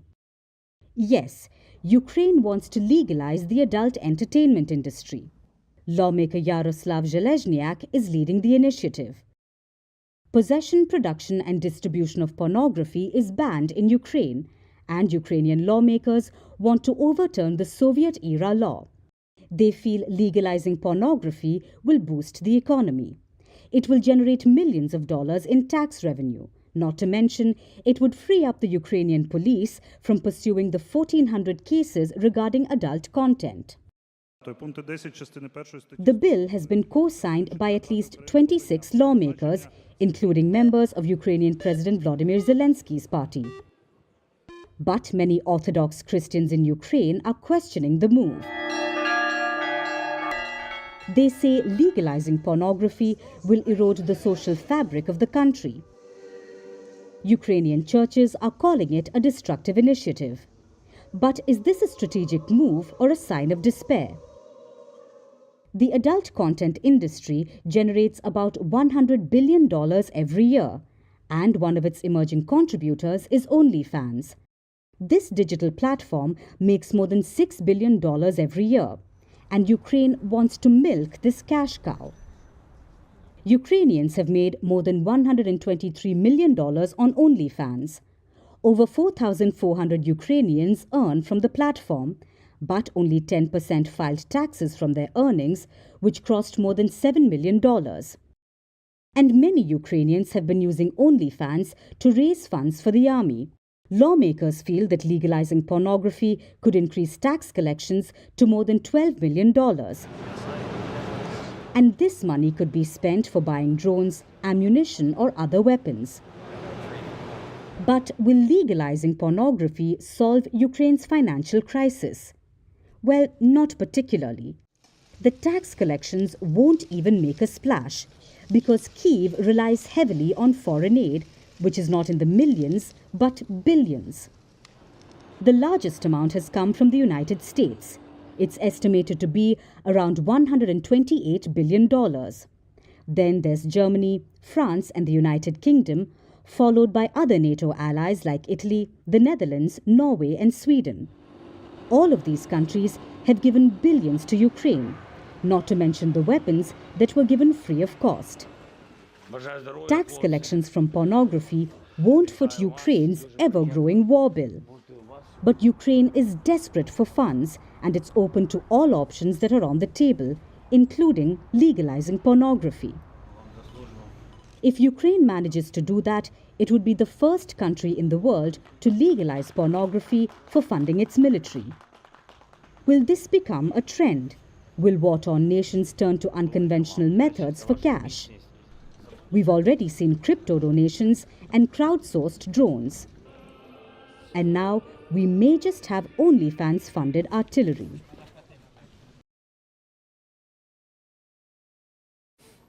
Now we turn to the forgotten war, the one in Sudan. This week marks 2 years of the civil war. Yet there were no worldwide protests, no social media uproar. Clearly, all eyes are not on the Sudan. But the North African nation is still in turmoil, and the civil war is only escalating. You may remember how it began. Gunfire and explosions rocked the country on April 15, 2023. And at the heart of this chaos are two groups. One is the Sudanese army, The other is a paramilitary group called the RSF, the Rapid Support Forces, RSF. Now, these two sides are locked in a power struggle. It's basically an ego clash. Each side is led by a general. Heading the army is General Abdel Fattah al-Burhan. Leading the RSF is General Mohammed Hamdan Dagalo, better known as Hemeti. Now, Burhan and Hemeti are allies turned rivals. In 2021, they were partners. They launched a joint coup. They toppled the Sudanese government. Then they faced a question: who will rule Sudan, the army or the RSF? Well, they couldn't decide. They couldn't share power. So now they're fighting. They've been fighting for 2 years. Their war has shattered the country. Tens of thousands of innocents have been killed. Nearly 14 million people have been displaced. That's almost 1/3 of the country's population. Hospitals are being bombed. There's a genocide, waves of ethnic cleansing. Women and children are being mass raped. More than half the population is starving. This is the world's worst humanitarian crisis, created by two power-hungry generals. They have brought their country to knees. And now they're splitting it. Yesterday, the RSF announced a rival government. They said they will govern the areas they control. The RSF is calling it the roadmap for a new Sudan. The Sudan army made a similar announcement in February. Basically, the two rivals want to rule their respective turfs. So who controls what? Let me show you with a map. The RSF recently lost control of the capital, that is Khartoum, but it still holds the Darfur region. This is in the west. The Sudanese army controls the north and the east, including Port Sudan, which gives them access to the Red Sea. Now, the RSF has formed its own government. Experts fear that this will divide the country. This is Africa's third biggest nation we are talking about. It is staring at yet another partition. A few years back, the country of South Sudan was carved from Sudan, and now another split is in the works. What is the international community doing? They're playing the blame game. Ceasefire talks have collapsed. Regional players are taking sides. Egypt and Saudi Arabia back the Sudanese army. The UAE and Chad support the RSF. This has only added fuel to the fire. The African Union remains divided. They're dealing with the refugee crisis coming out of Sudan. The United Nations, as always, is missing. And the Sudanese generals say that they will not end the war anytime soon because both sides claim that victory is around the corner. Like I said, the fighting has forced millions to flee. First within Africa and now to Europe. The number of Sudanese refugees has gone up by 38% in Europe alone. So the West is finally waking up. The United Kingdom held a summit yesterday to discuss the Sudan war. None of the warring sides was present, and the meeting ended with no major decision. Listen to what France had to say. France has taken note of the roadmap presented by the authorities led by the Sudanese armed forces to restore a political transition. It reiterates the imperative of effective participation by all civilian actors within the framework of a single process. I am particularly concerned by the intentions expressed by various actors to form governments unilaterally and outside of any process of conflict resolution. Let us be clear, the unity of Sudan must be preserved. The unity of Sudan must be preserved. That's what France said. Germany and the UK said that war is not the solution. They're calling for more dialogue. For the people of Sudan, war is their reality at the moment, and they have a grim outlook. Violence and violations. There is no solution except for the war to continue until the rebellion ends, because those people have no understanding, they have no vision for the country, they are loyal to other external parties. So where does the Sudan go from here? Will it be divided again? Will the division bring them peace? Will the world finally wake up to their horror, or will Sudan remain the forgotten war?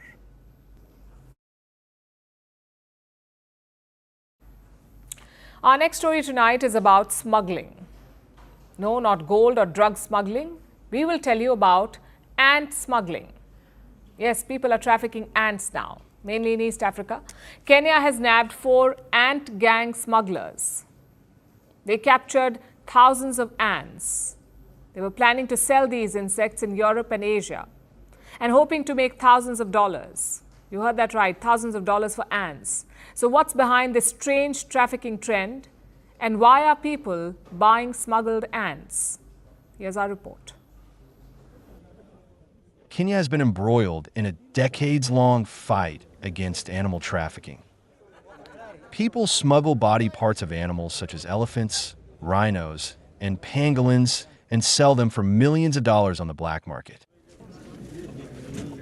Usually, large species of wild animals fall prey to these illegal activities. But in recent years, trafficking trends have seen a change. The focus is shifting to smaller and lesser-known species, like ants. These tiny creatures are witnessing a huge interest among traffickers. Like the 4 smugglers who have been arrested by Kenyan authorities in 2 separate cases. 2 Belgian teenagers have been charged with wildlife piracy.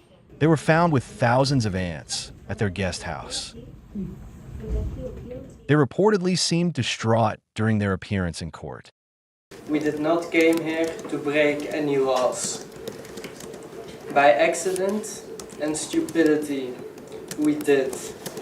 And I know breaking laws is for criminals, but I don't feel like a criminal. But according to authorities, they made calculated attempts to smuggle the ants. They captured 5,000 ants, packed them in thousands of test tubes, and filled them with cotton wool. This would have enabled the ants to survive for months and obscured the contents of the tube. 2 other men have been charged with illegal trafficking in the same courtroom. One of them is Kenyan, the other is Vietnamese. Both the men were arrested in Nairobi, where they were found with 400 ants in their apartments. These cases may sound absurd. After all, why would people capture ants? Because it is a lucrative business. The contraband included the mesocephalotes, or the giant African harvester ants. As the name suggests, they are large. They can grow up to 25 millimeters. They have a bold color. They're native to East Africa, and they're considered exotic, mainly in Europe and Asia, where the so-called ant smugglers plan to take them. If they were successful, in all likelihood, they would have made a bounty. The prices vary according to the market, but each giant African harvester ant can be sold for anywhere between $130 to $220, and according to the Kenya Wildlife Service, the total ant contraband is valued at 1 million shillings. That is $7,700. Question is, why are people buying these ants? Demand in this rare insect species is growing rapidly due to their distinct features. Collectors like to keep them in special habitats, which are known as formicariums, and watch them build colonies. So people are keeping ants as pets and paying big bucks to do it. Of course, Kenya is not happy about this. In the country, ants are protected by international biodiversity treaties. Their trade is highly regulated. Because they are critical from an ecological perspective, they help enrich soils, germinate seeds, and provide food for birds and other animals. And Kenya has taken the illegal export of these ants seriously. They say that this not only undermines Kenya's sovereign rights over its biodiversity, but also deprives local communities and research institutions of potential ecological and economic benefits. The Kenya Wildlife Service has called the arrest of ant smugglers a landmark case. The country can only hope that this sets an example and puts a stop to the antics of ant traffickers.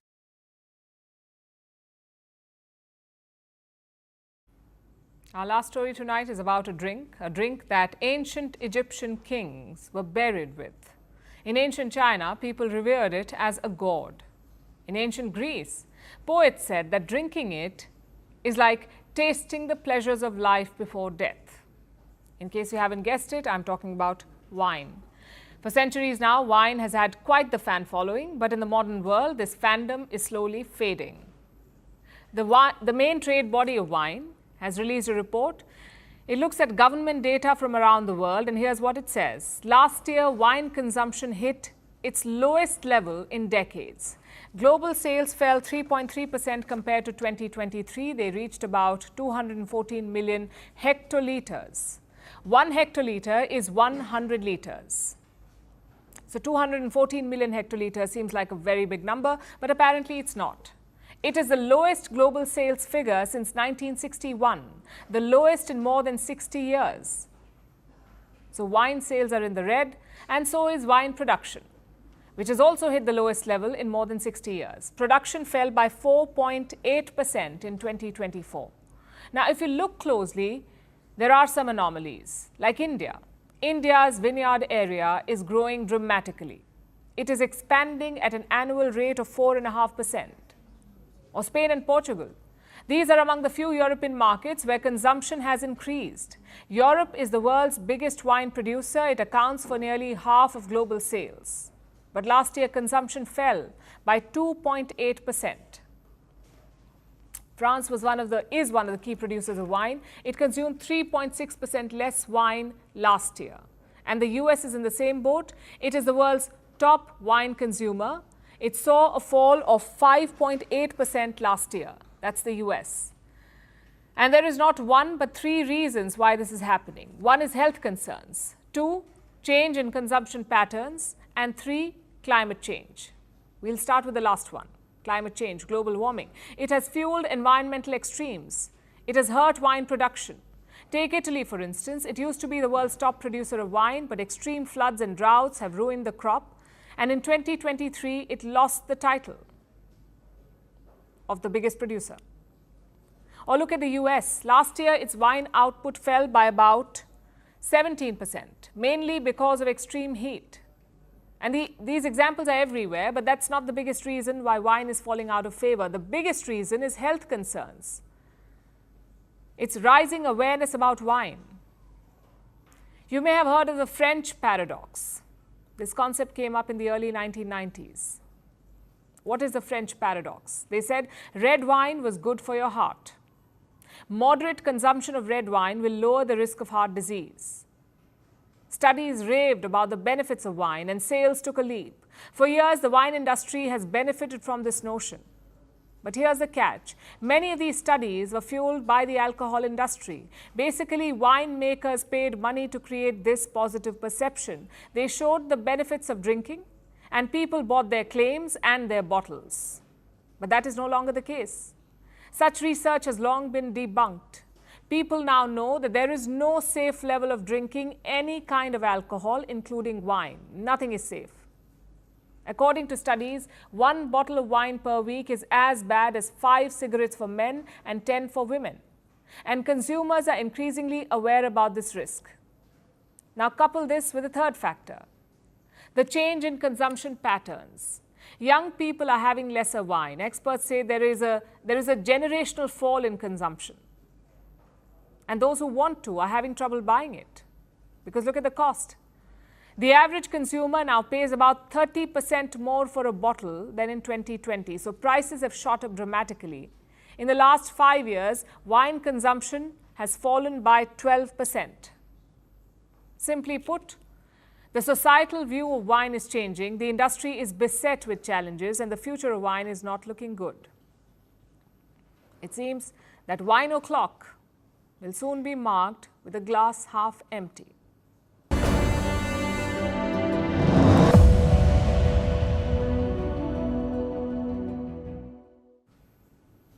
You may or may not like Donald Trump, but you have to admit he's a brave man. Who else would challenge the Chinese to a math face-off? And that's what it is now. It's a question of who can throw up the bigger number. Trump has gone all the way up to 245%. It's a bit like those games of poker you see on TV. Very high stakes, very dramatic moves, and a lot of money on the line. The question is, who will fold first? People on the internet are wondering too. Take a look.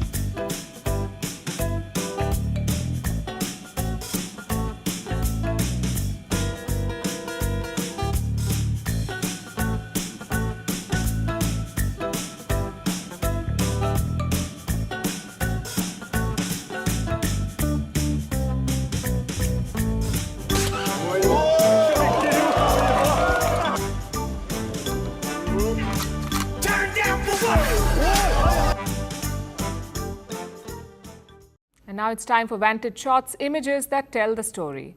A drone video captures multiple Russian strikes in Ukraine's Kherson. Authorities rescue a hiker stranded on a California cliff.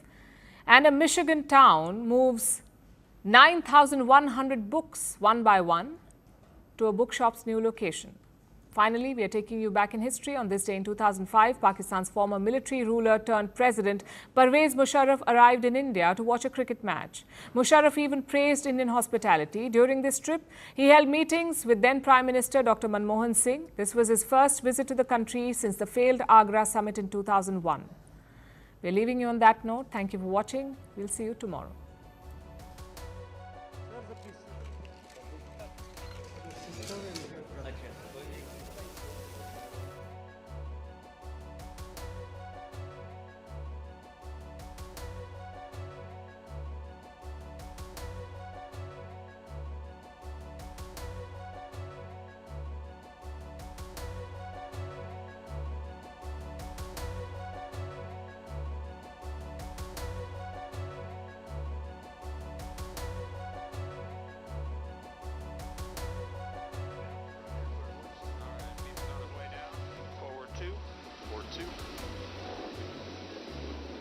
Just stay there. Forward 2. All right, they're on the cliff up here. Let's give them some space here. You're welcome. No, that's okay. All right.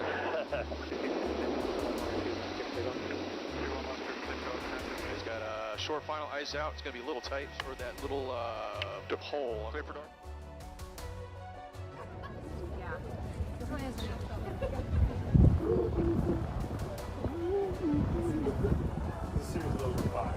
That's better.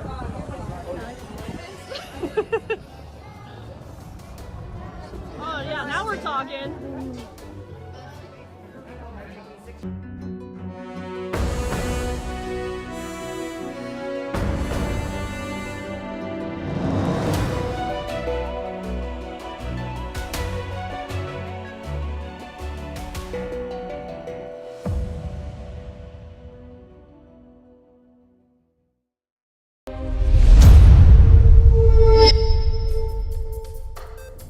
Hello, everyone, and welcome to Firstpost America. I'm Eric Ham, coming to you live from the nation's capital of Washington, D.C. And over the next few minutes, we'll take you from the United States and around the world, covering all the top stories of the day.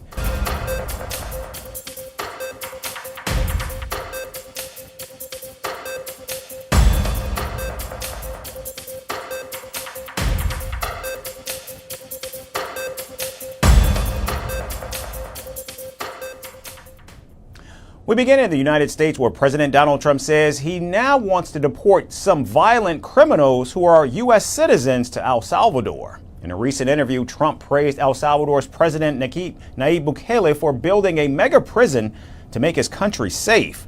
The commander-in-chief also floated the idea of, during Bukele's visit to the White House on Monday, suggesting American criminals could be jailed in El Salvador's notorious prison.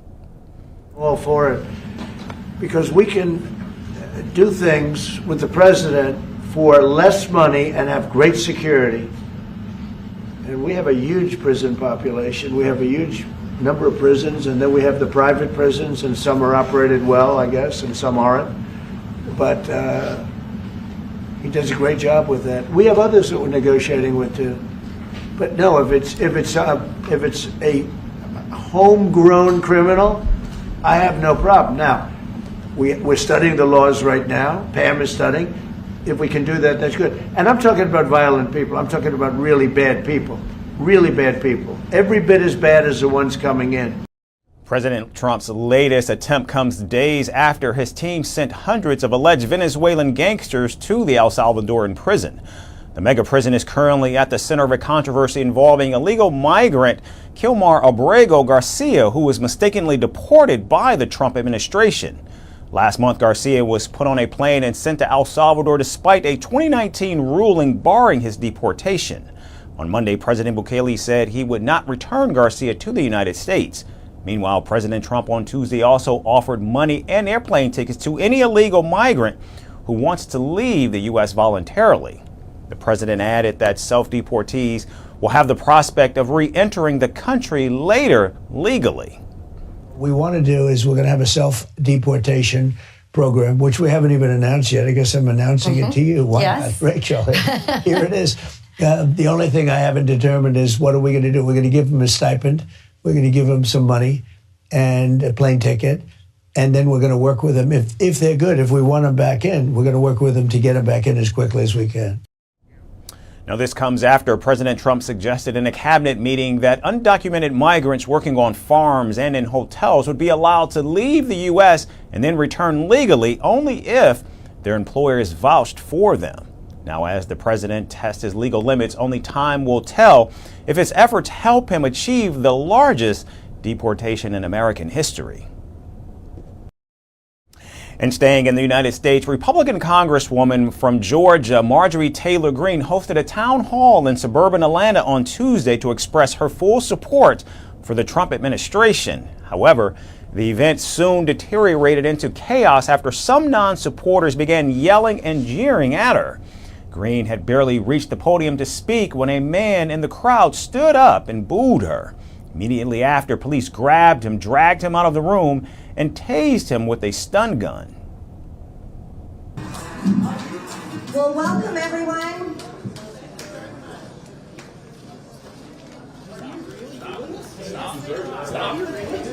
Stop. Really?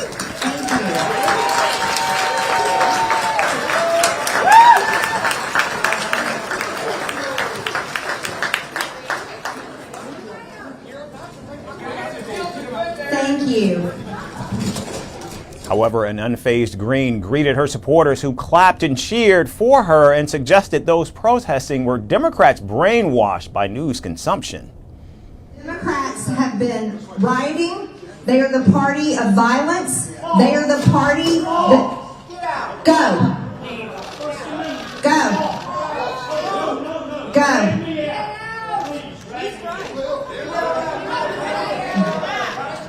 If you want to sit and listen, you're welcome to listen. Everyone across the aisle. But minutes later, the police again had to remove and use a stun gun on a second man who jeered at the Congresswoman.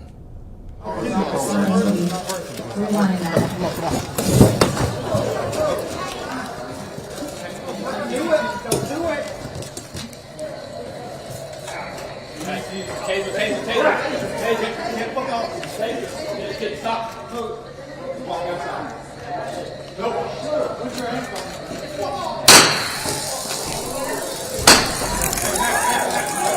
Hands up.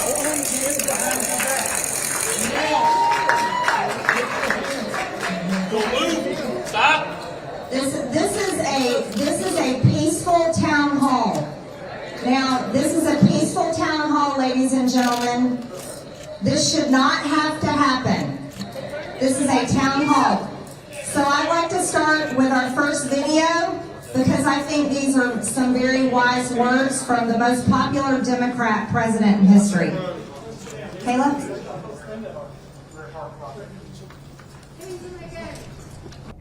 Greene carried on with her town hall over the next hour, hailing the Elon Musk-led Department of Government Efficiency and playing clips of herself. However, disruptions continued with police officers escorting 6 people out of the room, of whom 3 were arrested. Protesters escorted out of the venue said Greene's event was more of a political rally than a town hall. Several hundred protesters also gathered outside waving signs that read "Pro-America, Anti-Trump." And while the chaotic town hall raised questions about whether the use of tasers on protesters was out of line, Greene praised the law enforcement officials. Greene is a longtime ally of President Donald Trump and is also considered a Republican firebrand. She's considering running for Georgia governor or for the U.S. Senate next year. However, she has yet to make public moves towards the highly competitive races. And staying in the United States, a major conflict has escalated between President Donald Trump's administration and some of the nation's top universities, including Harvard, Columbia, Yale, and Princeton. The White House announced it would freeze more than $2.2 billion in federal funding to Harvard University after the school rejected a list of demands from the government to combat anti-Semitism on campus. The The White House, in its 10-point letter, demanded the university start reporting students hostile to American values, increasing viewpoint diversity in departments, hiring external government-approved auditors, checking faculty for plagiarism, and taking disciplinary actions against protesters.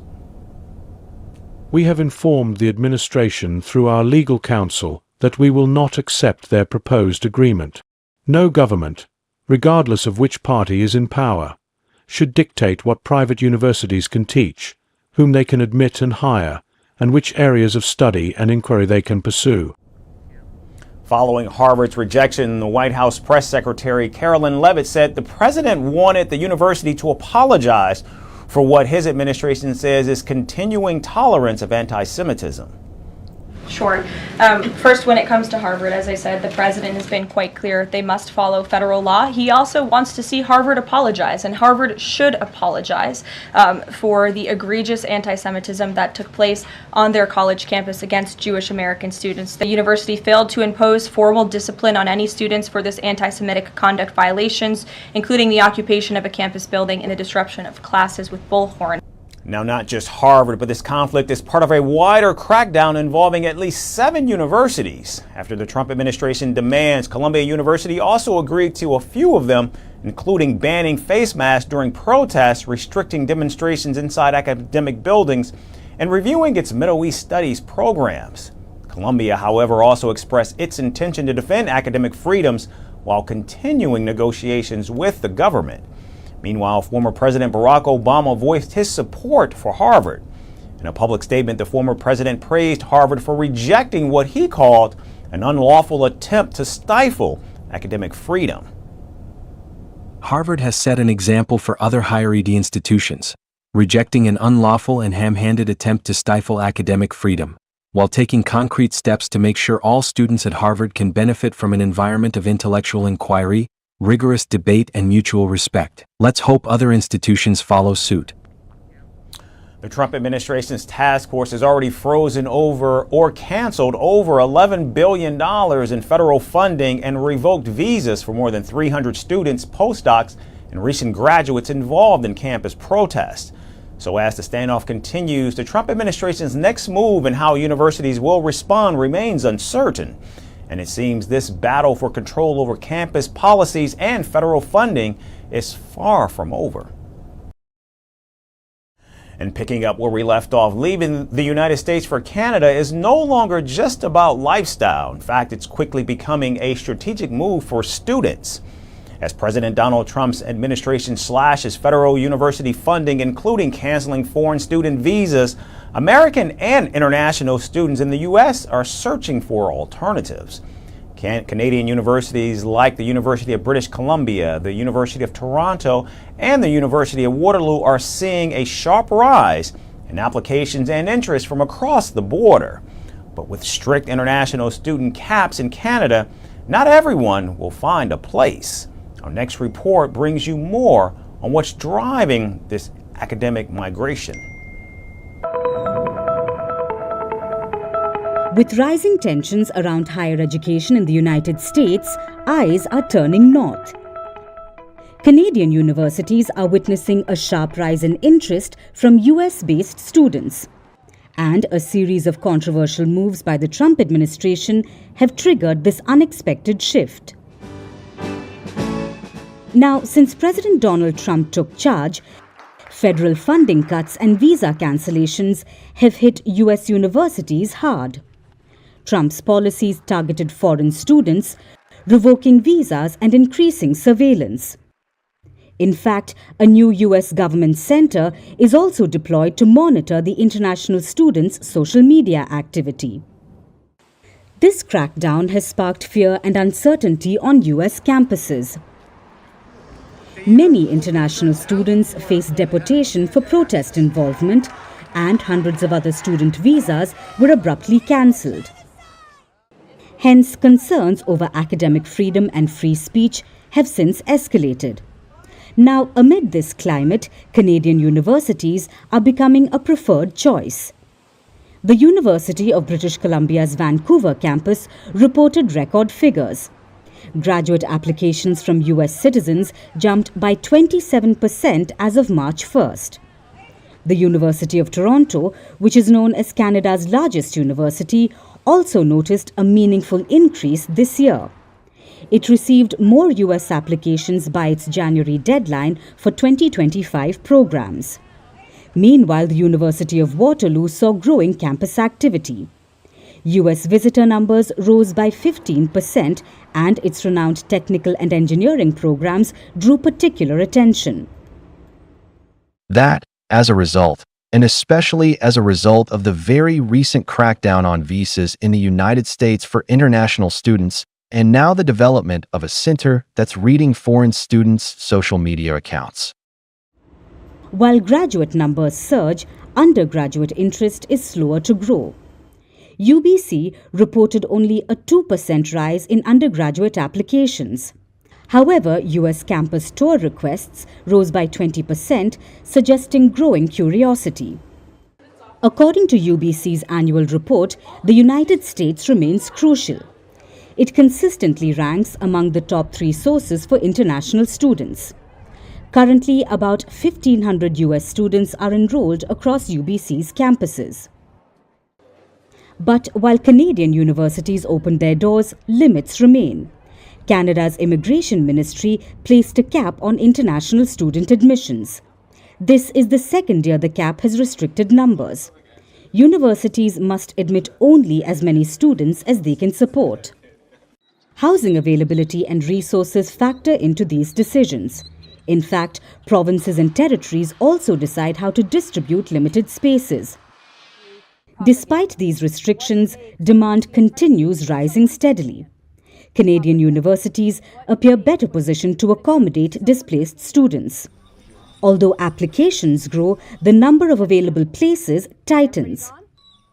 With Canada's universities growing in popularity and spaces limited, one question lingers. Who will claim those coveted spots next? And we end today's show about luxury bags carefully handcrafted in China. Turns out your quote-unquote made in Italy luxury handbag might have more ties to Chinese factories than to Tuscany. Thanks to viral TikToks from Chinese factory workers, the internet is now in a frenzy over claims that some of the most iconic designer bags are actually born in the East, just wearing a Western disguise. As tariff tensions tighten and TikTok truth bombs explode, the question remains, are luxury labels selling a European fantasy? Here's more on what's really going on. In the glamorous world of luxury fashion, where elegance and exclusivity reign supreme, a new kind of catwalk drama is stealing the spotlight. And no, it's not happening in Paris or Milan. It's happening on TikTok. You know who is producing high-quality accessories for those luxury brands like Chanel, Estée Lauder, L'Oreal? Courtesy Chinese factory workers and business owners who've had enough of staying backstage. Your made in Italy Gucci 80% come from Chinese factory. They just forget cryptic press releases. This saga is being told through bite-sized videos that pack a mighty punch. More than 80% of the luxury bags in the world are made in China. One TikTok video by now viral @SendBags2 claims that a whopping 80% of your beloved made in Italy or crafted in France bags are actually made in China. Yes, China. The bags will appear at their boutiques as made in Italy or made in France. The video, which has been viewed over 10 million times, features a man spilling the luxury tea. Do you recognize this style, this bag? Of course you do. For the past more than 30 years, we have been the OEM factory for most of the luxury brands around the world. Gucci, Prada, Coach, Louis Vuitton, you name it. And apparently, while they stitched and polished with Swiss watch precision, the big brands cashed in and took all the credit. This led to a wave of other creators singing the same song as @SendBags2. if your hammer says made in China, does it feel cheaper? No, that's not quality issue. It's luxury brand washing. We will always be the best OEM factory for luxury brands. Why don't you just contact us and buy from us? The creator behind @SendBags2 claims that when a Western brand tried ghosting China due to geopolitical tensions, they ran straight into disaster. Outsourcing elsewhere? Total flop. Inferior quality, slower timelines, and sky-high costs had them crawling back faster than a cancelled influencer. Interestingly, these Chinese manufacturers reportedly work under non-disclosure agreements. So a Chinese resident may be making your $1,000 Gucci bag, but they cannot say that out openly, up until now. But wait, don't toss your Birkin in the bonfire just yet. While TikTok may be flooded with claims, fashion insiders and regulations are side-eyeing the drama. US and EU laws around labeling aren't just fussy, they are practically forensic. Made in Italy and made in France require rigorous processes. From material sourcing to final assembly, everything has to happen on the home turf. Take Hermes, for example. The Rolls-Royce of handbags and footwear isn't flirting with Chinese outsourcing, or this is what they claim. They say their bags are crafted in quaint French workshops by artisans who train longer than some doctors. One reportedly has to complete a 5-year course to get the certification to make a Birkin bag. From leather tanning to final stitches. Hermes says it keeps it strictly French, and each bag is authenticated with artisan codes because, of course, even your handbag needs a passport before shipping off. As for Prada, Miu Miu, Saint Laurent, Gucci and Dior, they say that they are all stationed comfortably in Italy or France, mostly within leather-loving Tuscany. But with these TikTok creators claiming a different story, the doors for speculations, rumors and doubts are now flung open. Are these luxury faves phoning their products from the East or not? Even Chanel, Fendi, Louis Vuitton. But not all luxury brands are created equal. There are 200 plus brands floating in the luxury pool. And only 70 to 100 are actually basking in the high-end limelight. The rest? Well, who knows where they are stitching what, or what counts as substantial transformation. And that's our show for today. We certainly thank you so much for tuning in. We hope to see you right back here again tomorrow. Thanks, everyone, for tuning in.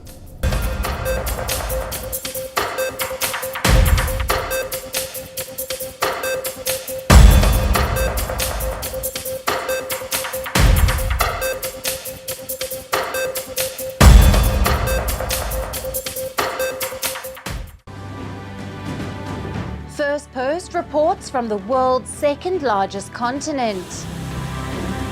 Hello, I'm Alison Lagrange. A very warm welcome from Durban, South Africa. We get you the news and the newsmakers from Africa. From elections to climate change to innovations and opportunities. As the world's attention shifts, we report from Africa, the heart of the global south. Join me every weekday live on Firstpost.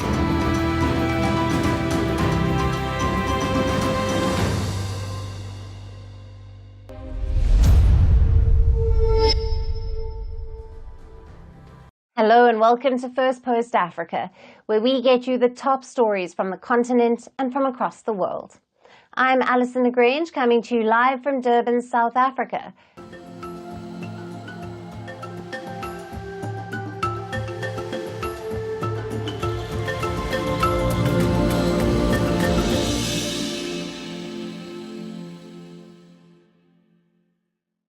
Hello and welcome. Our top focus today remains on Sudan. 2 years into a brutal civil war, the country now stands on the brink of a formal divide. Sudan's paramilitary, the Rapid Support Force, or the RSF, has announced a parallel government to the rival of the army-backed administration that it is battling.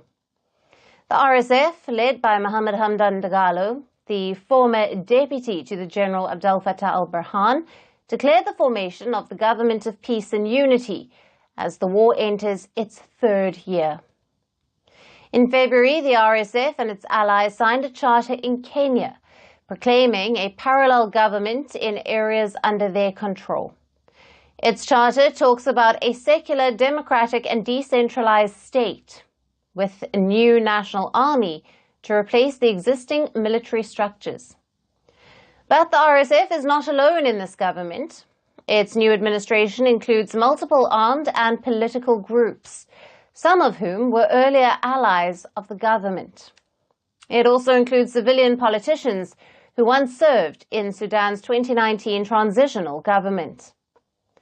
No country has yet recognized the RSF's new government.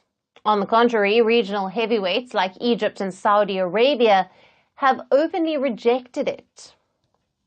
On the battlefield, the balance has begun to shift. The Sudanese army has recaptured Khartoum and is pushing back RSF advances. But the RSF still controls vast territories, particularly across Darfur, Gezira, and parts of Kordofan. As the RSF announced its parallel government, the United Kingdom hosted a major conference to mark 2 years of the Sudan War. The summit, co-hosted by the African Union, European Union, France and Germany, brought together key stakeholders including the United States, Kenya, Saudi Arabia, Egypt, Qatar, Turkey and the UAE. But absent from the table were the warring parties themselves. The conference failed to produce a joint agreement or to establish a contact group for ceasefire. Diplomatic disputes between Arab powers, particularly Egypt, Saudi Arabia and the UAE, blocked consensus on a final statement. As per reports, officials struggle to find neutral phrasing acceptable to Egypt, which maintains ties with the Sudanese army, and the UAE, which Sudan accuses of arming the rival RSF. Now, Sudan has dragged the UAE to the International Court, accusing it of aiding the RSF and being complicit in genocide. The UAE has been accused of secretly supplying weapons to the paramilitary groups in Sudan via Chad, a charge it strongly denies. However, for the first time, Saudi Arabia and Egypt have publicly distanced themselves from Abu Dhabi's alleged role. Now, this highlights growing tensions between the Gulf powers over Sudan. A deeply divided international front is further hampering the path to peace. As per estimates, over 150,000 people have been killed in the Sudan conflict, and more than 14 million are now displaced, marking the world's largest displacement crisis. As RSF declares a new government with no international recognition and a resurgent army on the offensive, its future remains deeply uncertain. Unless a political solution is found, Sudan risks not just continued bloodshed, but permanent fracture. Now, to discuss this further, we have with us Mohammed Nagi Alassam, who is a director of the Sudanese Center for Policy Studies, joining us live from Cairo in Egypt. Thank you for being with us. Thank you, Alison. Thank you for having me. Now, Mohammed, what are the potential implications of the RSF's declaration of this government of peace and unity for Sudan's territorial integrity and its political future? Yes. So basically, I think it will just formalize the status quo, where we have areas of control between the army and the RSF for almost 2 years, more than 2 years now. We are entering the third year of the war. This areas of control between the two parties will be formalized by the creation of RSF of its parallel government. Of course, a direct challenge to the national unity of the country. And but still, as you said, the political legitimacy of this parallel government will still be in question in the near future. Yes. And how might the RSF's move alter the dynamics of this ongoing conflict with the army-led administration under General Abdel Fattah al-Burhan? Yeah, I think the real intensity now, and it has been for quite a few time, will be around Al-Fashir. Al-Fashir is the capital city of North Darfur State, which is still controlled by the army. The RSF is trying very hard to capture Al-Fashir to complete its control over Darfur, the whole of that Darfur region, which is a very large part of the country. They recently captured a major nearby refugee camp. It's called Zamzam, and that resulted in grave violations, atrocious violations, including the killing of 9 humanitarian workers there from an international NGO. Al-Fashir, as I said, is the last army-held city in Darfur.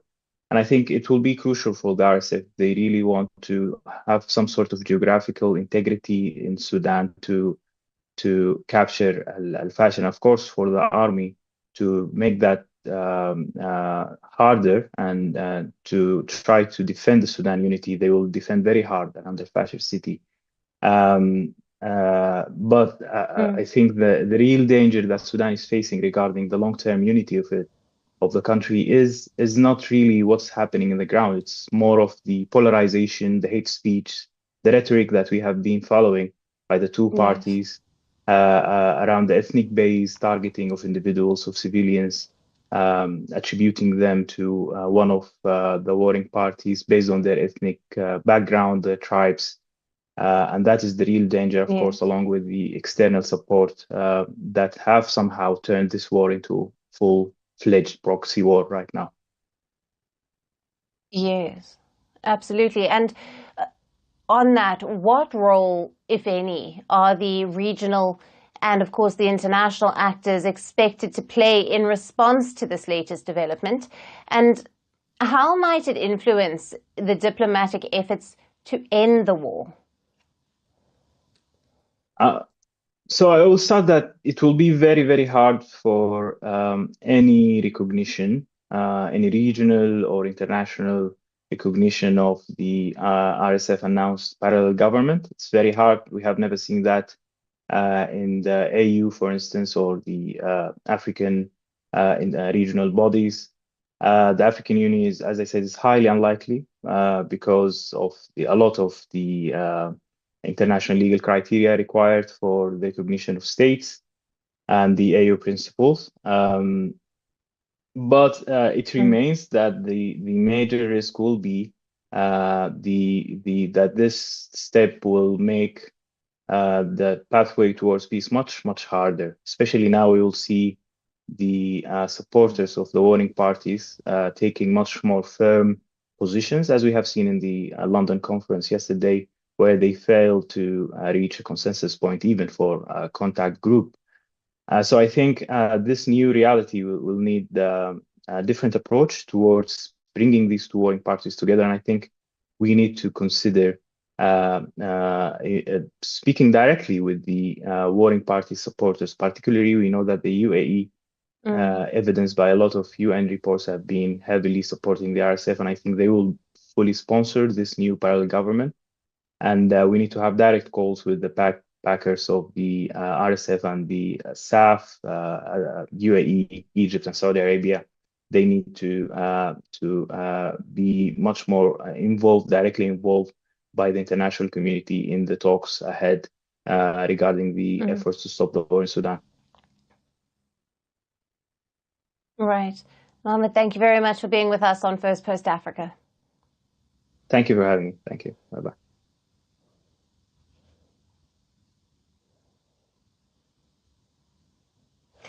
Shifting focus to Tunisia, where hundreds are protesting after a school wall collapse that claimed the lives of 3 students in a small town. The incident took place in the central Tunisian town of Mazouna. A dilapidated school wall collapsed, killing 3 teenage students who were preparing for exams. 2 others were also seriously injured. Now, Mazouna is located around 70 kilometers from Sidi Bouzid, the birthplace of the 2011 revolution that toppled the longtime president Zine al-Abidine. sparking the Arab Spring. Now, more than a decade later, public outrage against the authorities continues. Hundreds gathered near Mazuna National Guard post to demand justice. Residents blocked roads with burning tires, smashed a government vehicle. All shops and schools in the area were closed, and protesters chanted against social marginalization and demanded the dismissal of local officials. Where is the municipality? A wall so threatening should have been secured with wood while they waited for a solution. Why did they leave it like this until these children died? Local authorities must be held accountable. Today, we are holding those responsible accountable, and I know very well who they are, Mr. President, Mr. Prime Minister, to reveal all these failures and address them. Authorities have launched an investigation into the incident and have arrested the school principal. Now, President Kais Saied has called for greater caution to prevent such painful incidents in the future. But for the demonstrators, this tragedy symbolizes the deepening crisis in Tunisia's public services. A powerful Tunisian trade union has called for a nationwide school strike, protesting what they call is a failure by authorities to find real and serious solutions to save public schools. As per reports, protests have also erupted in the capital of Tunis, where hundreds of young people took to the streets, raising anti-government slogans and demanding the resignation of the president. Last week as well, similar rallies took place, with demonstrators accusing President Kais Saied of authoritarianism and calling for the release of political prisoners. Now, these rallies underscore growing concerns in Tunisia, a country once hailed as a symbol of hope during the Arab Spring.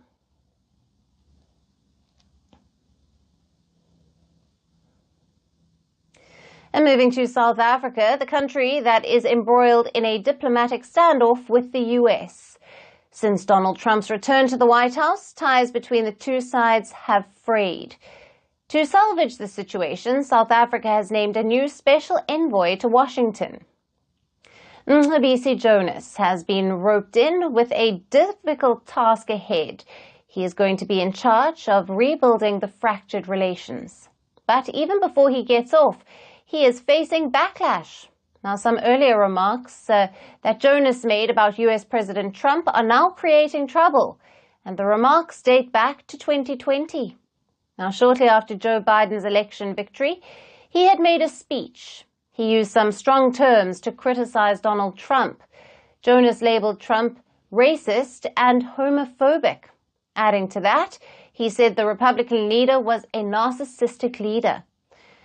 Jonas said this was while reacting to Biden's presidential win and called it a watershed moment for America.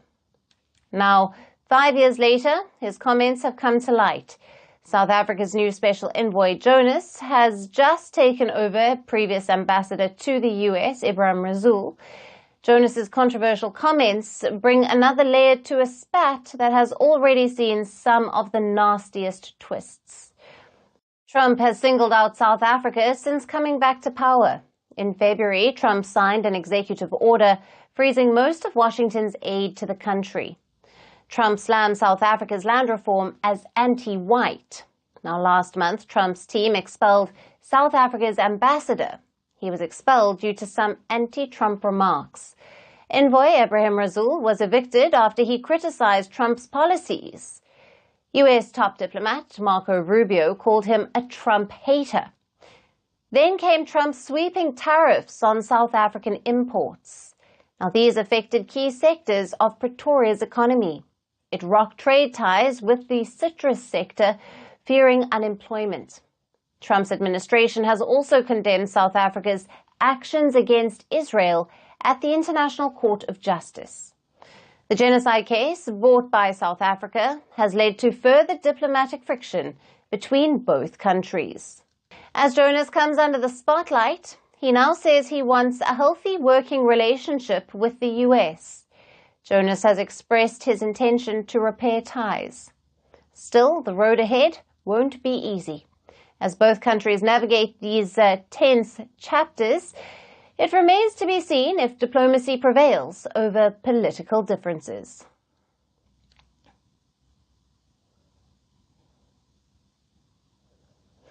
And our final story tonight takes us to Kenya, where a case of a wildlife trafficking bust is doing the rounds. But it's not the kind you'd expect. The case pertains to ants, some of the royal ones. At least 5,000 of them were hidden away in thousands of highly modified test tubes and syringes. Among the 4 culprits, 2 were Belgian teenagers, 1 Vietnamese and 1 Kenyan. All of them are now facing legal trouble. The ants in question are the giant African harvester ant. Now, they are also known as the mesocephalotes. And now these creatures are highly sought after. They are the largest of their species and can grow to impressive sizes. The queen ant alone can reach up to 25 millimeters in length. Many individuals who love exotic animals keep them as pets. It's said that each queen ant can fetch $130, making them gold mines for many wildlife smugglers.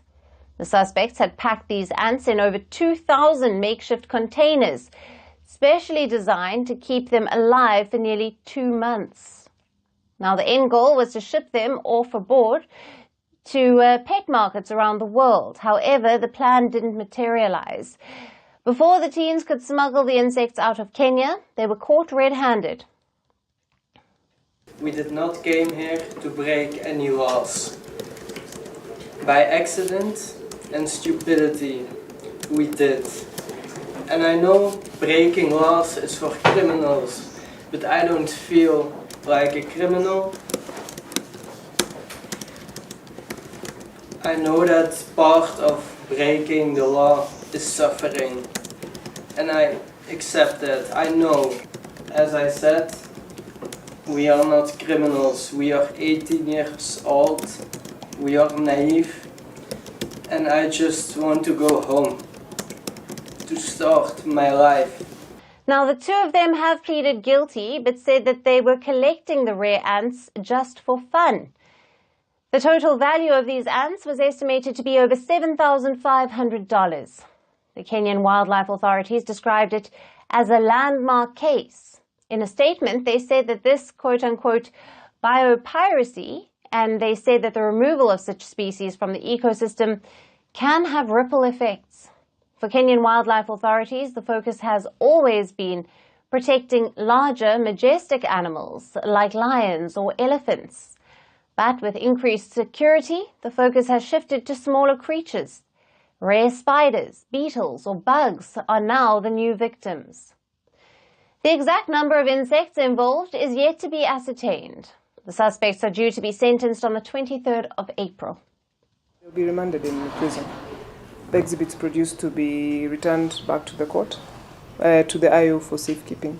We see each other on the 23rd, all right, in the morning. The case has prompted renewed calls for stricter surveillance. When it comes to the conservation of biodiversity, it doesn't always mean running after the big beasts. Sometimes the tiny ones too need attention. And that's it on the show for today. We will see you again tomorrow at the same time.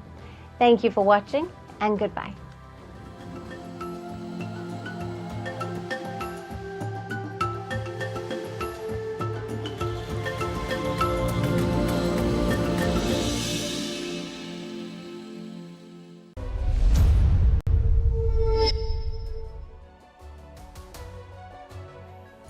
Hello, Namaskar. This is Firstpost and you're watching Vantage with me, Palki Sharma.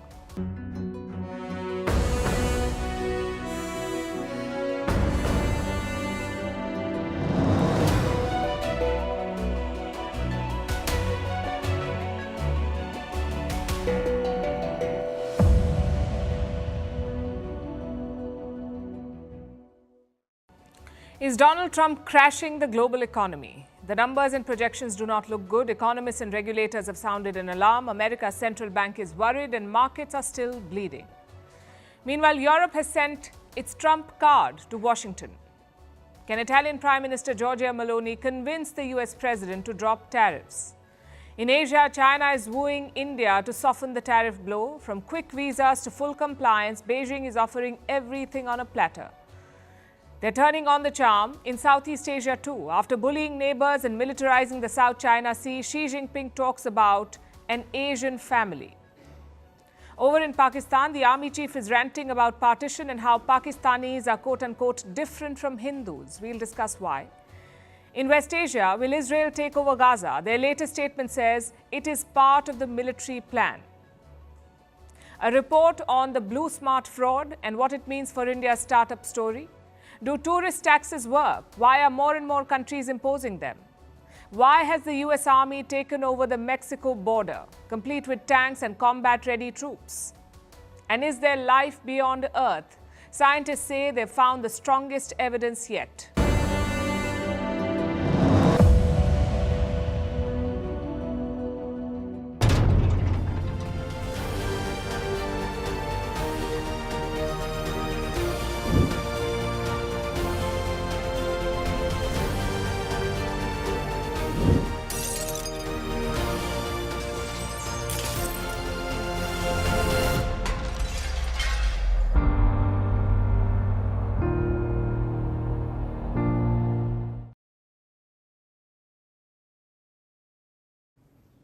In the last 2 decades, there have been 2 major economic crashes.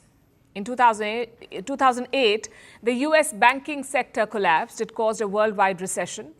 Then 12 years later, in 2020, the Wuhan virus struck. It triggered the largest economic crisis in more than 100 years. Now we are in 2025 and the world is on the brink of another crash. But it's also different this time, because this crisis has been crafted by just one man, US President Donald Trump. He is single-handedly rattling the global economy. The world's top economists and regulators are sounding alarms.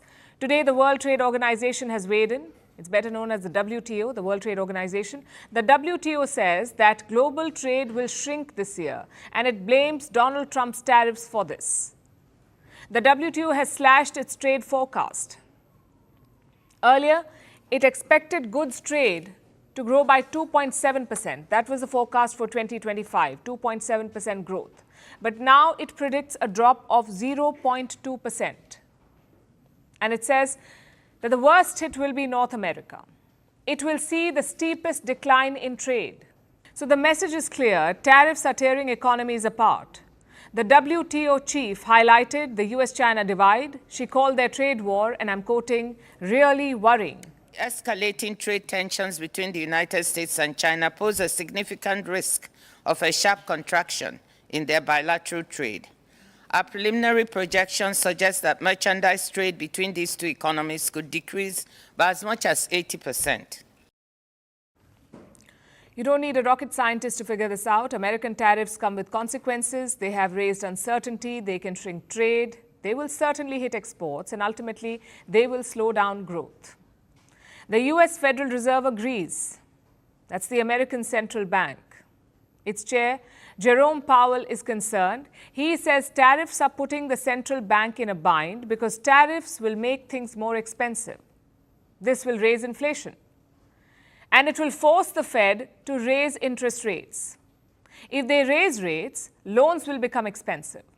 It will hurt economic growth. And it will lead to more unemployment.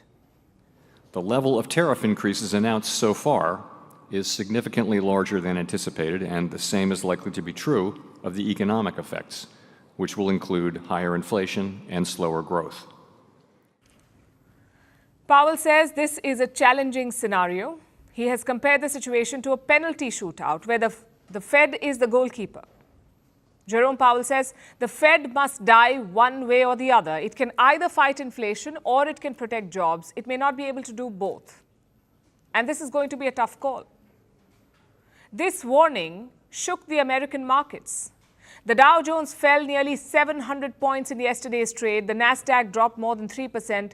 Technology stocks led this slide. The overall investor mood is grim. It is not a recession yet, but investors say they can see it coming. According to the Bank of America, global investors are spooked. The bank has conducted a survey. It spoke to 164 global fund managers. They manage assets worth almost $400 billion. Now, these managers are rethinking their investments in the US. They want to cut their holdings in US equities. Almost half of them believe that a hard landing is likely. That means a sharp slowdown, with falling growth, rising layoffs, and real financial pain. In February, just 6% of these investors felt that this was possible, but now 49% of them say that a hard landing is the most likely outcome. Here's another interesting fallout. Indian exports to the US surged last month. In the month of March, total exports from India crossed $86 billion, which is a record high. They shipped goods worth $10 billion to the US alone. Now, this is a jump of 35% compared to last year. And this spike is thanks to tariffs. Companies rushed to ship goods before the tariffs kicked in. Of course, this surge is temporary, possibly a one-off. Chinese imports into India have also soared. They jumped by 25% last month. As a result, India's trade deficit with China has crossed $99 billion. Long story short, the trade climate is precarious. Trump has paused tariffs for 90 days. This should have calmed markets and investors, but that has not happened. In fact, the opposite is happening. Fears of a recession are growing, this time not from a virus or a credit crisis, but from an ego trip that turned into a policy decision in Washington. Its ripple effects across the world are just beginning to show.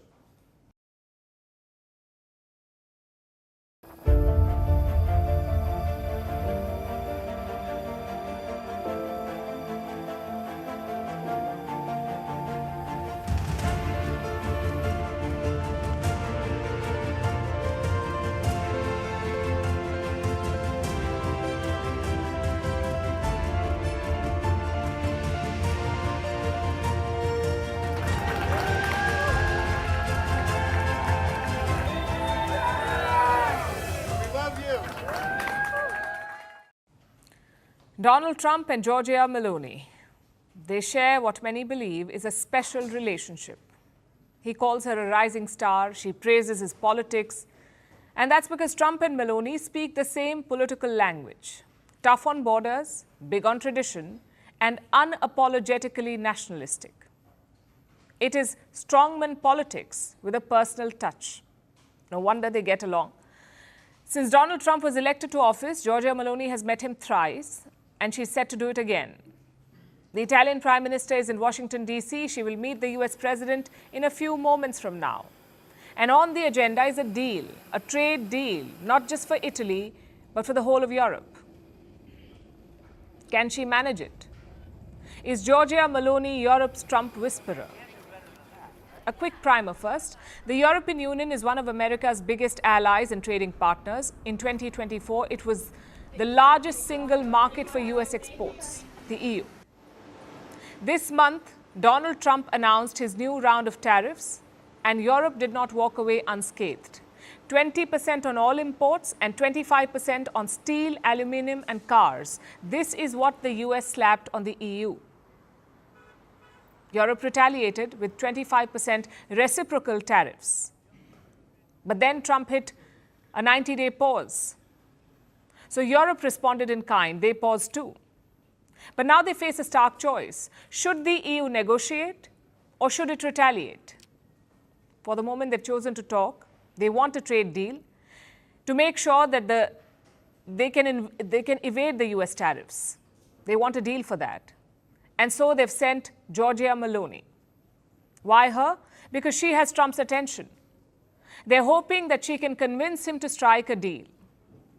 Earlier today, Meloni spoke to Ursula von der Leyen, the president of the European Commission. The two are said to have coordinated her messaging on what she is going to say to Trump. They discussed that. So Europe is counting on Meloni to get the job done. But what's in it for her? Well, this is a leader who has positioned herself as a bridge between Europe and Trump's America. She has been panned for her closeness to the new US administration, but the Italian Prime Minister has maintained that it will pay off. And this is her test.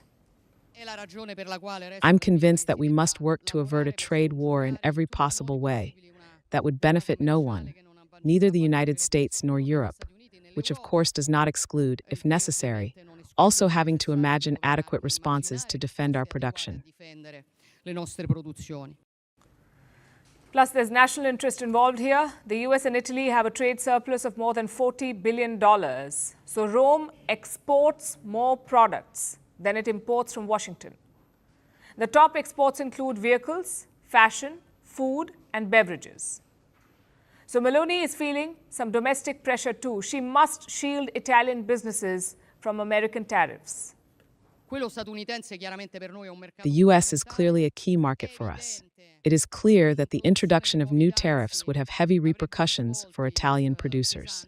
I personally think it would also be an injustice for many US citizens, because it would limit the possibility of buying and consuming our excellence only to those who can afford to spend more. So right now she's on a mission impossible. Not everyone is optimistic about it. Reports suggest that some European officials were not in favor of this visit. They think it undermines European unity. That Europe should put up a united defense and not depend on individual friendships. Many also fear that Meloni will freelance, that she will cut a good deal for Italy and leave the rest of the EU in the dust. Now, we'll have to wait and see how this plays out, but we do know that the Italian Prime Minister is no stranger to balancing acts. Since taking office, she has walked the diplomatic tightrope, signaling solidarity with Europe on Ukraine while maintaining ideological sympathy with Trump. She's condemned Russia's invasion, but she's also avoided the zealous moralism of some European counterparts. She talks to Macron and she also talks to Elon Musk. So Giorgia Meloni knows how to work with all camps. But this is a risky gambit. If she fails, Europe may not forgive her. If she succeeds, she will be hailed as the unlikely savior of the transatlantic alliance. So there is a lot riding on her back. The next few hours will tell us if Giorgia Meloni is just Trump's friend or Europe's fixer-in-chief.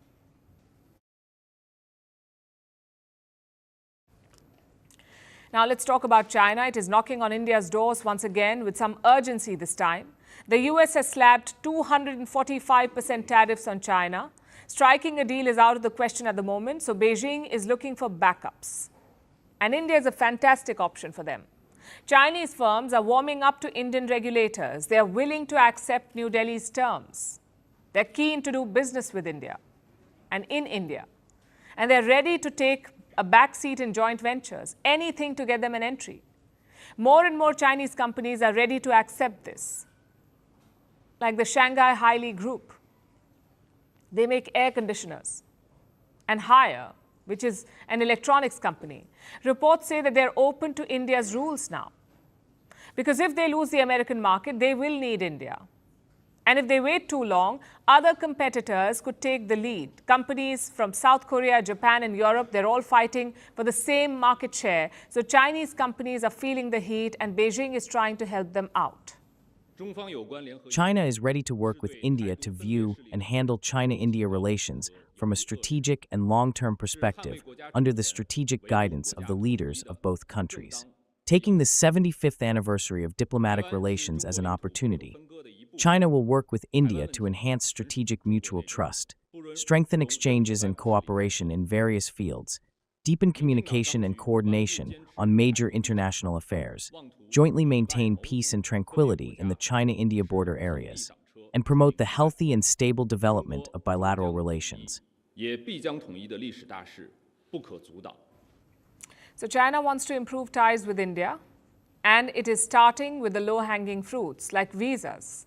China is fast-tracking visas to Indians. This year, they have issued more than 85,000 visas to Indians already, 85,000 so far this year. The Chinese embassy wants more Indians to visit. They have simplified the visa rules, no appointments to file applications, no biometrics for short trips, and fast approvals. That's what the Chinese embassy is promising. Basically, China is trying to build a new image. It is promising a more open, a friendly China to Indians. And the message comes directly from President Xi Jinping. Earlier this month, he wrote a letter to the Indian president. He spoke of a dragon-elephant tango, a metaphor for the two nations working together. But India remains cautious. Commerce Minister Piyush Goyal has made India's position clear. He said this on multiple forums in recent days, that India is not encouraging Chinese investment, and that trusted partners would get priority, like countries from Europe and North America, nations that play by the rules and offer equal opportunities. They will be prioritized. That's what Goyal has repeatedly underlined in his public statements. He highlighted the case of BYD, the Chinese EV maker. BYD is the world's largest seller of EVs. It wanted to build a factory in India, but New Delhi rejected the proposal. Piyush Goyal has said that it is a no to BYD. India's position on Chinese companies is quite clear. They will have to play by India's rules. And that means no dumping and no backdoor deals, which happens to be a growing risk for India. Trade data shows a growing imbalance. In 2024-25, India's trade deficit with China crossed $99 billion. Chinese imports continue to rise, especially in electronics and consumer goods. And now with the US tariffs biting, Chinese firms might dump even more goods in India. This is a major concern for the Indian economy, and it will have a bearing on the trade negotiations with the US. Let me explain how. Donald Trump has singled out China in his trade war. At the same time, he has imposed tariffs on every US trade partner. Why the others? One reason for that was rerouting. Experts believe that Trump wanted to close all backdoors so that China could not sneak in goods via other territories. And that is why India must be careful. It cannot be seen as helping China dodge the tariffs, even by mistake. This could backfire on New Delhi. It could hurt ties with Washington. And that is why the government of India is setting up a watch unit, basically an agency to track cheap imports and stop rerouting. The unit's larger goal is to protect local players and to make sure that Indian firms do not end up helping China dodge US tariffs. So while Beijing may be warming up to New Delhi is in no rush to strike deals. It is choosing partners carefully and keeping its eyes wide open.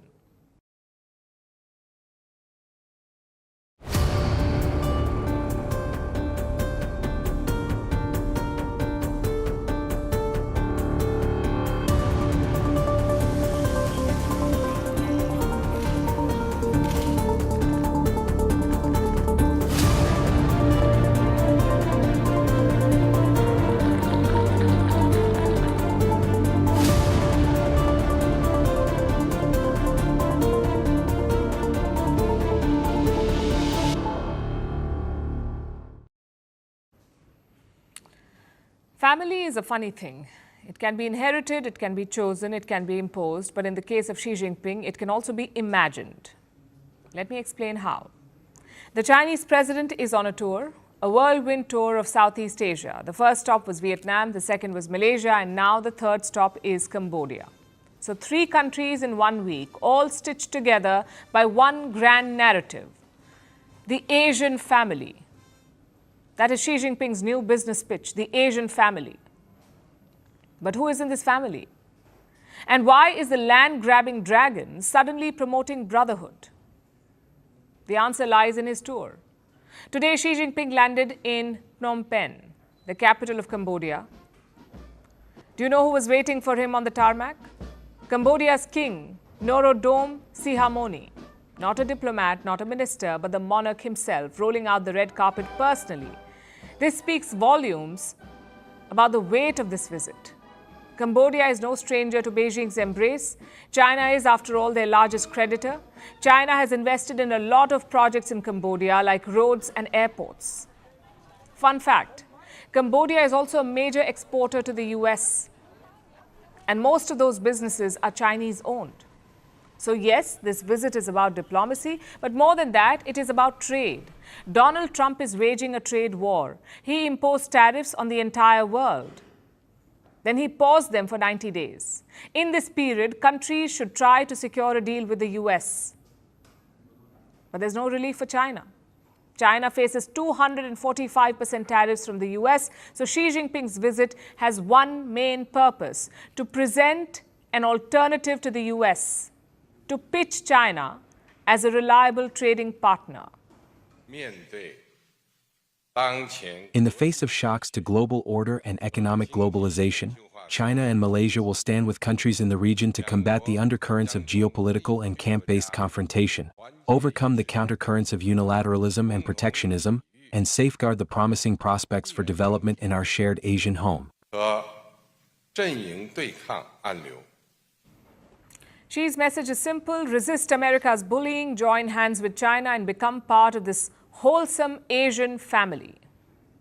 And it's a message he's repeated multiple times in the last 1 week.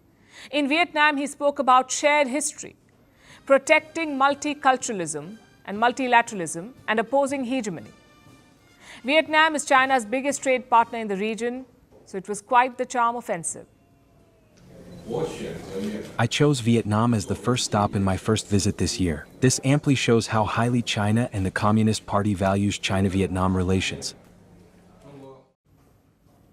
Then in Malaysia, Xi tried to rake up the riz. There were multiple deals, handshakes and laughter. China is Malaysia's largest trading partner. In 2024, China-Malaysia trade touched $212 billion. So the push was to build on it. As of today, the two countries have united and cooperated to build a common destiny. Sino-Malaysian relations are entering a new golden age. The long history of friendship between China and Malaysia is nurturing, growing in cultural integration, and being sublimated in the midst of mutual benefits. And now it is Cambodia, the final stop of his family vacation. But here's the problem: this Asian family is just an elegant metaphor. It is divided and constantly harassed by China. They may share history, borders, and even cultures, but they also share historical grievances, territorial disputes, and trade battles. Xi Jinping may be extending his arms right now, but until recently he was making news for drawing red lines, for using trade as a weapon, for militarizing the South China Sea, and for sending warning shots to neighbors who dared to lean west. Now he suddenly wants a family reunion because he needs these neighbors to fight the trade war with Trump. He's offering brotherhood, a family, an Asian century. Will Southeast Asia take up this offer? And these countries aren't exactly spoiled for choice, but they must remember that the dragon has a forked tongue. They should read the fine print if they don't want to be the meat in a trade war sandwich. Southeast Asia must be cautious.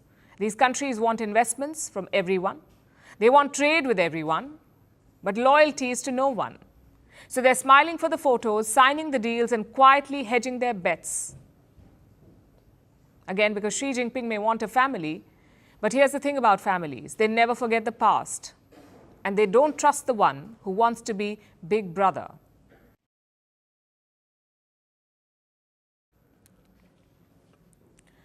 Let's turn to Pakistan now, where the country's leader is in a mood to rant. If you're waiting for Shehbaz Sharif to pop up, do not bother. I'm talking about their real leader, Pakistan's army chief, Asim Munir. He spoke at a convention in Islamabad recently. He sounded like those old uncles at a dinner, angry, resentful, and hateful. First, he wound back the clock to 1947. He spoke about the two-nation theory propounded by Muhammad Ali Jinnah. Listen to this. Pakistan की कहानी अपने बच्चों को जो है आपने जरूर सुनानी है ताकि वो पाकिस्तान की कहानी ना भूलें. Well, our forefathers they thought that we are different from the Hindus in every possible aspect of life. Our religion is different, our customs are different, our traditions are different, our thoughts are different, our ambitions are different. That was the foundation of the two-nation theory that was laid there. That we are two nations. We are not one nation. So because of that, our forefathers, they struggled, mounted that incessant struggle to create this country. Now, some background here. Before 1947, there was no Pakistan. Indian Hindus and Muslims used to live together. But Jinnah demanded a separate nation, a nation exclusively for Muslims. He justified this demand using the two-nation theory. He claimed that Hindus and Muslims could never live together in harmony. Thus, a Muslim Pakistan was necessary. Why is General Munir talking about this now, almost 8 decades later? We'll come to that in a bit, but first, listen to what the general said on Kashmir. Our stance on Kashmir is absolutely clear. It was our jugular vein. It is our jugular vein. We will not forget it. And we will not leave our Kashmiri brethren in their heroic struggle, what they are waging against the Indian occupation. The general is right about one thing. We are very different countries and societies. India is exporting iPhones and laptops to the world. Pakistan is exporting terrorists. India is planning to send people to space. Pakistan is sending beggars to Saudi Arabia. India is aiding and assisting low-income countries. Pakistan is living loan to loan. India is pushing back against Chinese expansionism. Pakistan is willingly becoming a Chinese colony. India's cricket league has become the envy of the world. Meanwhile, Pakistan's cricket league is gifting hair dryers to top performers. I could go on, but you get the gist. This is a hateful and provocative rant by the Pakistani army chief. India has criticized his comments. New Delhi is asking Pakistan to vacate Kashmir. How can anything foreign be in there in a jugular vein? This is a union territory of India. Its only relationship with Pakistan is the vacation of illegally occupied territories by that country. But what triggered all of this? What awoke the sleeping Jinnah inside General Munir? Simple. Circumstances. Pakistan is at its weakest point in decades. Let's look at their economy first. 40% people in Pakistan live in poverty. The currency has depreciated, and listen to this, 177% in the last decade. Unemployment has risen from 1.5% to 7%. Total debt stands at $280 billion, which is around 83% of their GDP. For most countries, this would be the primary challenge, fixing their economy. But not for Pakistan. Their biggest challenge is security. Pakistan's provinces are virtually in open rebellion. Baloch insurgents are striking at will. Last month, they hijacked a train in Balochistan. At least 60 people were killed in that attack. This week, they targeted a bus carrying security personnel. At least 3 were killed and 16 injured. Now, this is a big province in open rebellion. Balochistan, it's a very big province. It makes up 44% of Pakistan's total area. If you lose that, you lose nearly half of your country. So that's Balochistan. Next is Khyber Pakhtunkhwa. This is home base for the Pakistani Taliban. Their mission is to topple the regime in Islamabad. How? By striking at the military. Last year, around 1,600 people were killed in terror attacks in Pakistan. Almost 700 of them were security personnel, 700 in 1 year. So that's 2 provinces with an active insurgency. Next, you have Pakistan-occupied Kashmir. Last year, major protests broke out there. Some political factions in POK have threatened to revolt. They had a warning for the army last month. They said dead bodies of soldiers would be found in dams. It is in this backdrop that Asim Munir took the stage. His country is pulling apart. His soldiers are being hunted, and his economy is in ruins. Yesterday, the general issued a warning to these insurgents. And even here, he dragged in India. Listen in. You think terrorists, they can take away the destiny of the country from us? If this great Pakistani nation and the Pakistani armed forces, if 1.3 million Indian army with all their wherewithal, if they cannot intimidate us and they cannot coerce us, these terrorists can subdue the armed forces of Pakistan. If you're a Pakistani, there are many ways to interpret this: a desperate rant, a declaration of war on insurgents, or an exercise in hate. But for India, the message is quite clear. Pakistan has no intention of fixing its relations with New Delhi. It is not going to abandon the Kashmir issue either. If anything, they could double down because Pakistan's generals are masters of distraction. Economy not doing well? Rewind to the two-nation theory. No jobs for the youth? Appeal to their Islamic beliefs. No end to insurgent attacks in provinces? Make up an imaginary threat from India. Asim Munir did all of this with one speech yesterday. I'm sure he saw it as a glorious moment in his career of election rigging and meddling, but in reality, he looked weak and afraid.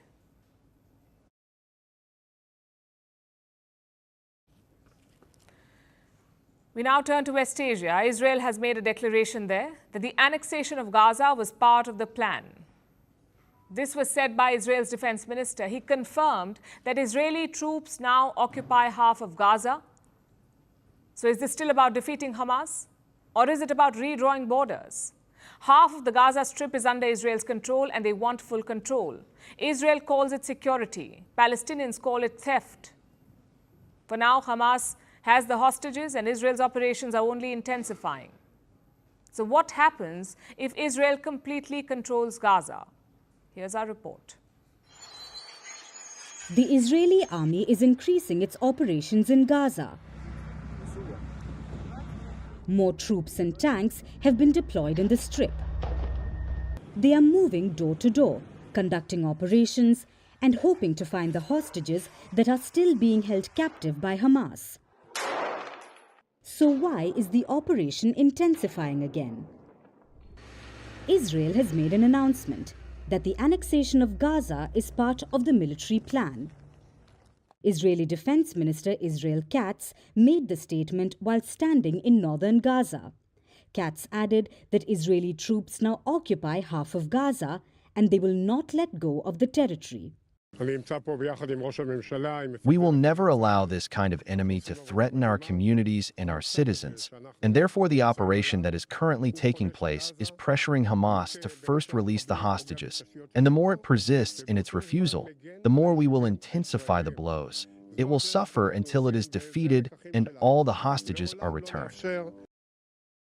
And the Israeli Defense Minister had the approval of his leader.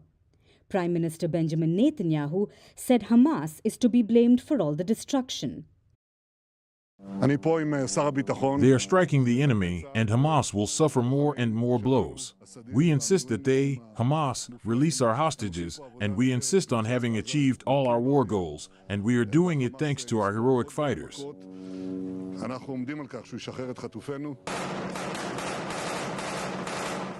Currently, Israeli troops are heavily deployed in northern Gaza. They control the Erez crossing, the Gaza city, and are pushing toward the city of Khan Yunis. But the advances are being made from two directions. The Israeli army is also advancing from the south. Israel already controls the Rafah crossing, and they have created a buffer zone between central and southern Gaza. Basically, the Israeli army is splitting Gaza into multiple pieces and slowly taking control of the Strip.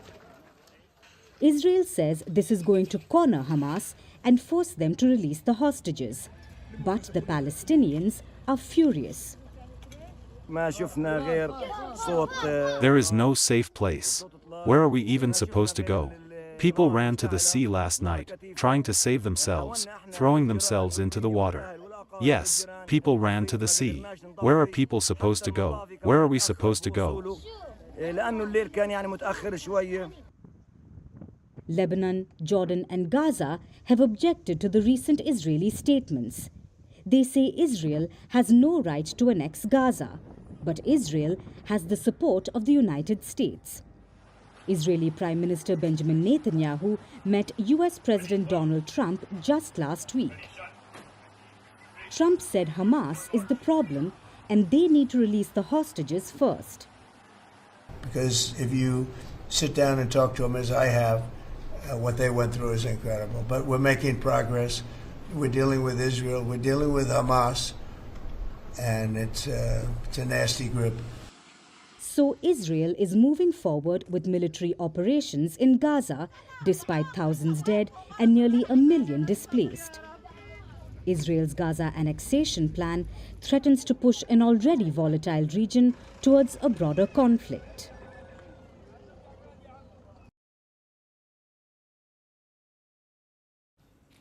The honeymoon is over for Indian startups. No more celebrity treatment, no more endless checks. Their models and their integrity are being scrutinized. And how are they holding up? Not too well. If you live in Delhi or Mumbai, you must have seen Blue Smart cabs. It's a taxi service like Uber and Ola, except all Blue Smart cabs are electric. Users love their service, the cars were better maintained, the drivers were always helpful, and the cost just slightly more than Uber or Ola. But this week, Blue Smart shut down its operations. The reason? Fraud by its founders. Let me introduce them first. Blue Smart was founded by two brothers in 2019, Anmol and Puneet Singh Jaggi. Along with Blue Smart, they ran another company, Gensol Engineering Limited. Now comes the complicated part. The brothers would purchase EVs through Gensol Limited, then lease these EVs to Blue Smart. That's how they operated this cab fleet. To buy the EVs, Gensol took loans from the government, from government-run lenders. How much loan? Around 830 crore rupees to buy 6,400 EVs.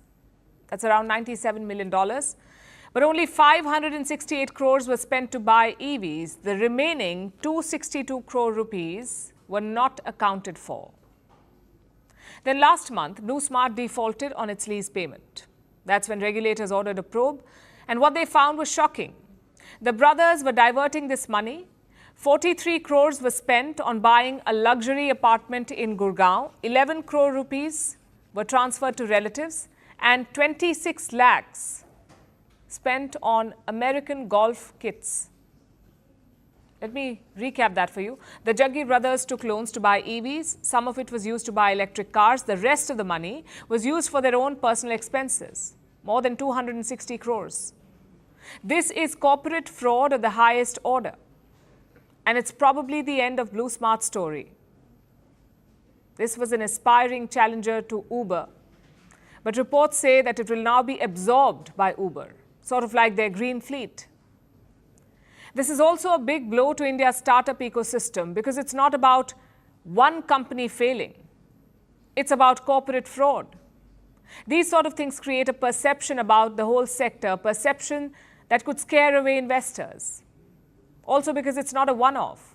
In 2023, a car service startup faced the heat. It was called Go Mechanic. Their founders admitted to financial errors in their books. In 2022, it was online commerce startup Trell. They too were accused of fraud.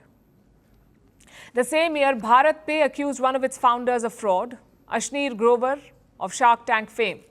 Later, both sides reached a settlement. And finally, we have the big fish, edutech startup Byju's. Last month, a US court ruled that the company defrauded investors. Byju's is also being accused of misappropriating loans, nearly $533 million of it. None of this bodes well for Indian startups because all these stories are splashed across newspapers. Rest assured, investors will be reading them. And what impression do you think they'll get? That India's startup ecosystem is a bit shady. But that alone is not the problem here. The vision of Indian startups is also being questioned, that too by the Commerce Minister of the country. What are India's startups doing today? We are focused on food delivery apps, turning unemployed youth into cheap labor so the rich can get their meals without moving out of their house. So Indian startups face three complaints. Number one, they're not thinking big enough of 10-minute deliveries and food joins. Where are the deep tech startups? That's criticism number one. Number two, the existing startups may not survive in the long run. Look at this report. It studied 146 startups, including your Zomatos, Oyo, Paytm. 110 of them incurred losses. So the business models have not been perfected yet. Finally, complaint number three. Financial irregularities. Way too many cases are popping up. Blue Smart is just the latest example of it. The government will have to play a role in addressing all of this. Until now, we handle startups with kid gloves. Maybe it's time for a bitter pill.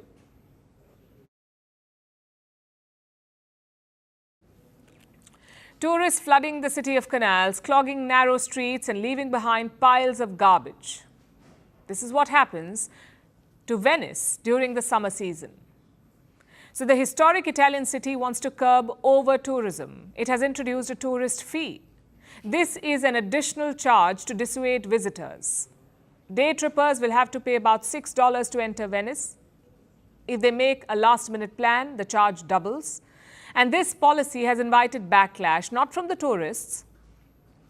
They don't seem to mind a few extra bucks, but from the residents of Venice, who say that the tourist fee does not work. And they're not completely wrong. But why is that? Why is it not working? And why is country after country introducing it anyway? Here's a report. This is Venice, an ancient Italian city that finds itself on the bucket list of many travelers.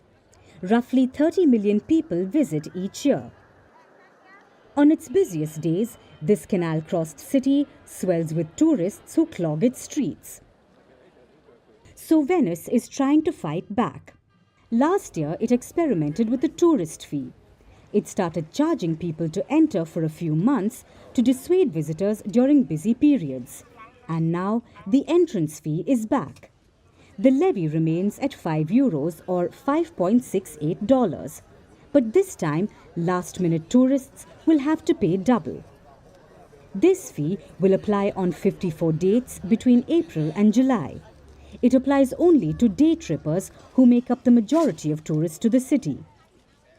The question is, will this tourist fee help the sinking city deter visitors?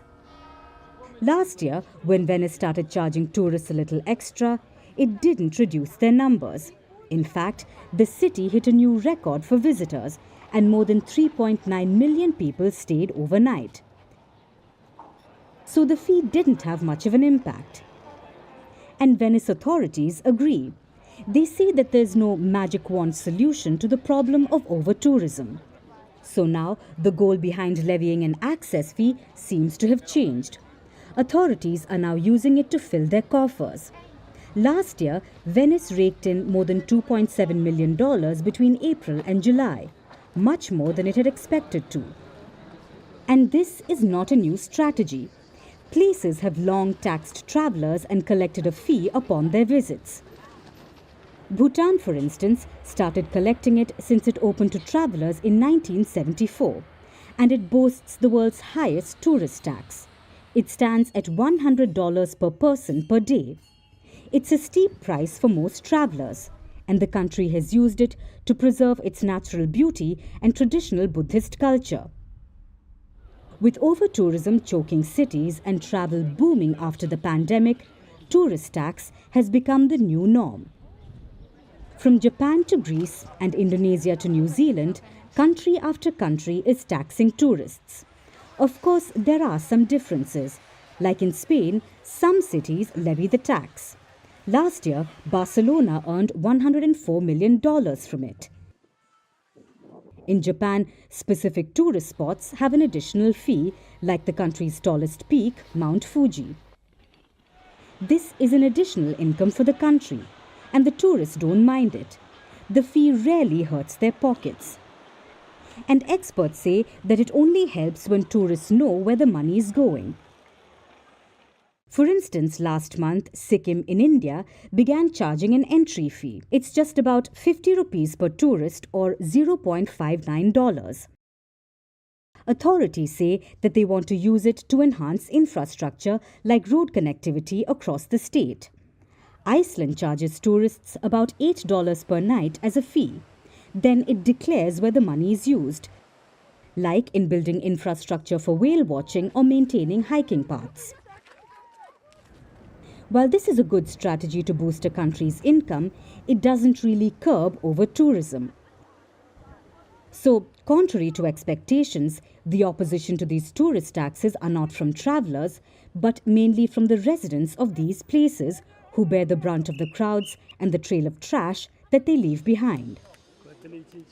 So, it's about time the governments figure out alternative methods to curb the problem. Because clearly, charging tourists a bit extra doesn't stop local communities from paying the price for over-tourism.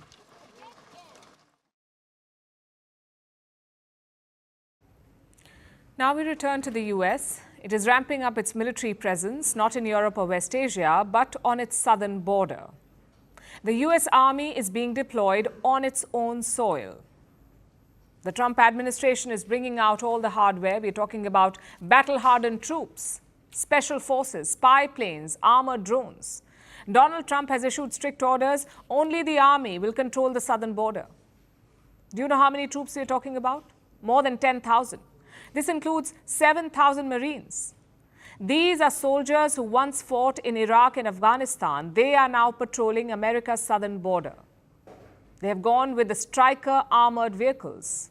These are basically mini tanks. 50 of these have been deployed and more are on the way.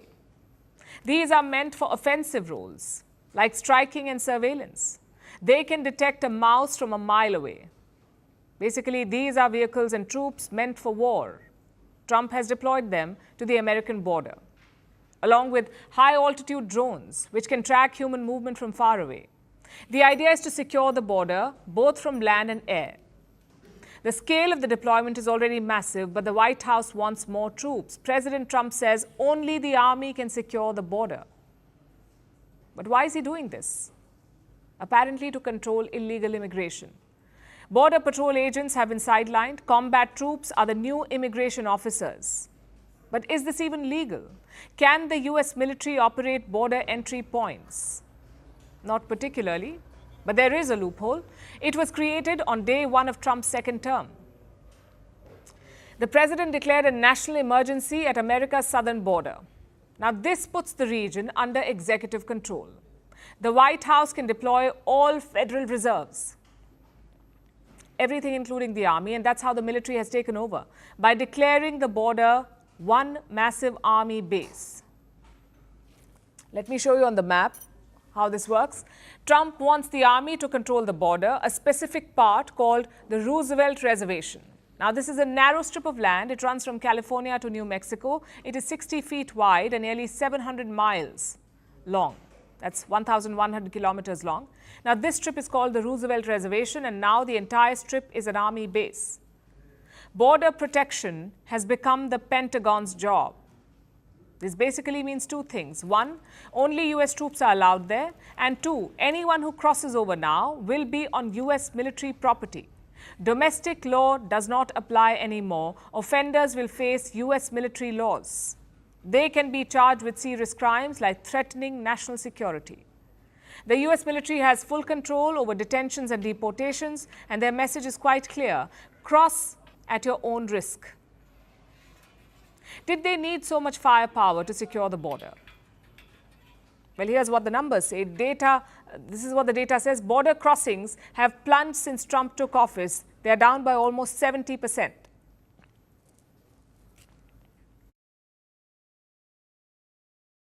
So why is Trump increasing military presence? Because border politics wins votes. Republicans are worried about the midterm elections next year. These are held in the middle of a presidential term, hence the name midterm. Trump's party feels that tariffs will hurt them. So how do you garner support? By flexing military muscle. And this is Trump's go-to strategy. He did this in the first term as well, by constantly talking about a wall. You may remember that. Trump wanted to build a wall along the Mexico border. Well, he was president for 4 years, and now he's president again, but that wall is still not complete. He deployed troops the last time too, for the same reasons, to stop illegal entry. So the tactics have not changed. Only this time the deployment is bigger. Think about it. The world's biggest military is patrolling its own backyard. Mexico is clearly unhappy. They have sent a memo to the Trump administration. We sent a diplomatic memo in the sense that it's an autonomous decision in their own territory, but we hope it will not cross the border and that there will continue to be the same collaboration we've had so far in security. We don't know if that's to keep building the wall or the objective, but in any case, we always demand respect and coordination.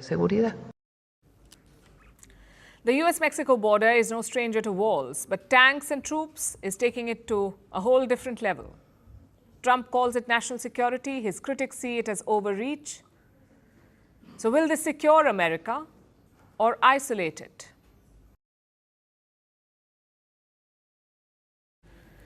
For centuries now, humans have created stories of beings that may dwell in the skies.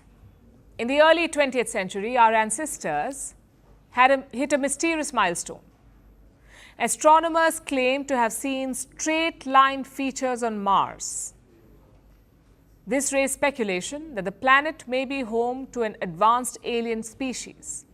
And it fueled the rise of pulp science fiction, with movies and books about flying spaceships and blue aliens.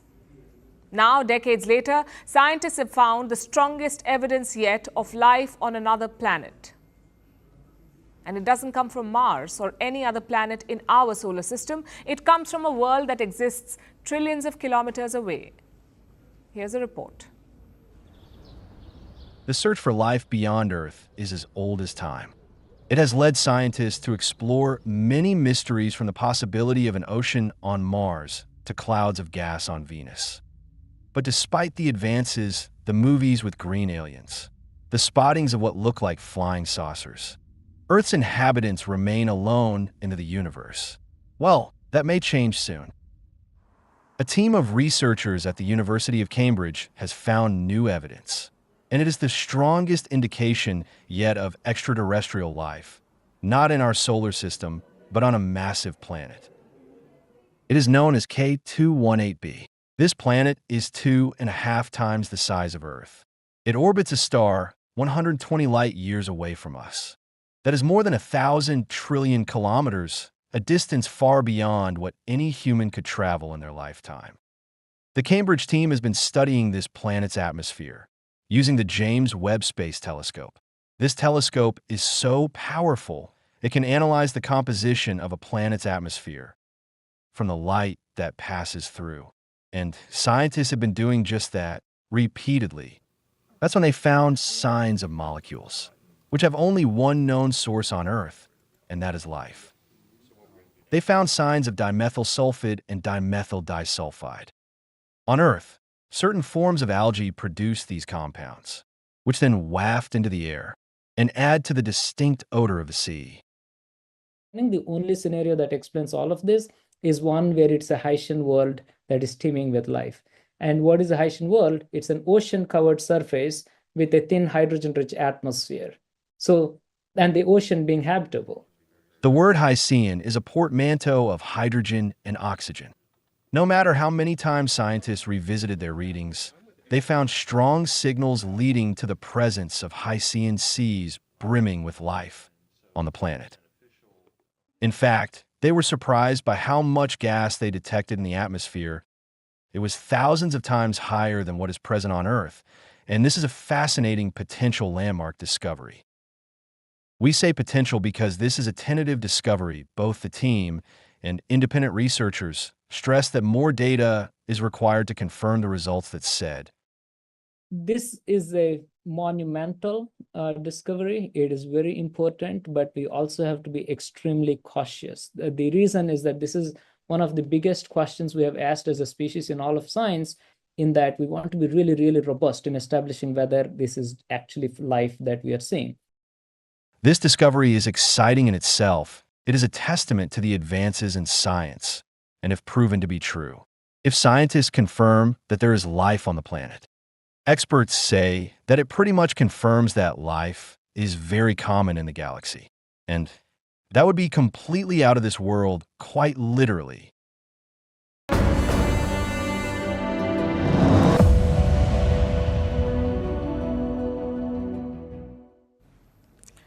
Scientists have not found a panacea yet, but Indians certainly have. It is called Dolo 650. Now, Dolu is a branded paracetamol.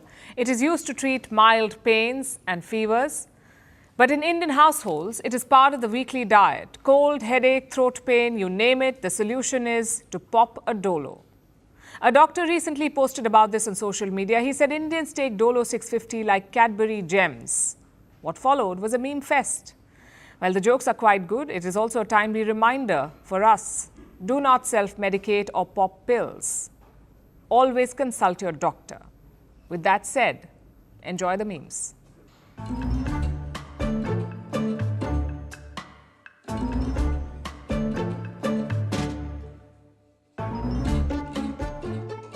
धंधा first class चल रहा है, टकाटक चल रहा है और नोटों की तो बारिश हो रही है।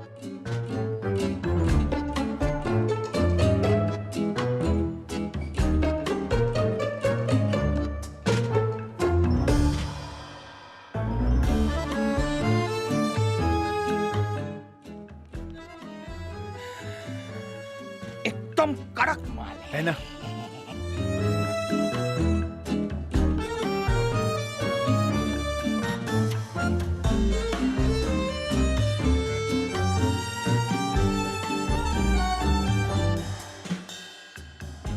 एक जमाना था जब हम भी गरीब हुआ करते थे। रातों रात करोड़पति हो गए हम। रातों रात करोड़पति? हाँ। कैसे? 25 दिन में करोड़पति।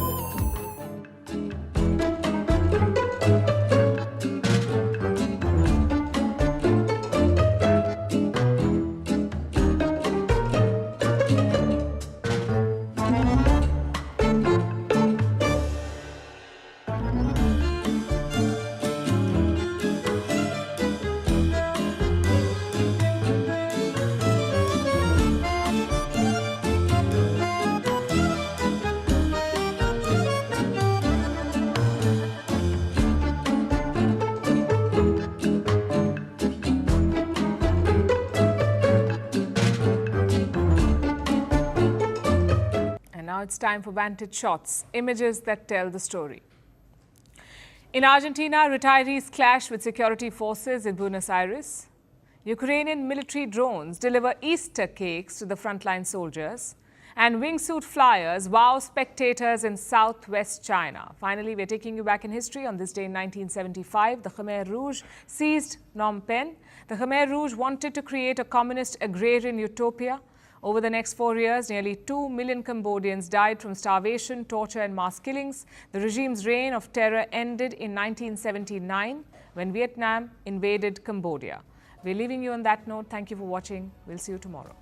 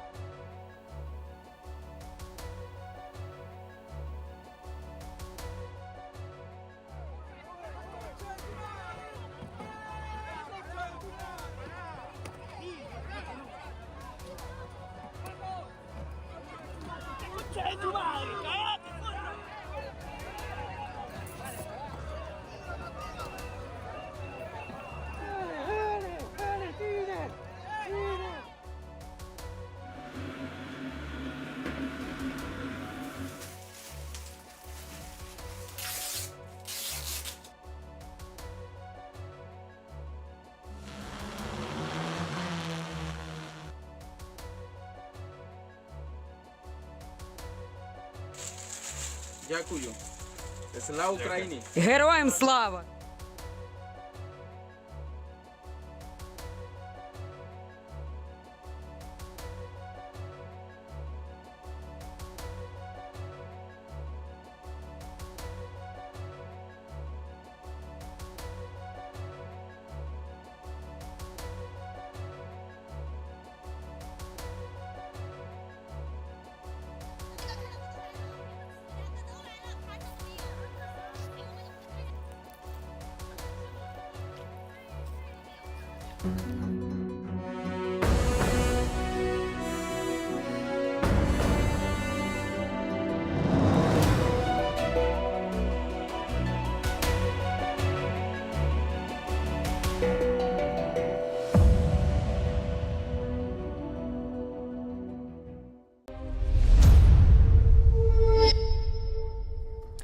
Hello, everyone, and welcome to Firstpost America. I'm Eric Ham, coming to you live from the nation's capital in Washington, D.C.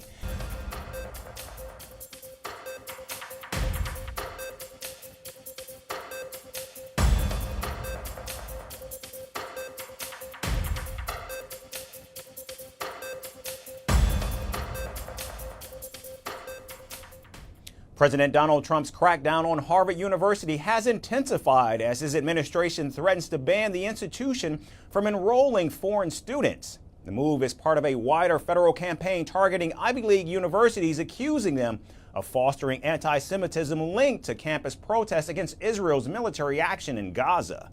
Homeland Security Secretary Kristi Noem recently warned Harvard that it could lose its ability to enroll international students if it fails to comply with demands for records on foreign visa holders' illegal and violent activities. Noem even set an April 30 deadline for the university to respond and confirm the cancellation of 2 federal grants worth $2.7 million. If Harvard cannot verify it is in full compliance with its reporting requirements, the university will lose the privilege of enrolling foreign students. With a $53.2 billion endowment. Now, being an Ivy League school, Harvard has a sizable international student population with over 27% of its enrollment coming from abroad. Its international population is largely dominated by students from nations like China, India, Canada, Germany, the United Kingdom, and Australia, with many of them getting admissions to courses through scholarships. According to the latest figures, Chinese students top the list with 1,900 enrollments, followed by Indians with more than 800 students across Harvard's undergraduate and graduate programs. Apart from India, Canada also accounts for nearly 800 students enrollments, with German students accounted for nearly 500. The United Kingdom sees over 430, with Australians accounting for nearly 170 enrollments. So as of the April 30 deadline, as it approaches, the future of Harvard's international students hangs in the balance. The Trump administration's next move could redefine the relationship between America's top universities and the global student community. But for now, the question remains, will Harvard bow down or risk losing its connection to the globe? And staying in the United States, immigrants are not just spectators of America's international intelligence boom, they're more of its masterminds. According to the new analysis, most of the top AI companies based in the United States have been founded or co-founded by immigrants. The report has been published by a Washington-based think tank, the Institute for Progress, which analyzed the latest Forbes AI 50 list. The analysis shows the United States currently boasts 42 startups developing promising AI applications, and 60% or 25 of these companies have at least one immigrant founder. Moreover, India is leading the list with 9 founders, followed by China with 8 and France with 3. Meanwhile, Australia, the United Kingdom, Israel, Romania, Canada, and Chile all have 2 founders each. Now, when it comes to leading AI firms such as OpenAI, many of these founders, including Elon Musk, were born in nations like South Africa. Similarly, founding members of the AI firm Anthropic and chipmaker NVIDIA include British and Taiwanese migrants, respectively. Part of the historic story about US AI leadership and technological leadership in general is that we're able to draw on the best and brightest from around the world. The analysis says that most of these immigrant founders came to the United States on student visas and stayed to build companies that now power AI tools across sectors. However, in recent days, questions have arisen about America's ability to recruit and retain highly skilled foreign workers, as the Trump administration has created barriers specifically to immigration. Additionally, countries like the UK, Canada, and China are taking advantage of the situation and hiring top talent more aggressively. If we're going toe-to-toe in a competition with China, they have a much bigger population than we do. They graduate far more STEM grads these days than we do. President Donald Trump signed an executive order soon after taking office calling for an action plan to sustain and enhance America's global AI dominance. However, with his restrictive border policies, it remains to be seen how the president plans to retain foreign-born talent to strengthen his AI aspirations. And we now move to the Middle East, where the United Nations nuclear watchdog says Iran is not far from possessing a nuclear bomb. These remarks were made by Watchdog Chief Rafael Grossi in an interview shortly before he reached Tehran for talks on Wednesday. It's like a puzzle. They have the pieces, and one day they could eventually put them together. There's still a way to go before they get there. But they're not far off, that has to be acknowledged. The UN agency has been overseeing Iran's nuclear program and its compliance with the existing decade-old nuclear deal. The agreement was signed between Iran and 5 permanent members of the United Nations Security Council and Germany, together with the European Union back in 2015. Under the pact, Iran was only allowed to possess 300 kilograms of uranium enriched to nearly 4%, which is sufficient for civilian and research purposes. However, the U.S. pulled out of the deal after 3 years, accusing Iran of not disclosing a past secret nuclear weapons program. While the Iranian government insists its nuclear program is for civilian purposes only, Western nations, including the United States, says Iran is trying to develop nuclear weapons. The UN nuclear watchdog says since America's withdrawal, Iran has about 275 kilograms of uranium that's been enriched to 60% purity. The number is extremely concerning as nuclear weapons could be made from uranium once it's enriched to 90% purity. On Wednesday, Iran's Foreign Minister Abbas Araghchi says uranium enrichment is non-negotiable for Iran, a week after holding high-level talks with U.S. Special Envoy Steve Witkoff in Oman. In my opinion, the Joint Comprehensive Plan of Action Nuclear Agreement from 2015 in its current form and with its current text cannot be revived and is not advisable for us either because our nuclear situation has now advanced so much that we cannot return to the conditions in the JCPOA. We have gone far beyond it. What is certain is that Iran's enrichment is a real, accepted and factual matter, and we are prepared to build confidence regarding potential concerns. But the principle of enrichment is non-negotiable. Meanwhile, President Trump insists Tehran must eliminate its enrichment program to reach a deal with Washington. I want them to be a rich, great nation. The only thing is, one thing, simple. It's really simple. They can't have a nuclear weapon. And they got to go fast because they're fairly close to having one. And they're not going to have one. And if we have to do something very harsh, we'll do it. And I'm not doing it for us, I'm doing it for the world. And these are radicalized people, and they cannot have a nuclear weapon.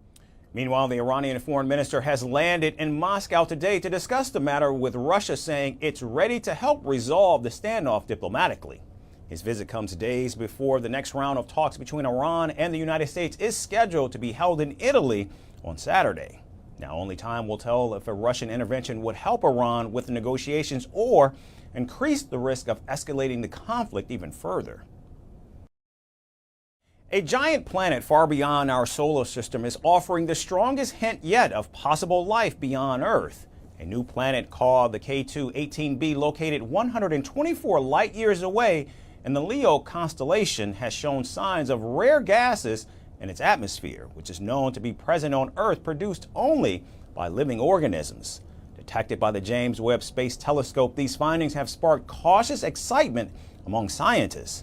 Now, while it's certainly too early to confirm life, the discovery marks an important step in the search for habitable worlds.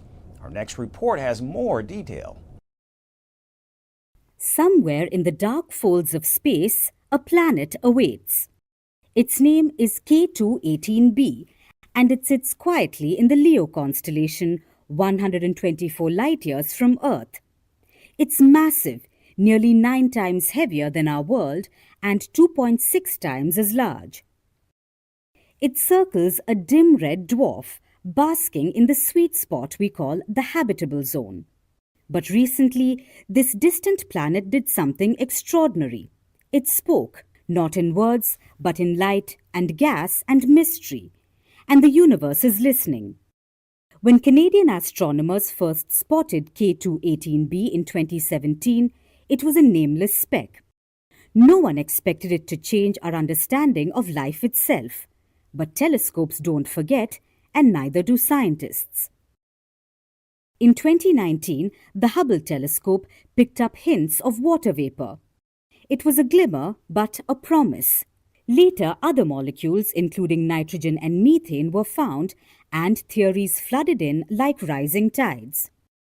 Could it be a planet wrapped in hydrogen, floating above endless alien seas? Or could life swim there, hidden beneath thick clouds? Nikku Madhusudan, an astrophysicist at Cambridge, believed so. In 2021, he named such planets Haitian worlds, which are a blend of hydrogen and ocean. Then came the James Webb Space Telescope, humanity's sharpest eye in the sky. It stared deep into K2-18b's atmosphere.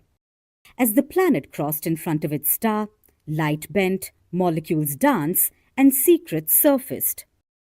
Webb found methane and carbon dioxide. But it also found something else, something astonishing. Dimethyl sulfide, or DMS. On Earth, it's made only by living things, mostly oceanic plankton. It's the scent of the sea, it's the breath of algae. In short, it's life. Now, even though the signal was faint in 2023, it came back stronger this year alongside a cousin molecule, dimethyl disulfide, or DMDS. Both were detected in staggering amounts, thousands of times greater than here on Earth. It is a shock to the system. We spent an enormous amount of time just trying to get rid of the signal.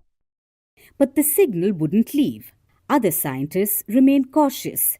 It's not nothing, said Stephen Schmidt of Johns Hopkins, but we can't call it habitable yet, he added.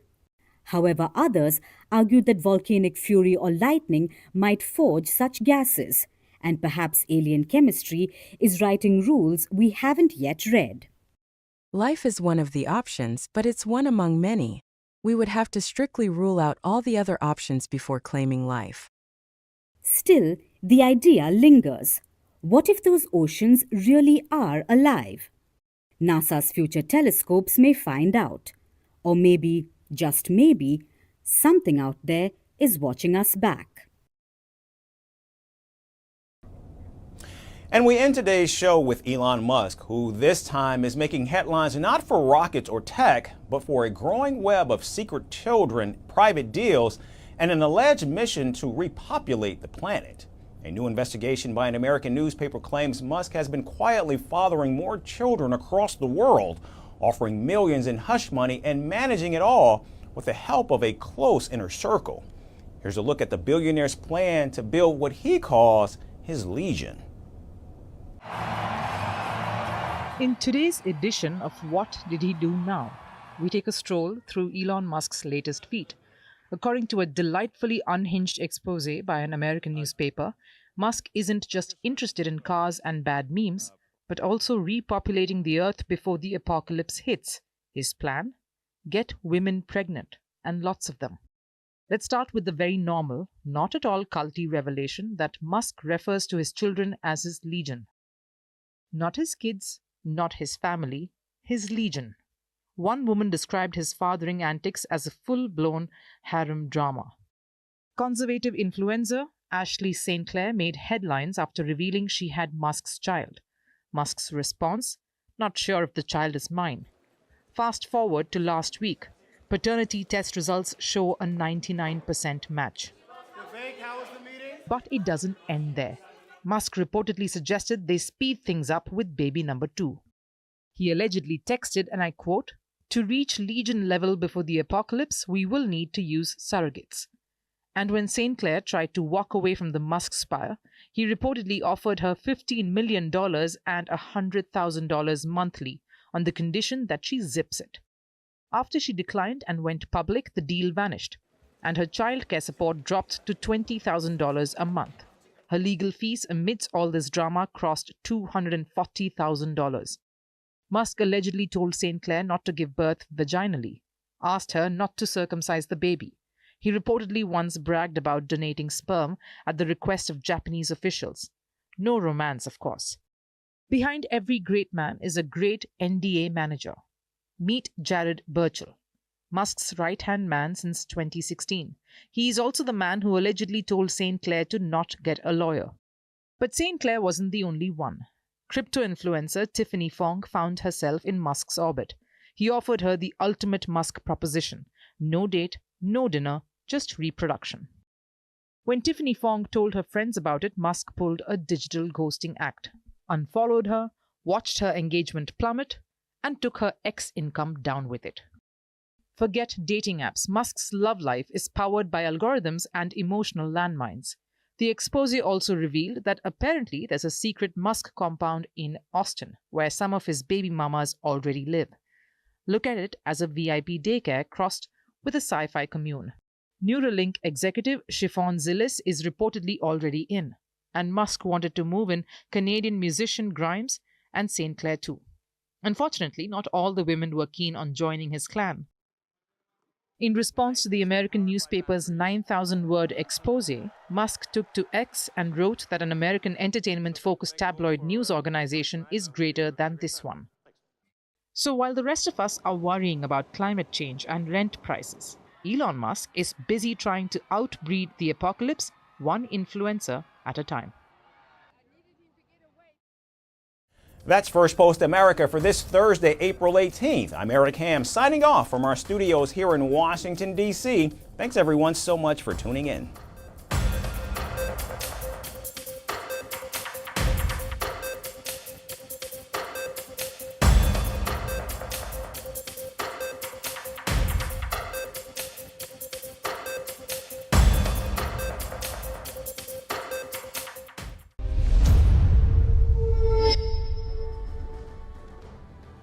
Hello and welcome to First Post Africa, where we get you the top stories from the continent and from across the world.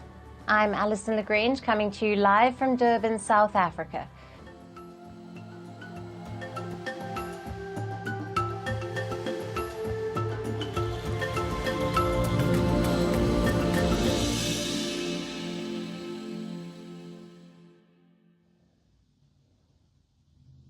Hello and welcome. Our top story today is from Somalia. For decades, the East African nation has been in dispute with Somaliland, its breakaway region with an administration of its own. Now, the self-declared country in the Horn of Africa has officially suspended dialogue and negotiations with Somalia that could potentially broker peace.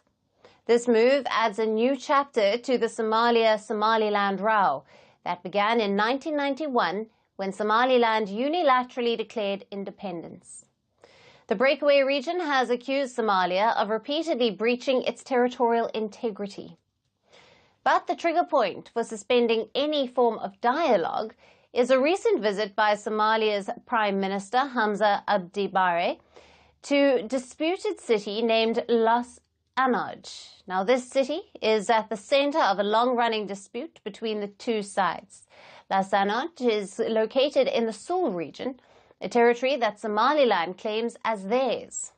However, Las Anoj is currently controlled by Katumo forces who pledge their loyalty to Somalia. Katumo forces are local militias who want their regions to be a part of Somalia, not Somaliland. In early 2023, they fought against Somaliland's separatist forces and took control of Las Anoj, the same city that Somalia's Prime Minister recently visited. After that, they declared their administration, called the SSC Katumo. Earlier this week, Somalia recognized the SSC Katumo as a federal member state, further widening the differences. This announcement followed the 4-day visit by the Somalian Prime Minister. Now, Mogadishu said that this visit was a part of their quote-unquote unity reinforcement mission.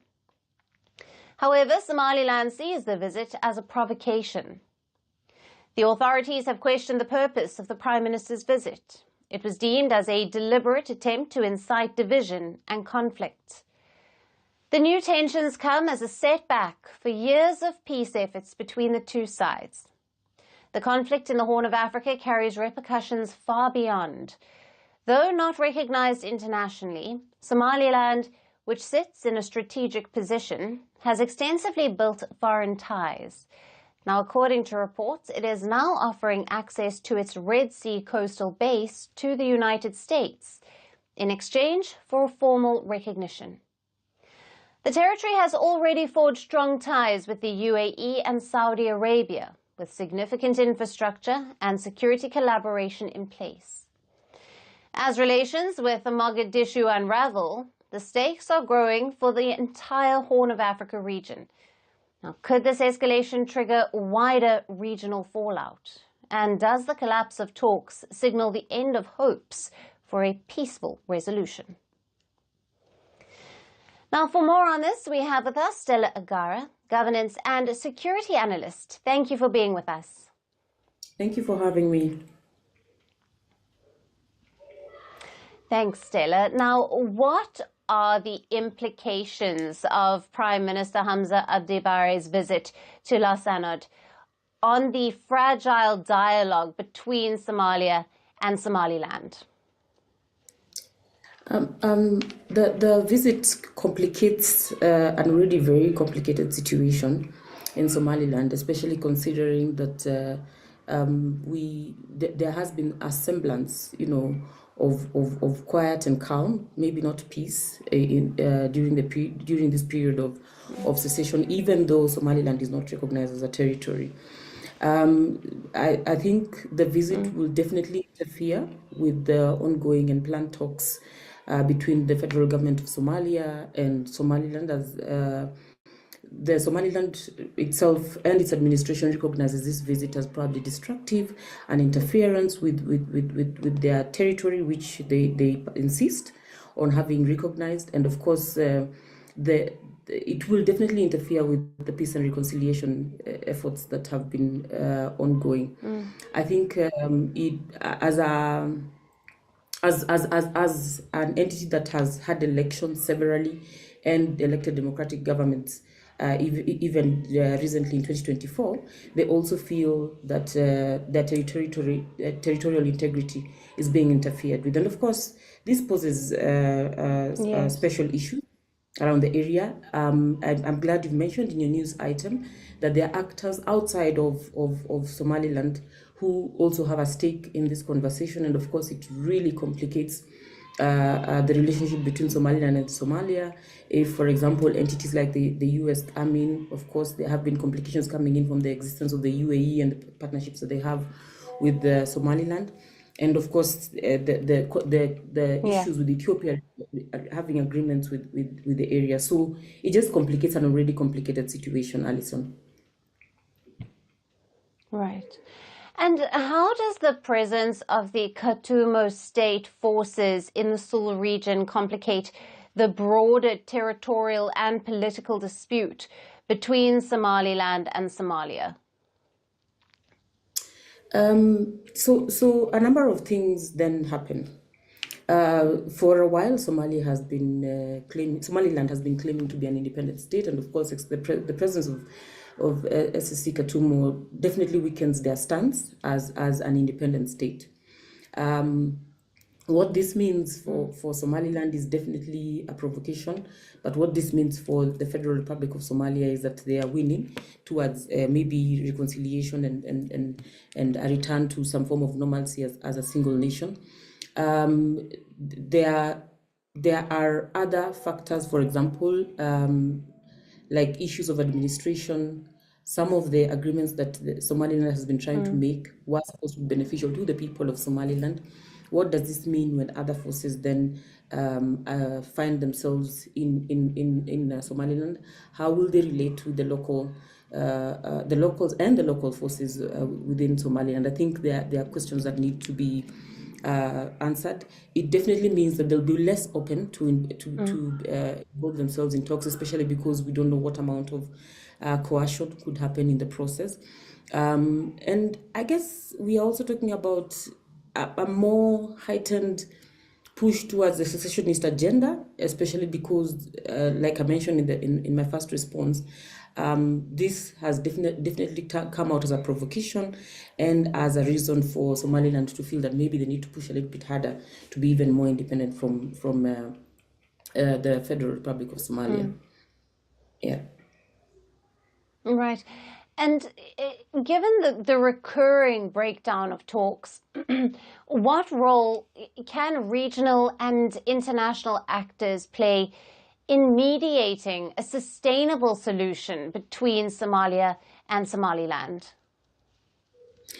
Alison, strange enough, my first recommendation would be that generally the international community and all of Somalia's, the larger or former Somalia territory, respect international law and relate with those two jurisdictions in the ways that the law require. I think having foreign governments beginning to have agreements with an unrecognized territory is problematic. It's problematic because constantly it looks like they're only engaging with Somaliland, but it defines very specific geopolitical threats and sometimes opportunities that may be an issue to the proponents and the opponents in this conflict. So I think first is to cease with making any agreements with Somaliland, and then secondly, help facilitate fast-tracked talks that will determine whether those two territories will exist separately. I think Somaliland has presented valuable reasons why they should exist as a separate territory, especially by virtue of the fact that on many indices they have proven that they can be peaceful and have peaceful elections and have some form of democracy in their countries, despite the fact that the economy is struggling. But they have demonstrated that with a little bit of support, they should be able to exist as a separate territory. Is this something that they are able to negotiate effectively with the Somalia and accept that they're going to separate? I think this is something that needs to be fast-tracked. There is no value that comes out of having a territory within any part of the world that is not recognized internationally and therefore does not get to participate in the markets, does not get to participate in any of the opportunities available outside of their territory. And of course, the citizens of that place have a right to enjoy what is available for the rest of the world. So I think that is the other. The third one is to end hostilities. And I think a lot of the forces coming from outside are benefiting in one way or the other. And so sometimes they support the hostilities between those two nations. If this could really be curtailed, it would help with the situation and create room for negotiation to be finalized and to allow for a clear understanding to exist on whether these two nations exist as separate entities, and if they exist as one entity, then to put an end to the war. I don't think it is difficult, especially in the present age, to have two leaders sit down, three leaders sit down. I'm struggling with the Puntland situation. Sit down and agree on whether they are going to have autonomy or whether they're going to come together and run the nation either as a federal republic or whatever other mechanisms exist. I mean, there are examples route all over the world on nations that either exist as federal republics like the United States of America, or nations that have devolution of power and every independent devolved unit then has powers of its own. Whatever it is, I think a decision can be reached, and instead of the rest of the world trying to get into individual agreements with an unrecognized territory, they should fast track the process of making it a legitimate territory and then engage with them from a point of benefit on a win-win basis. Right. Stella, thank you very much for being with us on Firstpost Africa. Thank you for having me.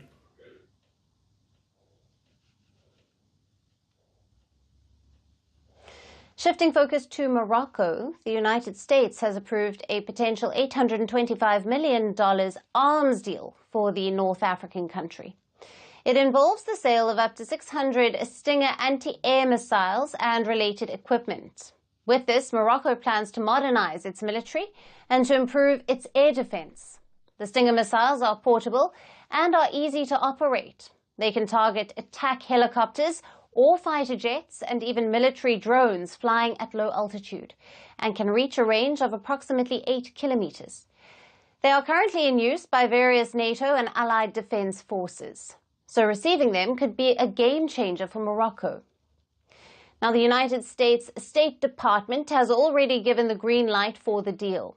Now it awaits final approval from Congress.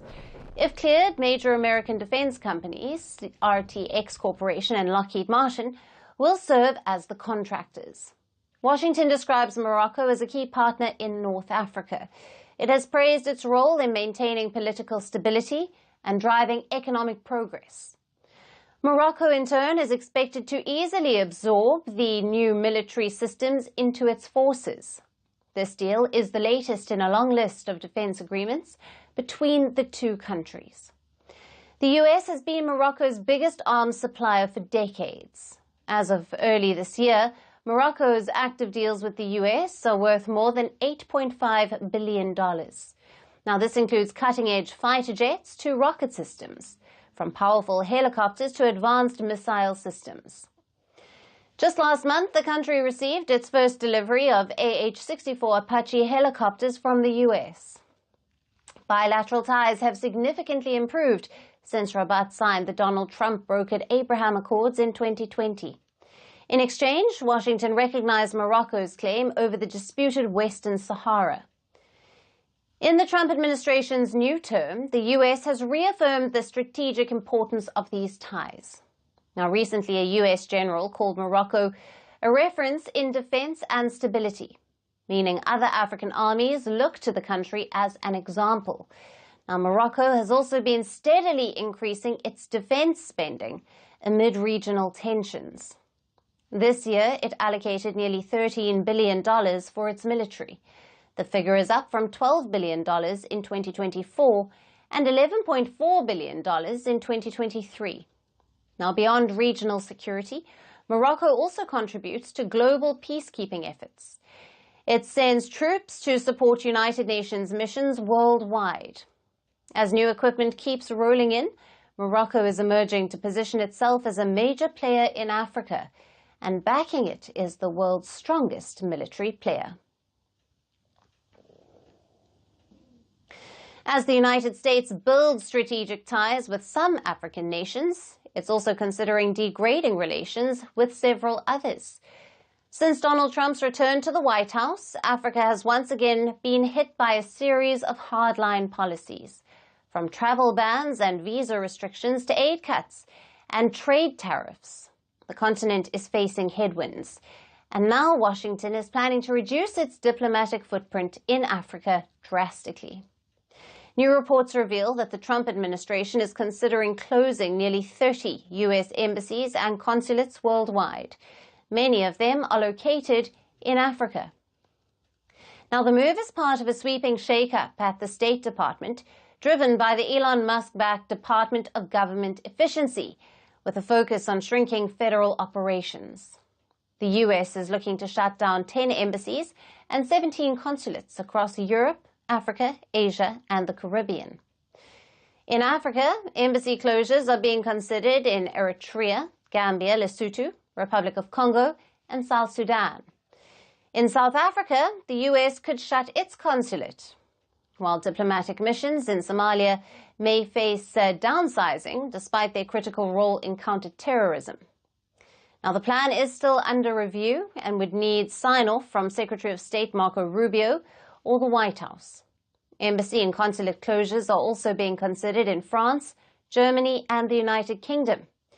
But for Africa, the impact could be far more profound. Less diplomatic presence means greater isolation on the global stage. Embassies are crucial for diplomatic engagement, development coordination, and public outreach.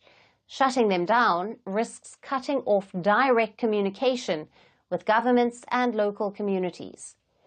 It could erode people-to-people ties. Now, Trump's policies have already altered U.S.-Africa relations. Many nations are facing aid withdrawals, tougher immigration rules, and deportation orders. In South Africa, diplomatic relations have soured after Trump accused the country of mistreating white farmers and committing human rights violations, a claim widely rejected by experts and officials alike. But as the U.S. pulls back, other global powers are rushing in to fill the void. China, Russia, Turkey, and the Gulf states are deepening trade, infrastructure, and defense ties across the continent. So while the U.S. steps back, Africa's geopolitical balance could shift in real time.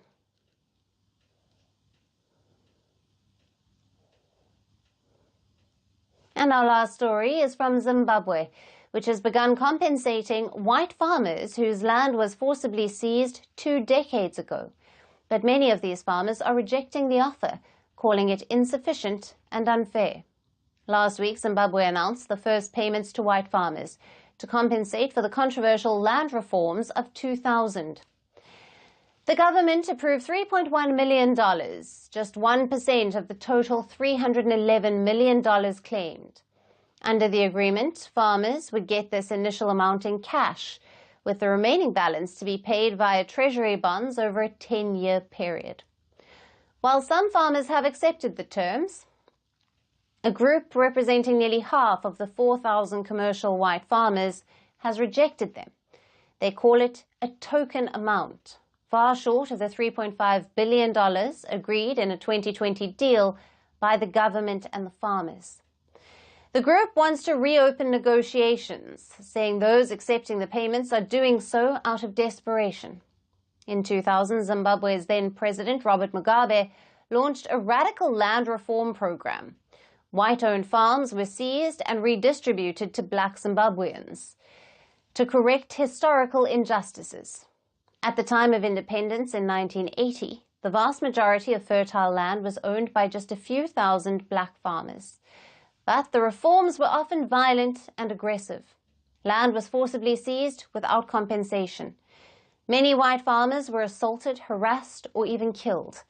In the aftermath, Zimbabwe's relations with the West also deteriorated sharply. Now, President Emmerson Mnangagwa, who came to power after the 2017 coup, has been trying to rebuild Zimbabwe's foreign ties. Earlier this year, his government began compensating foreign investors whose farms were protected under bilateral investment treaties. The latest compensation move also comes amid simmering tensions next door in South Africa. President Donald Trump has accused the country of targeting white farm owners, citing it as a reason to cut aid and expel diplomats. But as Zimbabwe rolls out compensation, critics say the efforts fall far short. Will Harare follow through on its promises? And can it escape international scrutiny this time? And that's it on the show for today. We will see you again tomorrow at the same time. Thank you for watching, and goodbye.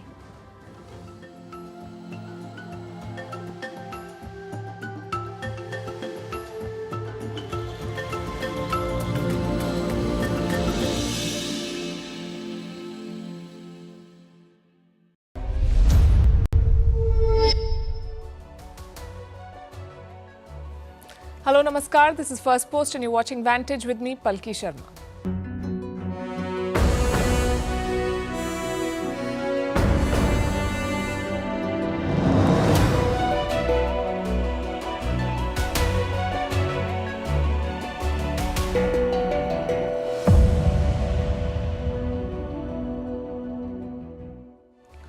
After indiscriminate firing for weeks, there's talk of a ceasefire in the trade war. Donald Trump says he may soon have a deal with China. 3 to 4 weeks is what he said. And what has China said? What will this deal mean for the rest of the world? We'll discuss that. Among all those watching will be Nvidia, the chip giant. They're caught in the crossfire. Their boss is dining with Trump and wooing Xi Jinping as he stares at billions in losses. Meanwhile, Trump is going after Chinese ships to level the playing field for American shipbuilders. But how did China come to dominate global shipping?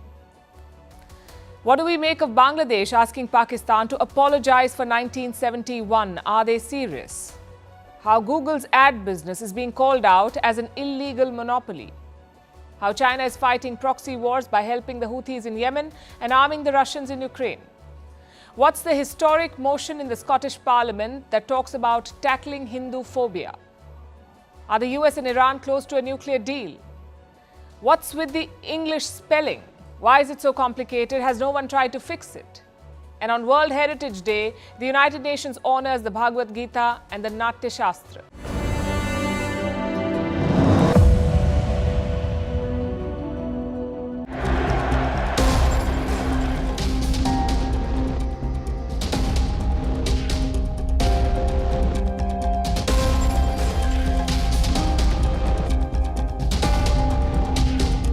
I believe we're going to have a deal with China.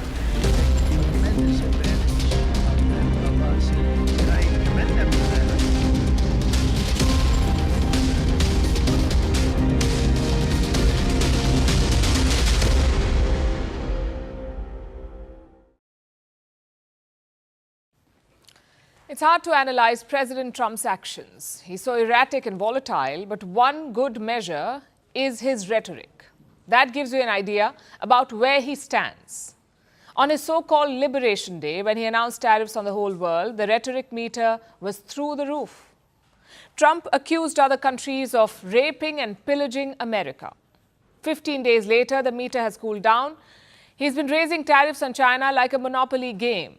But that tit for tat could be ending. US President Trump has hinted that he wouldn't go higher than 245%. Well, at a certain point, I don't want them to go higher because at a certain point, you make it where people don't buy. So I may not want to go higher, or I may not want to even go up to that level. I may want to go to less because, you know, you want people to buy. And at a certain point, people aren't going to buy. Not just that, he's also looking for a deal. Trump claims that China has reached out to him for talks, and he says a deal could be struck in weeks. Listen to this. Sorry, has he called you directly, President Xi, or reached out? Well, you'd think it was pretty obvious that he has, but we will talk about that soon. It's not that important because, honestly, we're going to have a deal. I believe we're going to have a deal with China. How much time do you think you have? I would think over the next 3 or 4 weeks, I think maybe the whole thing could be concluded. 3 to 4 weeks. If Trump is serious, this is good news. But it also exposes his hand. Just think back to what he said leading up to the tariffs, that America had been ripped off, that America had to bring back jobs, that the trade deficit had to be wiped out. Can you strike a deal to solve these problems in 1 month? Logic says no. But Trump may not have an option.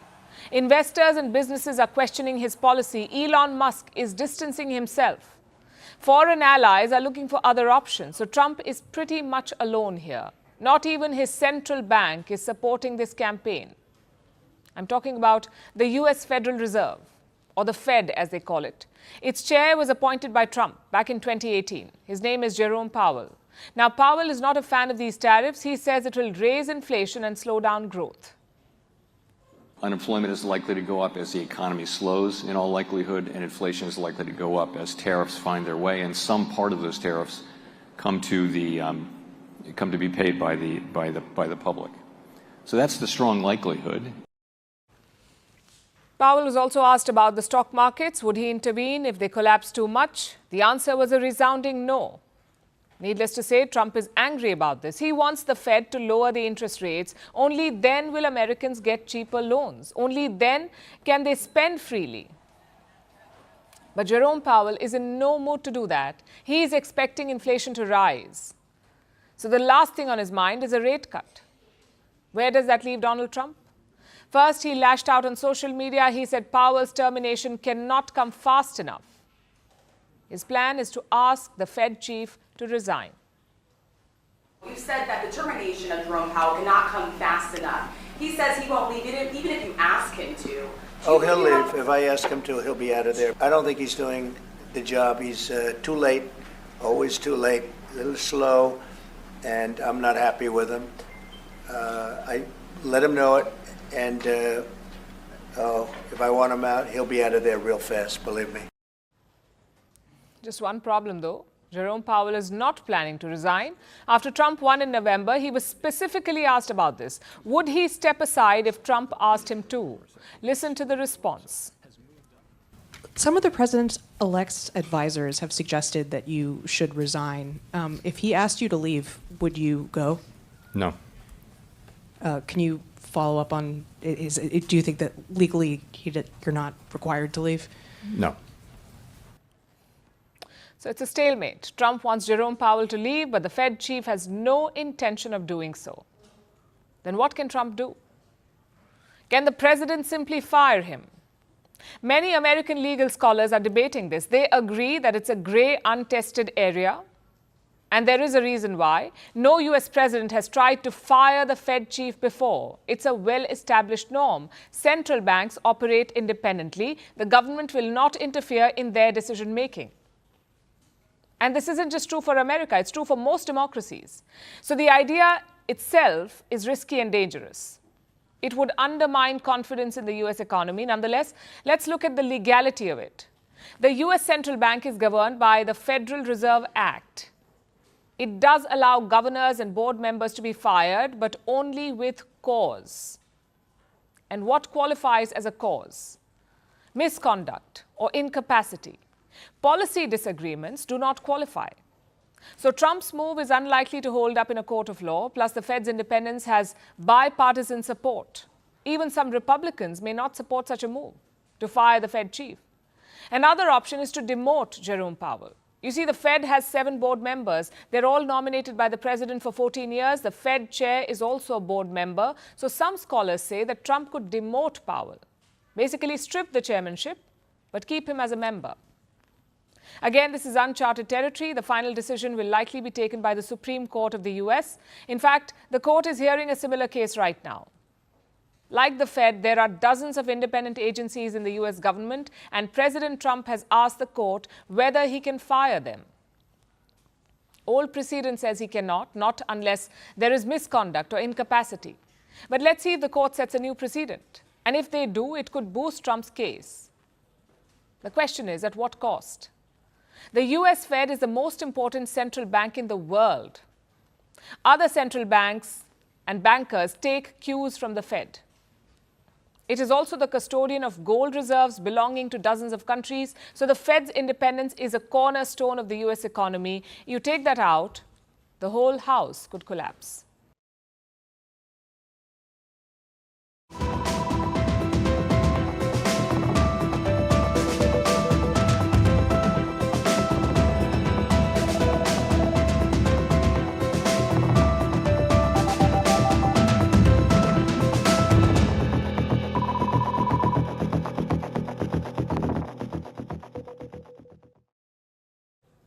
Donald Trump has opened a new front in the US-China trade war. The battleground is artificial intelligence, and caught in the crossfire is NVIDIA, the tech company.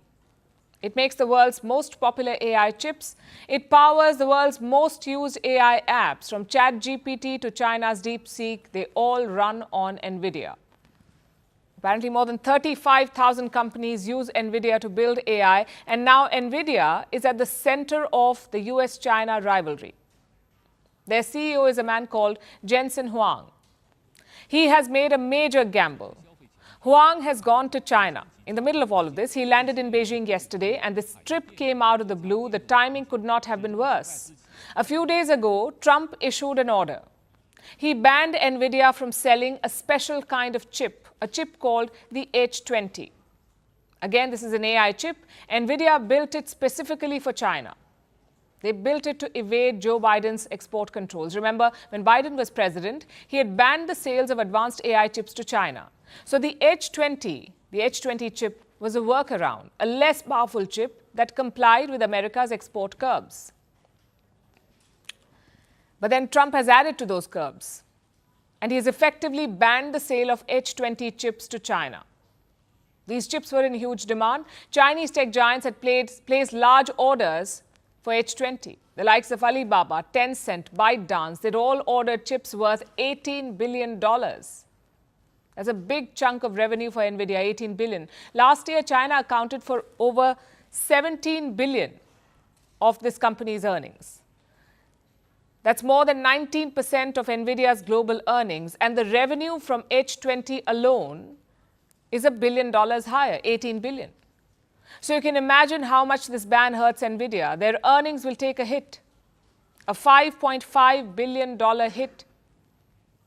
And the full exit will be even more painful. But that's where we are headed if Trump has his way. Right, but the tariffs will be in place in the not distant future because, as you know, like we did with steel, like we did with automobiles, like we did with aluminum, which are now fully on, we'll be doing that with semiconductors, with chips, and numerous other things. And we wanted to uncomplicate it from a lot of other companies because we want to make our chips and semiconductors and other things in our country. He doesn't want China to get access to advanced technology. But the NVIDIA boss is not ready to give up yet. That's Jensen Huang. He met with Chinese trade groups and leaders today, and he gave them an assurance.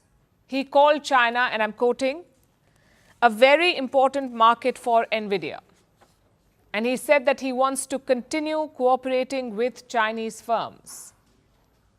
Chinese mouthpieces have carried some quotes.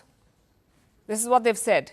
NVIDIA would spare no effort to build compliant products and unswervingly serve the Chinese market. Apparently, that's what Jensen Huang told the Chinese. The message was diplomatic, but the intention was unmistakable. NVIDIA is not walking away. Despite Washington's restrictions, despite growing scrutiny from both sides, this company is exploring options. It is looking to develop another chip, a new product that will comply with Trump's new restrictions. At the same time, Jensen Huang has been lobbying the US government. Before the latest crackdown, he met President Trump. Huang attended a dinner at Mar-a-Lago. This was an exclusive event with a price tag of $1 million per plate. And that same week, NVIDIA committed to massive investments in the US. It will build 2 supercomputer factories. NVIDIA will spend $500 billion on this. And Trump himself welcomed the news.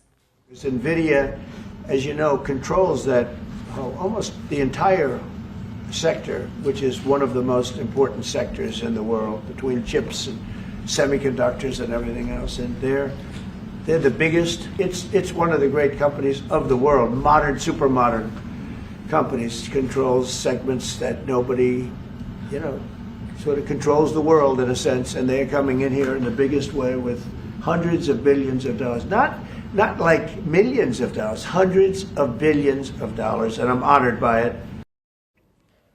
But NVIDIA still needs China for growth.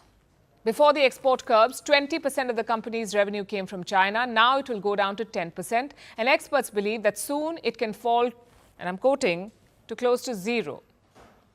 That's going to be a big dent in NVIDIA's bottom line. Because while these AI chips are in high demand, they're also quite expensive. Only a handful of markets in the world can afford these chips. So NVIDIA is trying to stay in both camps. But the space for neutrality is increasingly shrinking. Since last year, China has been preparing for a future without NVIDIA. Chinese regulators are advising their tech companies. The guidance is unofficial, but it's firm. Avoid NVIDIA, switch to domestic alternatives. Chinese firms are being nudged towards homegrown chips. So the intent is clear on both sides. America wants to block China's tech strides, and China wants to control its AI future, a future without NVIDIA. Jensen Huang is keeping a foot in the door, but he's at the mercy of President Trump. In this trade war, there may be no middle ground. What do cars, computers, and toys have in common? They all arrive by ship.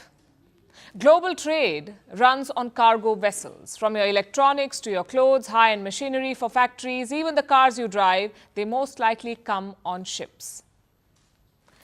90% of the world's goods are transported by sea, and most of those ships are made in China. Now, the US wants to change that. Donald Trump is going after ships built by China. Just like his push on trade and manufacturing, Trump wants to bring shipbuilding back to America. We will create a new Office of Shipbuilding in the White House and offer special tax incentives to bring this industry home to America where it belongs. We used to make so many ships. We don't make them anymore very much, but we're going to make them very fast, very soon. It will have a huge impact. So how will he achieve this goal? By resorting to the same strategy. He will impose higher taxes on Chinese-made ships. Whenever they arrive on American shores, they will have to pay something called port fees. And Trump is hiking this fee substantially. It's a bold move to tip the scales of global trade. And it's already facing a strong pushback. The original plan was quite ambitious. This is what Trump announced: a flat fee on Chinese ships, up to $3.5 million per ship per visit. $3.5 million per visit. The plan triggered panic across US industries. After all, they depend on ships to get their goods. And their concerns were all the same. Higher taxes would lead to inflation. It would raise prices for all American consumers. And global shipping companies said the same thing. So Washington has watered down this original plan. Fees will now be calculated on the basis of cargo weight or the number of containers it is carrying. And instead of every arrival, the fee will be charged up to 5 times a year. And yes, there is a way to avoid it altogether. For that, You'll have to order a ship from an American shipyard, no Chinese ships, and you'll get the exemption. Needless to say, China has criticized this. We have previously stated our position on the relevant issue many times. I would like to reiterate here that measures such as levying port fees and imposing tariffs on cargo handling equipment are harmful to both sides. They have not only pushed up global shipping costs and disrupted the stability of global supply chain, but also increased inflationary pressure in the United States, harmed the interests of American consumers and companies, and ultimately failed to revitalize the U.S. shipbuilding industry. I'm sure some of you are wondering why this is such a big deal. Why can't suppliers just swap ships? Just use a different ship made in a different country to reach American shores? Well, it's not that simple. China dominates the global shipbuilding industry. In the month of February, over 1,000 ships were docked on U.S. ports. 1,000 ships. Out of these, 190 were built in China. That's nearly 20% of all arrivals in the U.S. All those ships were made in China. In fact, more than 1/3 of all vessels at sea were made in Chinese yards. They produce most of the world's shipping containers. They also dominate crane production and port traffic. Now listen to this. 7 out of the 10 busiest ports on earth are Chinese owned. 7 out of 10. So you cannot ignore or avoid China's ship industry. They're simply too big. And they're still expanding. More than half of all ships under construction as of today are in Chinese yards. And they're still winning new orders. Of course, this did not happen overnight. In the early 2000s, China was a minor player. After joining the World Trade Organization, it scaled up fast. It needed ships to import energy and export goods. So Beijing gave state support to its shipyards. It gave subsidies, cheap loans, affordable steel, and labor support to shipbuilders. From 2010 to 2018, Beijing invested $132 billion in shipbuilding. Today, Chinese yards are vast and efficient. They benefit from scale, and they're nearly impossible to match on price. The US says this has destroyed fair competition. American yards are struggling to compete.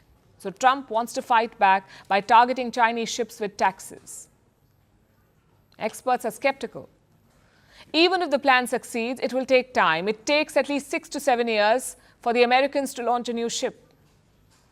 That's longer than a single presidential term. And global trade will not stop until then. So Trump is targeting shipbuilding for the right reasons. He wants the US to catch up, but his strategy may take years to deliver, and by then, it may already be too late.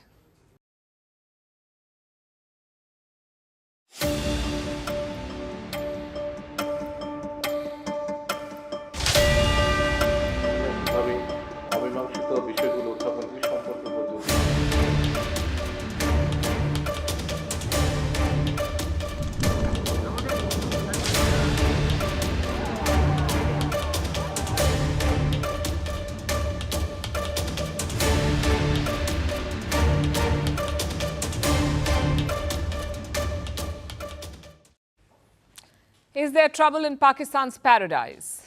They were dreaming about a grand reunion with Bangladesh, perhaps even an alliance against India, but Dhaka is sending mixed signals. First, some context. Pakistan's foreign secretary was in Dhaka yesterday. It was the first such visit in 15 years. And that tells a story. Sheikh Hasina used to keep Pakistan at bay, but interim ruler Mohammad Yunus is eyeing a reset. Hence this trip by the foreign secretary. She met her Bangladeshi counterpart yesterday. They discussed a number of issues, including trade and investment. But one issue stood out for us, and that's the 1971 war. Dhaka has asked Islamabad to apologize for the genocide. Listen to this. I raised the historically unresolved issues with Pakistan, such as the repatriation of stranded Pakistanis, Bangladesh's rightful share in undivided assets, the transfer of foreign aid sent for the victims of the 1970 cyclone, and a formal apology for the genocide committed by the then armed forces of Pakistan in 1971. Sounds a bit out of place, doesn't it? Out of place and out of syllabus. Dhaka was supposed to reset ties with Pakistan, then why are they seeking an apology? Well, they could be doing it for effect.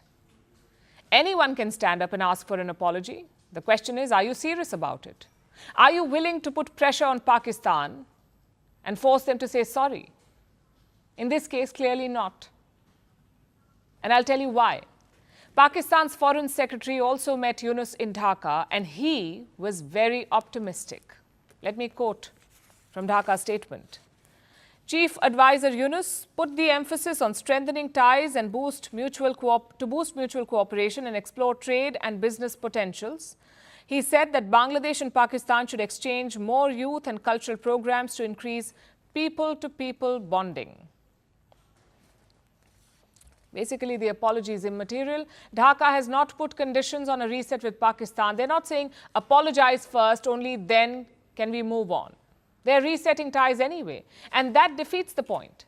Pakistan says all issues from 1971 have been resolved. In other words, they will not apologize. That's what they're saying. Instead of pressuring them, what does Yunus do? He wants to exchange students to build a bond. He wants more trade and investments. It tells you what his ultimate goal is. Yunus wants a reset with or without an apology. What does that mean for India? Well, the meeting had several red flags for India, the first being Kashmir. Pakistan says it briefed Dhaka on the situation in Kashmir. And India will not like that. New Delhi considers Kashmir to be a bilateral issue. There is no room for a third party. Second, the two sides discussed SAARC. SAARC stands for South Asian Association for Regional Cooperation. It's like ASEAN for South Asia. Dhaka and Islamabad are trying to revive SAARC. Pakistan says it must be insulated from bilateral politics. Again, India disagrees, and for good reason. New Delhi has accused Pakistan of hampering SAARC. Listen to what the Indian Foreign Ministry said in February. Everyone in South Asia is aware of which country and what activities are responsible for stymieing SAARC. EM conveyed that it is important that Bangladesh should not normalize terrorism. So Dhaka is clearly ganging up with Pakistan. At the same time, they're targeting India. You may have heard about the communal clashes in West Bengal this week. They began over the recently passed Waqf bill. Dhaka has waded into those clashes. Yunus's press secretary is asking India to protect Indian Muslims. New Delhi has hit back at Bangladesh. Let me quote from the statement. This is a barely disguised and disingenuous attempt to draw a parallel with India's concerns over the ongoing persecution of minorities in Bangladesh, where the criminal perpetrators of such acts continue to roam free. It's a fair point. 274 people have been arrested in West Bengal. Around 60 FIRs have been lodged. And that's very different from Yunus's response. He has tried to downplay the attacks on Bangladesh's minority. He said the attacks were political, not religious, as if that will magically bring back the dead or resurrect demolished houses. If you put all of this together, a clear picture emerges. Mohammad Yunus is a lot more comfortable dealing with Pakistan than India. He prefers Islamabad over New Delhi, and the bonhomie is not over. Pakistan's foreign minister will visit Dhaka later this month. That will give us more clues about Dhaka's attitude. But chances are it will be more of the same.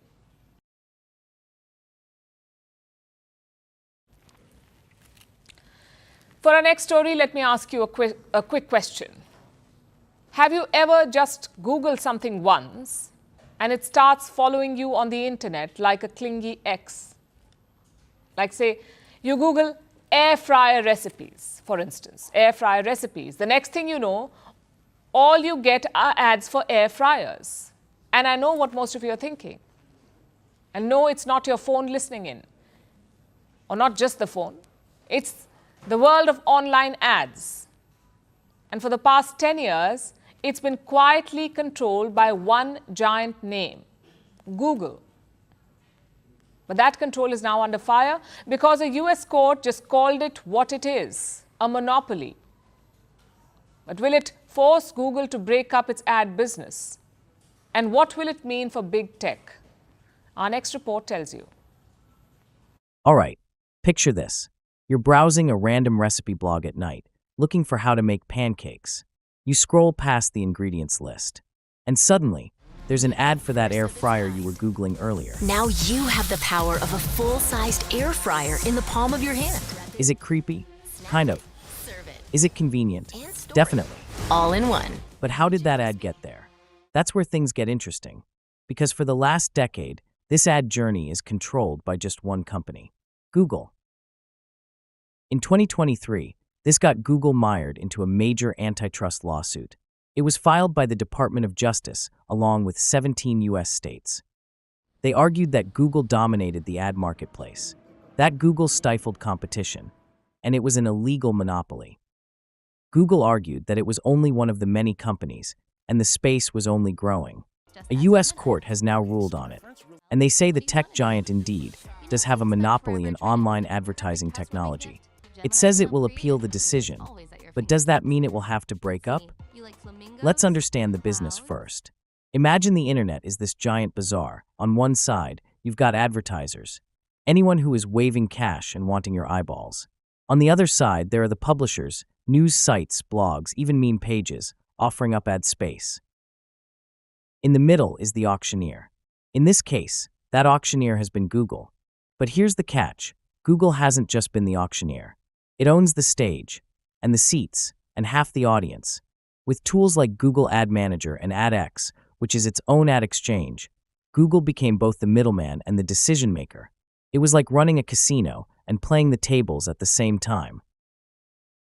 So this is how it worked. If you were a publisher using Google's ad server, Google's own exchange, AdX, got first dibs at your ad inventory. So if you're a competitor ad exchange, you never really got a fair shot. Google tilted the playing field to favor Google. And then there were the unified pricing rules. It basically standardized how ads were priced across exchanges. That means publishers can't cut deals or use exchanges to get better rates. They are stuck with Google dictating the terms. And this worked in the tech giant's favor. In 2024 alone, Google raked in over $200 billion in ad revenue. So what happens next? This is the second antitrust case Google has lost in a year. In August last year, a court ruled that the company also had a monopoly on online search. The courts haven't ordered remedies yet, but the question is whether Google could be forced to spin off parts of its ad business. Like actually separate AdX from its ad server. If that happens, we're talking about a major shakeup in how ads work online, maybe even giving smaller companies a shot at competing again. But tech giant breakups are rare and hard to come by, and this antitrust ruling isn't just about Google. Meta too is facing a similar antitrust ruling. Over its purchase of Instagram and WhatsApp, the US antitrust watchdog accuses it of acquiring competition to kill them. So this judgment is about all of Silicon Valley. Because in the fight for the internet's future, the question isn't just who runs the show. It's whether anyone else ever gets a chance to.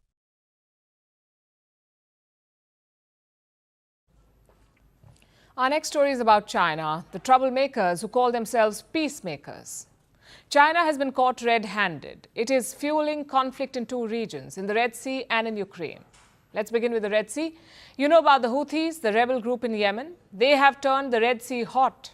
Missile and drone attacks are a daily affair. They target all kinds of ships, even American warships.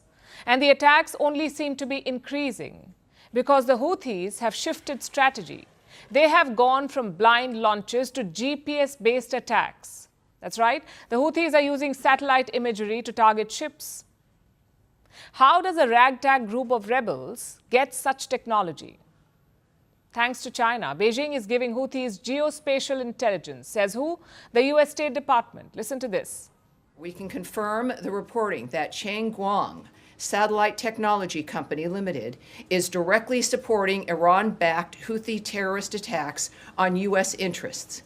Their actions and Beijing's support of the company, even after our private engagements with them, is yet another example of China's empty claims to support peace. The U.S. has named a Chinese firm, the Changguang Satellite Technology. This firm has ties to the Chinese army, and it is providing Houthis with real-time intelligence like the speed and direction of ships, even heat signatures, so ships can be located at night and in bad weather. And this kind of data is mostly used by militaries. But China is giving it to the Houthis, and that explains the increasing attacks on US warships. Here's what the State Department is saying. The Chinese company sends pings to the Houthis. This happens every time a US warship is nearby, and it includes two things: a live bird's eye view of the warship and the route that it is taking.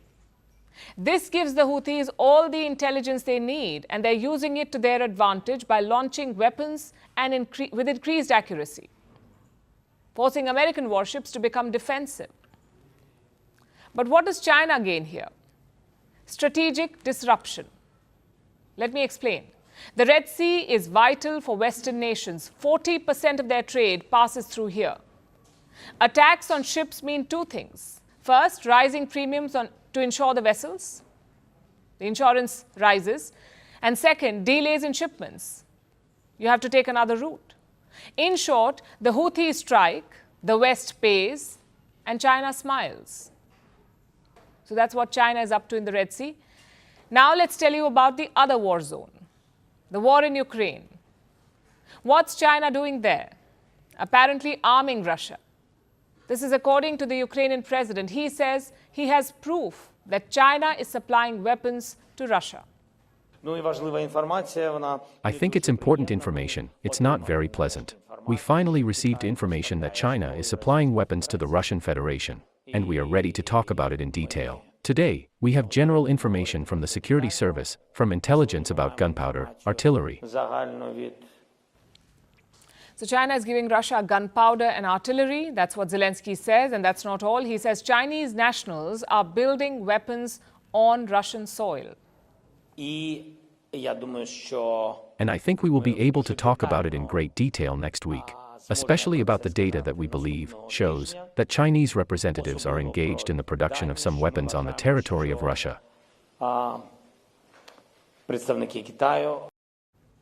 Now, these are some serious allegations. Zelensky says he has proof. He plans to reveal it next week. China has dismissed the claims. It says it is neutral and committed to peace. It's the old China playbook: deny and deflect. But it won't be so easy. Last week, Chinese nationals were captured by Ukraine. They were fighting on behalf of Russia. We don't know if they're volunteers or recruits. Ukraine claims that there are more Chinese in Russian ranks, but China's support goes beyond this. It also sells Russia dual-use goods, things that can be used for both civilian and military purposes, hence the name dual-use. We're talking about stuff like your drone parts or microchips.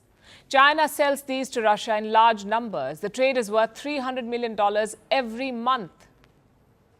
Basically, China is giving Russia critical military components. And Russia often uses these Chinese parts in its weapons. So what is the big picture? China's mask is off. Its fingerprints are all over the two war zones. The Red Sea and Ukraine are not isolated conflicts, you see. These are strategic battlegrounds, and China is playing the game using proxies. It is fighting not with bullets or bombs, but with chips and signals from the sky.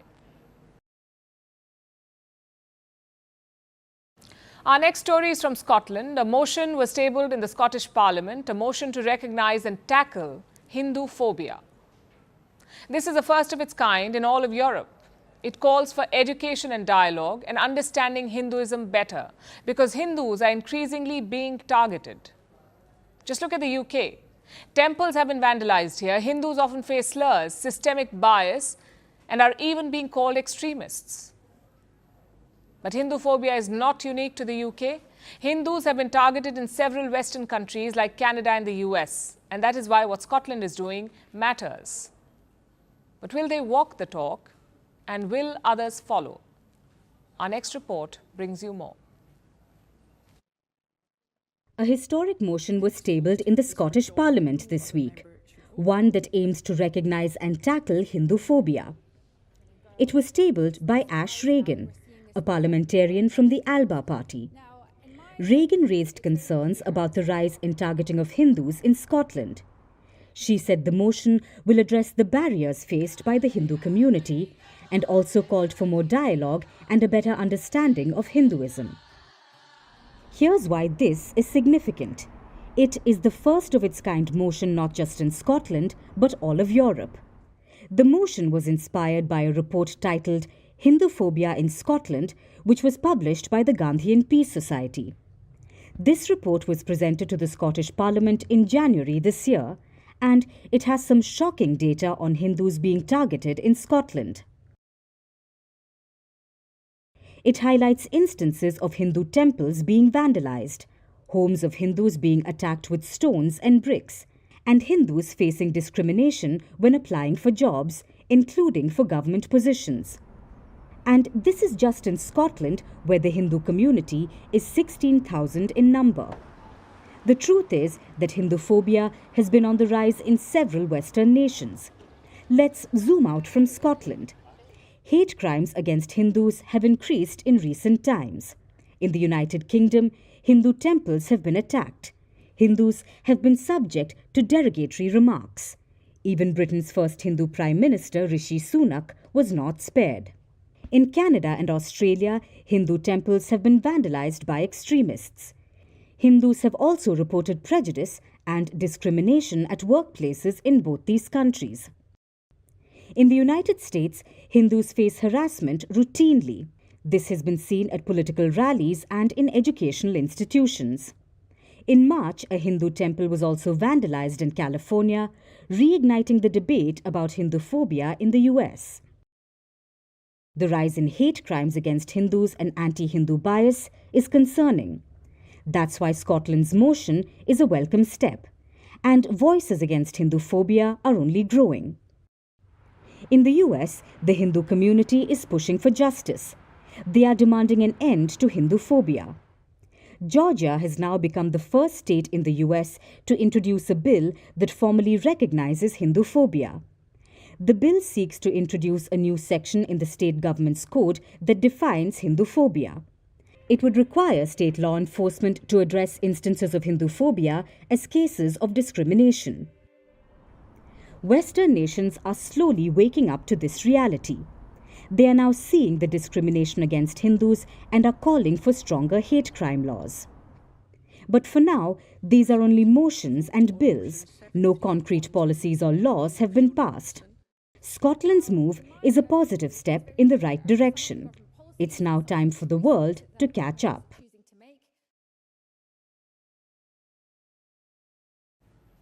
A decade ago in Vienna, the US and Iran shook hands. They signed what was called the JCPOA, the Joint Comprehensive Plan of Action. The world knew it as the Iran nuclear deal. It did not last. Donald Trump became president. He walked away from the deal. What followed was accusations, backlash, and threats. And then there was silence for years. Now, in 2025, against all odds, the deal is back on the table, not as a symbol of hope, but as a tired necessity.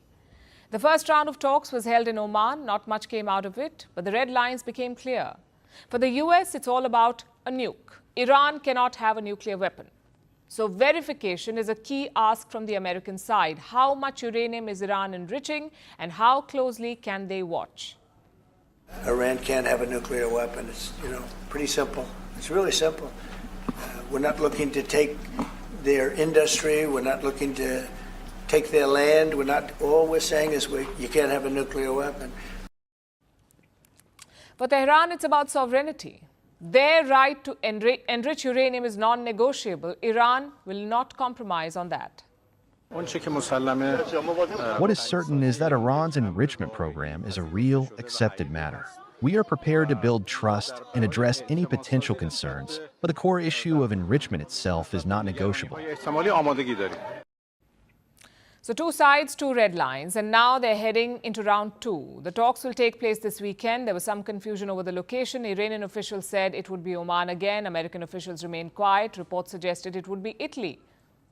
All of that has been cleared now. Both sides will meet in Rome for round two. And who is leading the talks?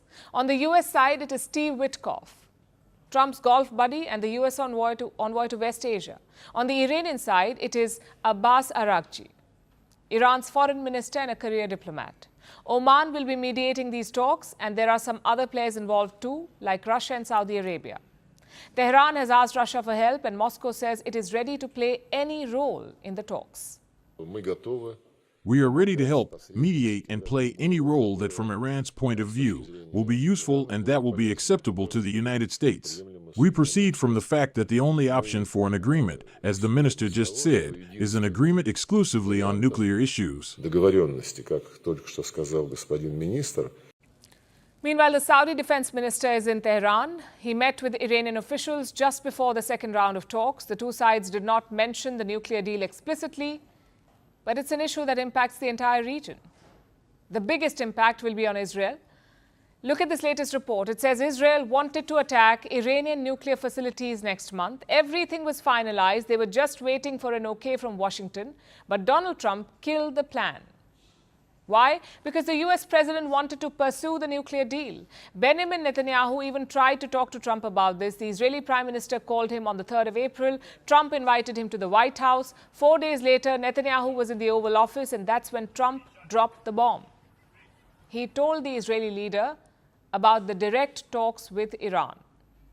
We're having direct talks with Iran, and they've started. It'll go on Saturday. We have a very big meeting, and we'll see what can happen. And I think everybody agrees that doing a deal would be preferable to doing the obvious. And the obvious is not something that I want to be involved with, or frankly, that Israel wants to be involved with if they can avoid it. So we're going to see if we can avoid it. So Netanyahu had to keep a straight face in front of the cameras, but Israel still has one demand: that Iran should not get a nuclear weapon. Trump wants the same thing. So this should not be a problem. In fact, reports suggest that this is the deal being negotiated. The talks are centered around a three-stage deal. Stage 1, Iran scales back uranium enrichment to 3.67%, which is the limit they set in the 2015 nuclear deal. In return, Iran gets access to billions in frozen assets. Also, a green light to export limited volumes of oil again. That's stage 1. Stage 2, America eases more sanctions. Iran allows full access to IAEA inspectors. Stage 3, Iran ships out its stockpile of enriched uranium to a neutral third country. In return, the US formally ratifies the deal, meaning they pass it through their Congress, and this will prevent future US presidents from tearing it up again if the US Congress has passed it. So Iran does not get a nuclear weapon. The US eases sanctions, and everyone is happy. Or are they? What will a deal mean for West Asia? For Iran, this is a lifeline, of course. Its axis of resistance is in a shambles. Its economy is teetering. Millions of Iranians are hoping for economic relief. So this deal gives them an out. For the Gulf states, too, it is some relief. They want to avoid a regional war, another one. But they're also watching it with unease. A US-Iran rapprochement could go either way. It could either bring stability, or it could completely reshape regional alliances. Then there is the oil market. If sanctions are eased, Iran could start exporting oil again. Before 2018, their capacity was 3.8 million barrels per day. That's how much oil Iran exported, 3.8 million barrels per day. And that will be a major jump in global supply if they resume this. It's nearly 2% of the global demand. So this will dramatically bring down oil prices. But not everyone is so optimistic, especially Iran's Supreme Leader Ayatollah Khamenei. He says a deal may not be reached. The first steps have been taken well and executed properly. From here on, the process should be followed carefully. The red lines are clear, both for the other side and for us. We may or may not reach a result, but either way, it's worth pursuing. So what happens next? A deal could either diffuse a crisis or light the fuse. All eyes are on Rome.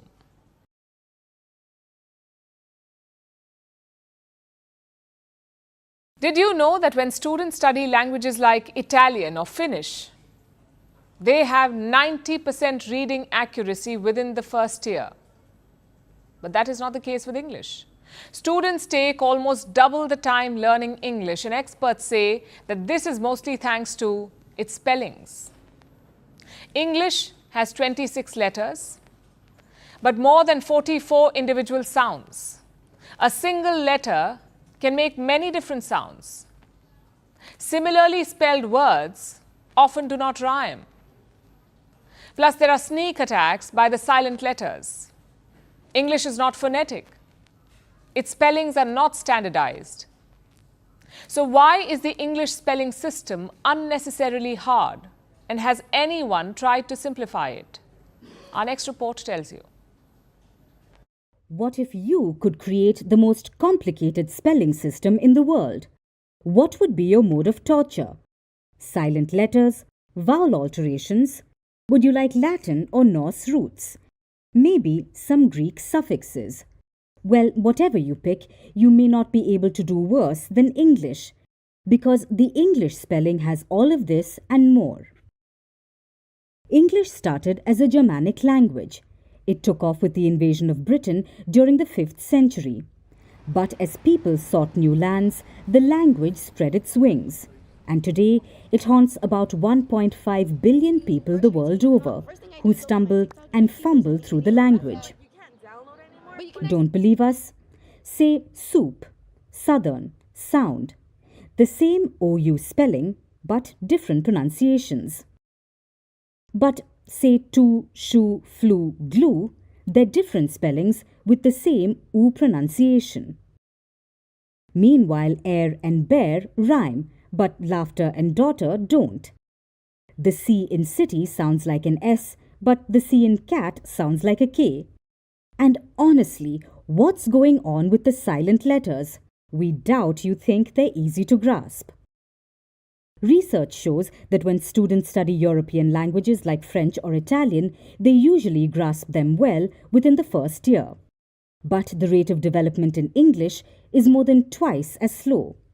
According to another study, dyslexic English speakers suffer disproportionately compared with speakers of other languages.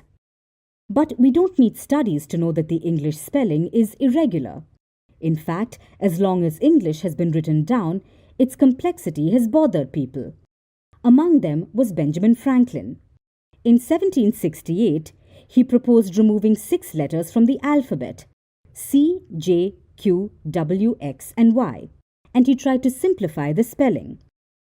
Then came the dictionary pioneer Noah Webster. Long before he became a household name, he launched a rather loud assault against silent letters. In 1789, he wrote, DAWTER should replace daughter. His idea didn't take off completely, but it did help make US spellings slightly shorter and more phonetic, at least compared to their UK variants. The peak of this movement came in the early 1900s.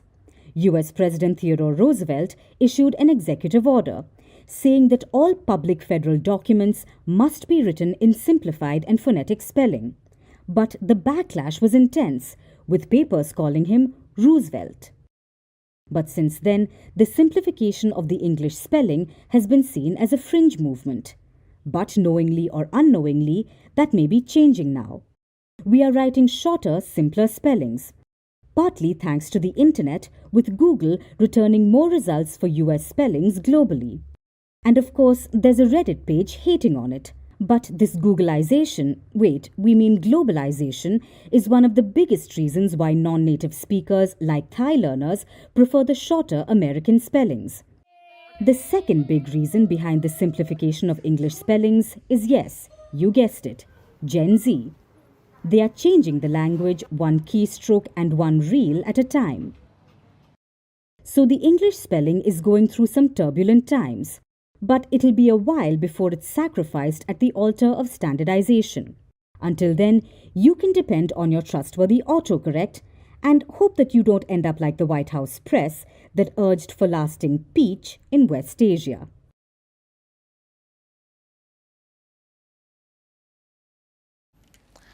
Today is the World Heritage Day. It is celebrated every year on April 18th to honor and protect cultural and natural heritage the world over. Why are we telling you about this? Because on the occasion of World Heritage Day, India has yet another reason to celebrate. UNESCO has honored 2 ancient Indian manuscripts. UNESCO stands for the United Nations Educational, Scientific and Cultural Organization. It maintains what is called a Memory of the World Register. Think of it as an international register. It recognizes heritage collections of global repute. So far, it has 570 inscribed collections, 570 collections from 72 countries and 4 international organizations. Many Indian inscriptions are on this list, like the Ramcharitmanas by Tulsidas. It is considered one of the greatest works of Hindu literature. And Panchatantra. This ancient Indian manuscript is a compilation of animal fables. Many such texts have made it to UNESCO's memory register. And now the total stands at 14, with 2 editions this year, the Bhagavad Gita and the Natya Shastra. You have most probably read the Gita or heard about it at the very least. It was written by Ved Vyas. It is part of the epic Mahabharata. It is dated to the 2nd or 1st BCE, but it is considered a timeless philosophical guide. It remains relevant even today. And it has been translated into about 80 languages. Let's also tell you about the Natya Shastra. It is one of the most notable and comprehensive documents on performing arts anywhere in the world. You'd be surprised to know that even the conventions of Bollywood are rooted in this ancient text. It was written in the 2nd century BCE in the Sanskrit language by Bharat Muni. The Natya Shastra has 6,000 verses, which explore all elements of theatre, dance, music, aesthetics, costumes, all of it. It was written to make drama as a culture accessible to all levels of society. But in today's world, it no longer enjoys the same understanding or relevance that it once used to. And this is not just limited to one manuscript. India is the land of many cultures. It has one of the oldest civilizations in the world. Experts say that ever since the Vedic age, which began around 1500 BCE, India has made efforts to excel as a knowledge society. And manuscripts revolutionize discourse. India has an incredible treasure trove of them. We have more than 5 million ancient manuscripts, among the largest sets in the world. This repository includes scripts on palm leaves and paper. It includes texts, commentaries, manuals, literature, and it is an aesthetic, colorful folio with calligraphy, illustrations, and historic royal seals. And with India's inclusion in the memory box, it is a matter of great pride that the world is recognizing this rich heritage. Prime Minister Narendra Modi has hailed this. He says that it is a proud moment for every Indian across the world. He's right, it is indeed a proud moment, but it's also a moment to reflect. So many of us have all but forgotten about our ancient texts. We've let more than 200 languages die over the past 6 decades. And this is not just about our written heritage. We feel great when Indian sites get global attention. 43 of them are on the UNESCO's World Heritage List. And we know the big names like the Taj Mahal or the Ajanta Caves. But did you know that India has about 3,700 declared archaeological sites? India's heritage is not one thing. It is built of stones and scripts. It is found in temple walls and ancient carvings, in the joy of folk dance and regional delicacies. It is a testament to India's storied past. It has stood the test of time, and it is our duty to keep it alive.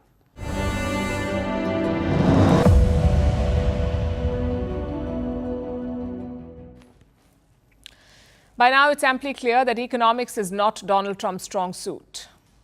But we can also tell you that geography certainly isn't. Yesterday, he was speaking to Italy's Prime Minister Giorgia Meloni about illegal immigration, about how people come to America from all over the world, even from a place called Congo. You may know that Congo is a country in Africa. In fact, there are 2 Congos, the Republic of Congo and the Democratic Republic of Congo, DRC. But President Trump says he doesn't know what a Congo is. It's not the first time he has messed up countries either. Take a look at this. Many people come from the Congo. I don't know what that is, but they came from the Congo. And all over the world they came in.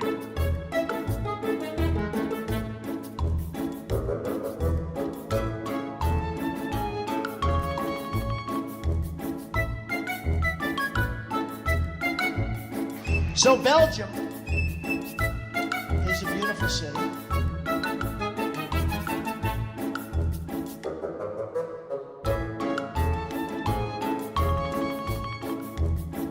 I'm greatly honored to host this lunch, to be joined by the leaders of Côte d'Ivoire, Ethiopia, Ghana, Guinea, Nambia. This is an island surrounded by water, big water, ocean water.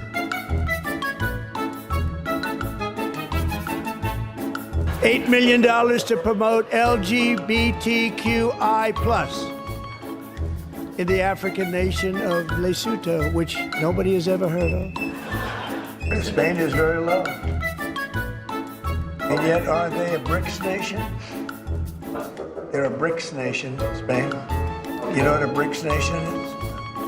You'll figure it out. Now it's time for Vantage Shots, images that tell the story. Filipino Catholics nailed themselves to wooden crosses on Good Friday. The world's first humanoid robot half marathon is to kick off in Beijing, and blooming cherry blossoms transform German streets. Finally, we are taking you back in history. On this day in 1980, Zimbabwe gained independence from the UK after 90 years of colonial rule. The country was briefly ruled by a white minority in the 1960s and 70s, but a civil war ended in complete independence. We're leaving you with that. Thanks very much for watching. Have a great weekend.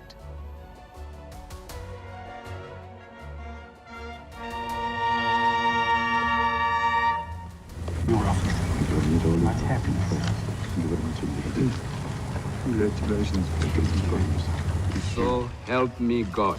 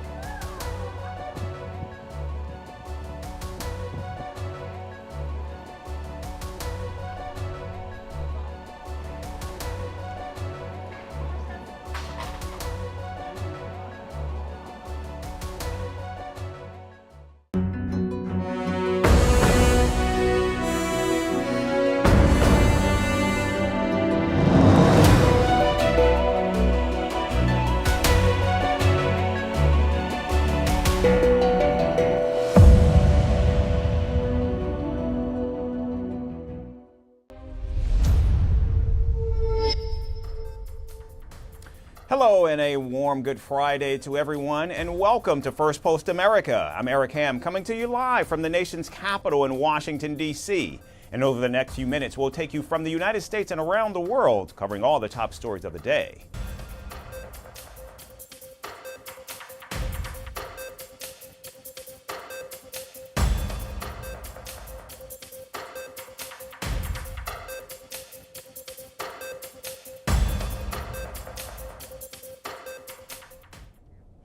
We begin in the Middle East, where the U.S. military launched airstrikes on an oil port in Yemen on Thursday, killing nearly 75 people and injuring hundreds more. The fresh round of strikes are one of the deadliest since Washington escalated its military campaign against the Houthis just last month. Washington says the strikes were carried out on the Ras Isa fuel port located in the Hodeidah Governorate along the west coast of Yemen on the Red Sea. The port hosts an oil pipeline crucial to the country's infrastructure and most of Yemen's imports and its humanitarian aid also pass through this port. The United States says the air attack was aimed at cutting off revenues to the Iran-backed Houthis, as the port is reportedly their source of illicit profits. The objective of these strikes was to degrade the economic source of power of the Houthis, who continue to exploit and bring great pain upon their fellow countrymen. This strike was not intended to harm the people of Yemen, who rightly want to throw off the yoke of Houthi subjugation and live peacefully. Now, according to Houthi-run media network, all those killed in the strikes were workers at the port. And reports say the air raid drew widespread criticism across Yemen due to the civilian deaths and the strategic importance of the port. The U.S. also conducted overnight strikes earlier this week, killing at least 7 in the west of the capital, Sana'a. And the ongoing U.S. strikes have now triggered protests in Yemen, with thousands of protesters taking to the streets in Sana'a last week. The Yemeni people took to the streets today to deliver a message to the world that the aims of the American and Israeli enemies by their aggression against the Yemeni people to terrify, scare and subjugate the Yemenis have failed and will fail. These Yemeni people took to the streets in millions to tell the arrogant in this world that we don't break and we don't lose because we have a relationship with God. We rely on God and gain our strength from God. Therefore, no tyrant power in the world can conquer them because they get their strength, confidence and help from God. Now, since March 15th, the U.S. military has struck oil refineries, airports, and weapons sites in its near-daily strikes attacking Houthis across Yemen. President Donald Trump has vowed to use overwhelming force to paralyze the Iranian proxy group and stop them from targeting shipping in the Red Sea and the Gulf of Aden. Going to stop the Houthis, which were making tremendous, they like shooting ships down and out of the water, sinking ships. They get a kick out of it, but they're not getting such a kick out of it now, are they? Meanwhile, the Houthis, who are acting in support of Hamas in Gaza, have retaliated with drone attacks on American warships and missile attacks on Israel, none of which have caused major damage but risk a wider regional war. And now shifting focus to the United States, where a deadly shooting took place at Florida State University in Tallahassee on Thursday, leaving 2 people dead and 6 others injured. The alleged gunman, a 20-year-old Phoenix Ickner, a student at FSU, opened fire near the Student Union building around lunchtime. Authorities said the 2 deceased were adult males who were not students, and 5 of the injured suffered gunshot wounds. At approximately 11:50 a.m. Thursday, April 17th, a gunman opened fire on the main campus of Florida State University in Tallahassee, shooting multiple individuals in the vicinity of the Student Union building. 2 victims of deceased are deceased, and 5 individuals have been transported to a local hospital with gunshot wounds. The shooting caused chaos on campus as students and faculty received alerts to shelter in place. Witnesses reported hearing multiple rounds of gunfire and seeing people running from the Student Union.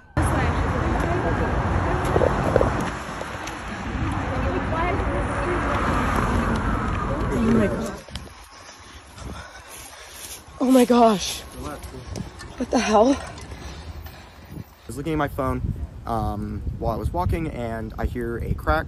I immediately knew this to be a gunshot. And as soon as I heard that, obviously, look up, it got my attention. There was a brief pause, and then I hear about 5 to 6 and 6 to 8, a handful of follow-up shots in quick succession.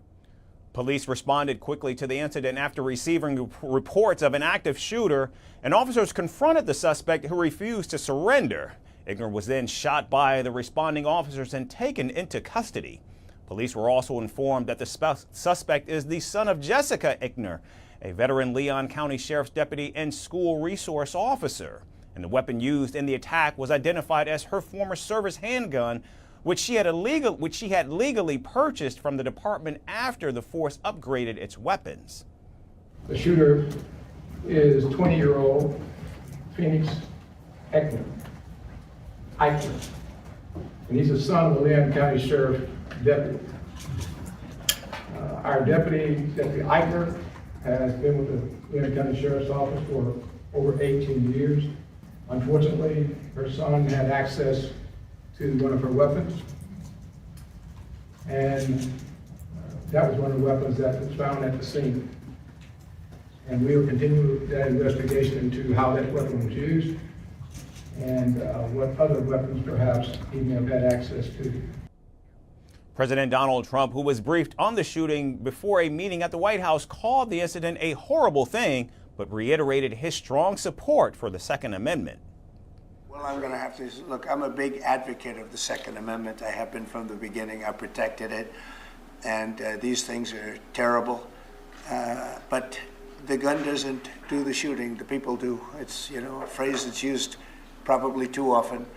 I will tell you that it's a shame. I'm just hearing about it now.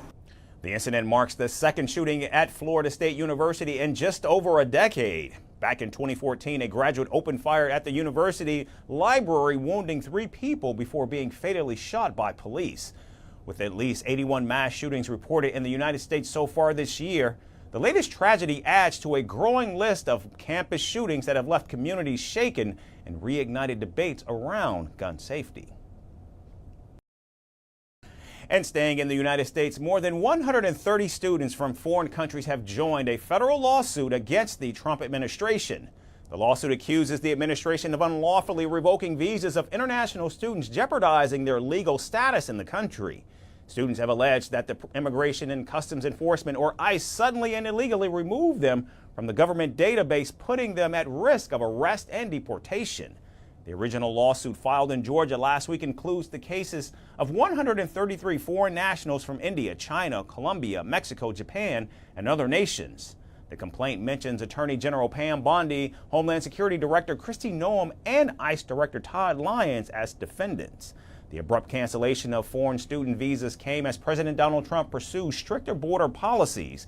And this year, the federal government has revoked the visas of at least 1,000 overseas students at more than 130 schools as part of its crackdown on immigration and anti-Semitism. Now, this has prompted other students across campuses to find out if and why their visas have been revoked for little to no reason. The Georgia lawsuit argues that the Trump administration lacks justification as to why the visas of these foreign students were in fact revoked. Notably, visas can be canceled for several reasons. However, colleges say some students were singled out over minor offenses like traffic violations and shoplifting. Experts say the lack of clarity over what is leading to visa revocations can create a sense of fear among students. The very public actions that are being taken by the Immigration and Customs Enforcement and the Department of Homeland Security around some of these students, where they are removing these students from their homes or from their streets. That's not usually done unless there is a security issue when a student visa is revoked. The threat of this very quick removal is something that's new. Some high-profile cases, including the detention of Columbia University graduate student Mahmoud Khalil, who was a legal permanent U.S. citizen through a green card, and the White House argued that it should be allowed to deport foreign nationals involved in pro-Palestinian activism. Examine Marco Rubio and say, what are you talking about? This guy has never been convicted of a crime, never been charged with a crime, very peaceful person. His ideas are that threatening to the United States? And that's the position of the United States government, that Mahmoud Khalil's ideas are so horrible. His ideas that there should be a Palestinian state, his ideas that the United States is contributing to genocide in Gaza by the Israeli government. On Wednesday, President Trump also threatened Harvard University if it doesn't meet the demands of the federal government. Such threats and actions are only expected to grow a sense of anxiety among foreign students who might reconsider pursuing higher education in the United States. Washington is securing its land, seas, and skies like never before, but it seems like space too is on President Donald Trump's list. His ambitious Golden Dome missile defense shield plan is moving forward, and standing firm beside him is his billionaire buddy Elon Musk, as SpaceX leads the race to build America's critical satellite network. But Pentagon insiders do not seem very pleased. In fact, many have raised an eyebrow over Elon Musk's subscription-based model for satellite access, which is at the core of President Trump's mega shield plan. Our next report reveals how this high-stakes battle is unfolding behind closed doors. A new space race is quietly heating up within the United States. Not to land on the moon, but to defend its land and its people. President Donald Trump's ambitious Golden Dome is America's boldest defense gamble yet. A missile shield in the Earth's orbit, watching the skies day and night. And at the heart of it stands Trump's billionaire buddy Elon Musk. His company SpaceX has teamed up with Palantir and drone maker Anduril, and together they are leading the charge on this multi-billion-dollar project. 6 sources close to the plan revealed the inside story. Trump's January executive order labeled missile attacks the top threat. Now, even though his plan borrows its name and concept from Israel's Iron Dome, this one will stretch not just over the US but across the globe into the cold vacuum of space. The system is split into 2 powerful layers. First, up to 1,000 satellites will orbit the Earth, and their mission is to sense, track and follow enemy missiles. Then comes the second layer, 200 attack satellites, armed and deadly, fitted with missiles or lasers. They will shoot threats from the sky. At the moment, SpaceX is focused on the first stage, which is called the custody layer. Its satellites would track missiles, calculating if they threaten US soil. The preliminary cost for this satellite web is expected to be between $6 and $10 billion. But with hundreds of operational spy satellites already in orbit, SpaceX holds a crucial advantage, as many could be repurposed, saving time and money. But now comes the twist. SpaceX has also proposed a subscription model instead of selling the system. They plan rent to access it, meaning the government would pay for the use but will never own it. Even though it's fast and clever, it is equally controversial. Pentagon insiders worry this could lock them into private pricing, because what would start as a shortcut could turn into a costly trap. Meanwhile, interest in the Golden Dome project is massive. Over 180 companies have thrown in their names.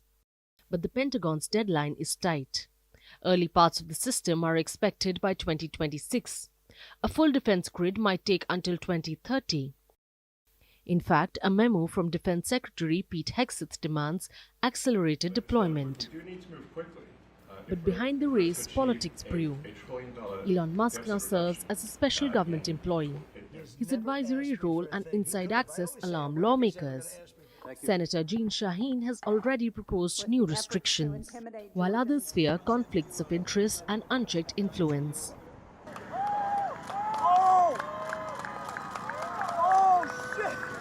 As the satellites rise, so do the stakes.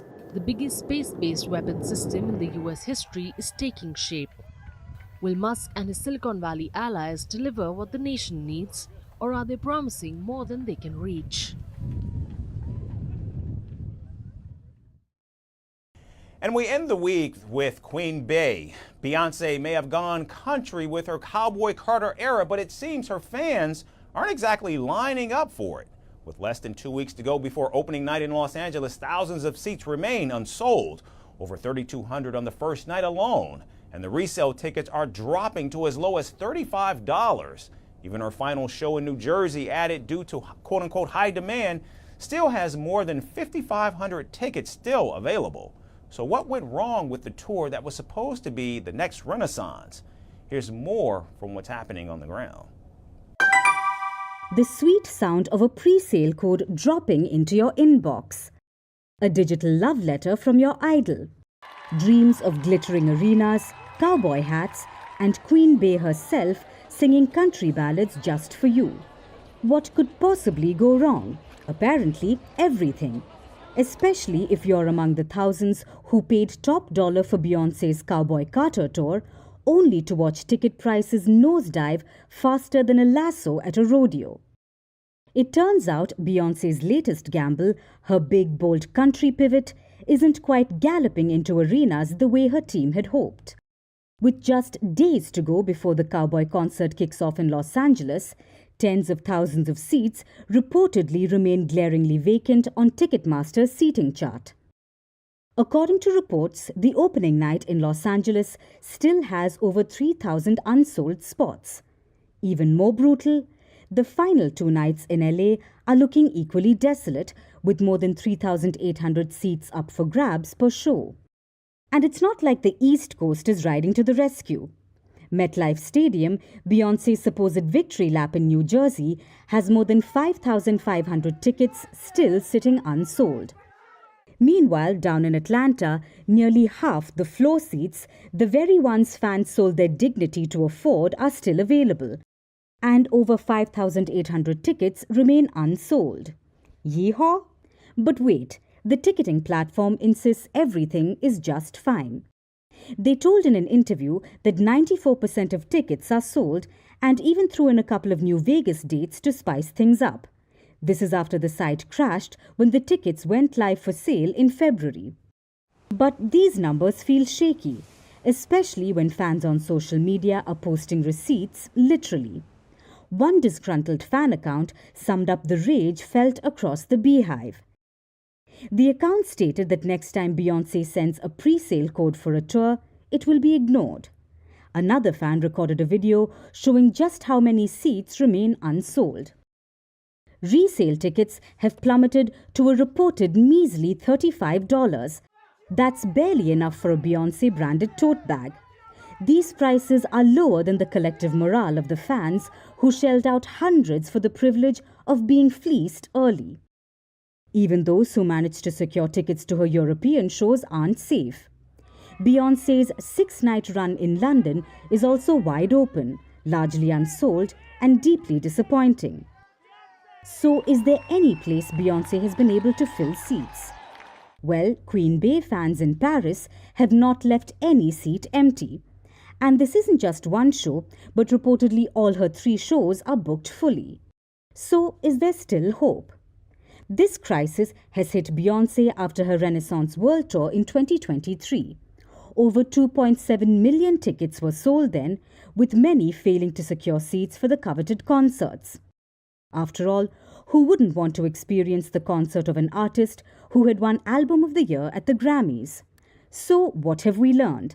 That even Queen Bey isn't immune to a stadium standoff. Sure, Beyoncé might still rake in over $325 million, but for the heartbroken beehive, this tour is less Texas Hold'em and more Texas Folded. That's our show for today. We certainly thank you so much for tuning in today and every day. We hope you have a great weekend, and we look forward to seeing you right back here next week.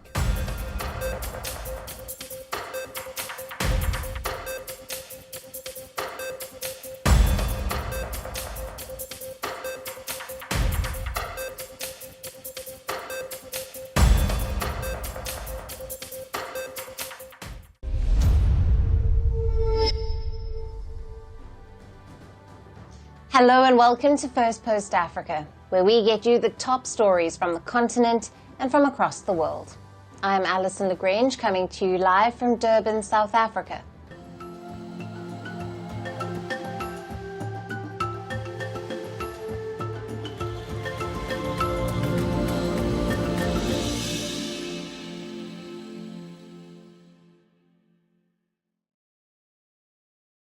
Hello and welcome. Our top focus is on the East African nation of Somalia. In a joint operation, Somali and US forces have targeted Al-Shabaab terrorists. Now, according to the Somali government, at least 12 members of Al-Qaeda-linked group have been killed in the strikes. The offensive was carried out on Adanyabal, a district which is 220 kilometers north of the capital of Mogadishu. The target site was a terrorist hideout, and among the dead are senior members of Al-Shabaab. Now, the coordinated airstrike came just hours after Al-Shabaab terrorists attacked Adanyabal in pre-dawn raids. The district holds strategic importance because it's where Somali forces plan counter-terrorism campaigns. The town sits on key roads that link the Somali capital to other parts of central Somalia. It acts as a launch pad for Somali forces and holds a key place for the planning and defense. The second US-Somalia strike targeted 2 boats in Somalia's territorial waters. Both of these vessels were carrying weapons for al-Shabaab. The government says that everyone on board was killed. Elsewhere around the city of Baidoa in the southwest, Somali troops and their allies killed 35 terrorists. Al-Shabaab remains one of the most pressing security threats for the East African nation. Its goal is to topple the Somali administration and to replace it with an Islamist state. Renewed attacks by the group have raised serious concerns. Last month, Somalia's president narrowly escaped an assassination attempt. A bomb detonated in the capital, Mogadishu, just moments after his convoy had passed. A big explosion rocked Mogadishu's Hamar Jajab district, especially the Horseid neighborhood. People whom we know and others we don't know were killed in the bomb attack. It is a deplorable incident, and we don't want it to happen again. I have heard between 7 to 8 people were killed in the attack. For nearly 2 decades, al-Shabaab has been waging a violent fight to overthrow the federal government. The group has carried out deadly bombings, attacks, and regular assassination bids across much of Somalia. Now, foreign forces have played a crucial role in Somalia's fight against al-Shabaab. The United States and the European Union have trained Somali special forces, supplied weapons, and have shared critical intelligence to boost security operations. But the US, under President Donald Trump, expressed growing concern over al-Shabaab's battlefield gains, as the al-Qaeda-linked group continues to threaten regional stability. As security risks grow in Somalia, the Trump administration is reportedly divided over counter-terrorism operations in the country. Some US officials have suggested shutting the American embassy in Mogadishu and even pulling out troops. Peacekeepers of the African Union had helped Somalia to offset al-Shabaab back in the years between 2022 and 2023. But as al-Shabaab regains ground and US officials debate a pullback, how can Somalia continue its fight? Now, for more on this, we have with us Dr. Oluwale Ojewale, the Regional Coordinator for Central Africa at the Institute for Security Studies in Dakar. Thank you for being with us. Thank you so much for having me. Now, Doctor, why is Adanyabal considered such a critical location for both Somali government and for the al-Shabaab? And how does its control impact the broader counter-terrorism strategy in central Somalia? Yes, thank you so much. Adanyabal is significant for at least 2 reasons. One is the fact that it is situated in central Somalia, which makes it a critical transit point and logistical hub. Its location also allows control over major supply routes and movement corridors, especially for both military operation and even the commercial engagement that takes place around that corridor. The second reason will be something that I would describe as a strategic advantage, in that the region's control can provide a strategic advantage in terms of intelligence gathering, because when you look at the nature of activities that is also going on in that place, it shows that governments and its foreign partners must be interested in that region, at least for surveillance and for operational planning. And that will allow the controlling force to monitor movement of even al-Shabaab and other armed groups that may want to infiltrate or cause havoc in that region. So the one is geography, the strategic location of that environment.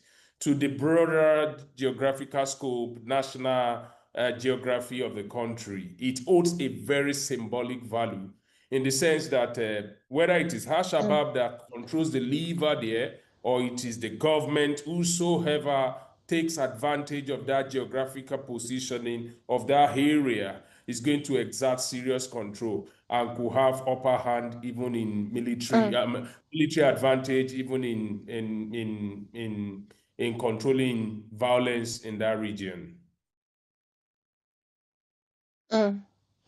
Right. And Doctor, what does the recent well-coordinated airstrike reveal about the level of real-time intelligence sharing and operational coordination between the U.S. forces and the Somali troops? Well, I think if we look at, I think the result speaks for itself.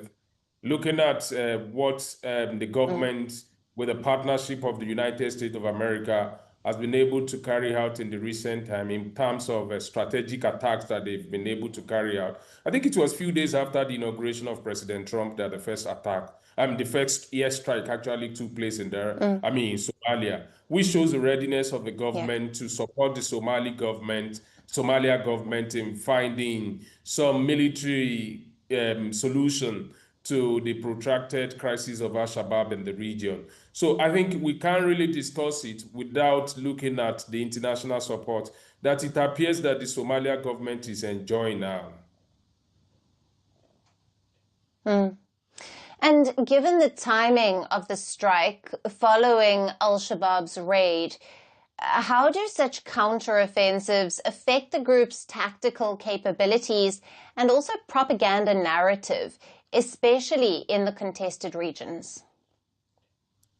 Well, I would say at this point that it is very important that if international forces really want to support Somalia, they should put their feet on the ground and to a reasonable extent degrade this Al-Shabaab to a significant degree, because this their sophistication on a regular basis, year in, year out, and the lethality of the attack that they're actually carrying out makes it look like a situation of one step forward and 2 steps backward.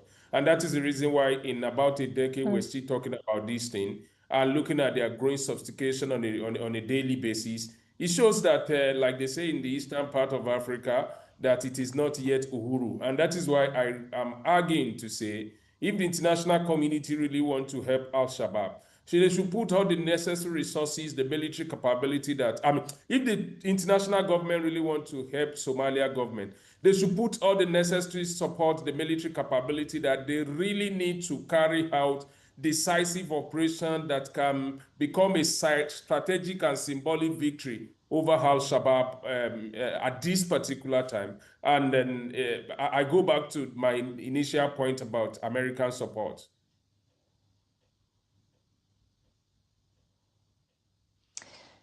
Doctor, thank you very much for being with us on Firstpost Africa and for your valued insights. Always great to have you on the show. Thank you so much for having me.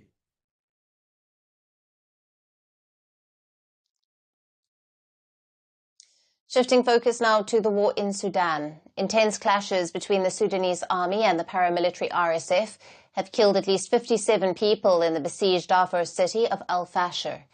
Now, reports say the latest clashes erupted after a fierce artillery barrage by the Rapid Support Forces, the paramilitary locked in a war for over 2 years against the rival regular army. Now, just days earlier, the RSF was accused of killing over 400 civilians in Al Fasher and nearby displacement camps. The RSF claims it has now taken control of Zamzam camp, one of the region's largest and currently gripped by famine. Nearly 400,000 people have since fled the area. Now, reports suggest that the RSF is now using Zamzam as a strategic staging ground for a full-fledged assault on Al Fasher. Darfur region, and specifically the city of Al Fasher, has emerged as the new epicenter of the Sudan war. The city is the last major stronghold in Darfur under Sudanese army control.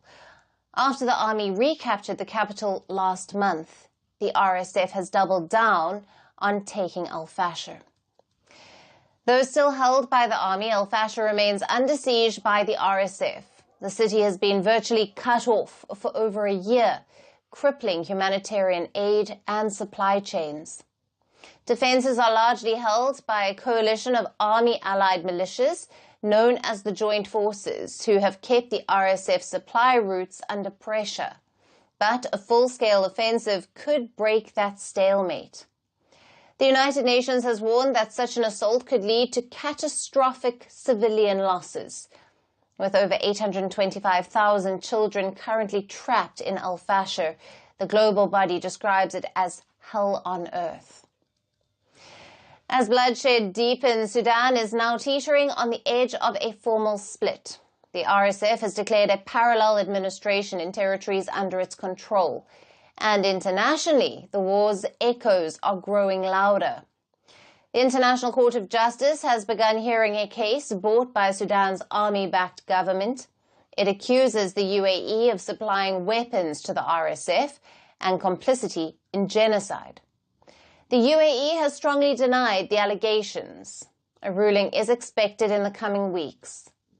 Meanwhile, the global summit in London, marking 2 years of the conflict, failed to achieve consensus. The warring parties were not invited, and diplomatic fissures between Egypt and the UAE stalled a joint communique. As Al Fasher braces for what could be a decisive battle, the stakes could not be higher. For the Sudanese army, it is the last holdout in Darfur. For the RSF, it is the final push toward regional dominance. But for civilians, it's a daily fight for survival until the guns fall silent.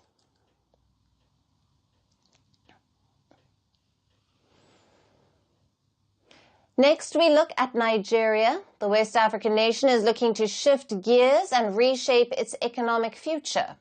Nigeria has signed a new agreement with South Africa, and the two countries will work together in the mining sector. This deal is part of Nigeria's plan to reduce its reliance on oil and grow other sectors of its economy. Nigeria has rich deposits of critical minerals like gold, iron ore, lithium, and zinc. But many of these resources remain untapped or underused. The agreement sets out a 2-year work plan. Both countries will share mining data, use drones to map minerals, and to develop energy and agriculture-related minerals. Now, South Africa brings valuable experience to the table.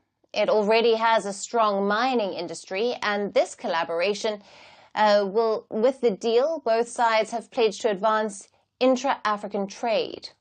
Nigeria has over 3 billion tons of iron ore, about 10 million tons of lead and zinc spreading across states, and the country's lithium reserves value at a staggering $34 billion.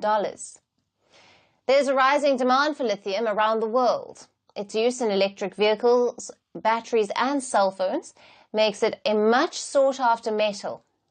For Nigeria, this is about more than just mining. It's about creating jobs and strengthening the economy, building local industries and attracting foreign investment. It's a critical mineral and must be delineated as such. And policy must be derived to regulate its exploitation and its exports. But I think more than that, there should be clear regulatory policies on the exploitation, and there should be an investment from government in developing a full exploration data that will make for further investment from interested parties globally.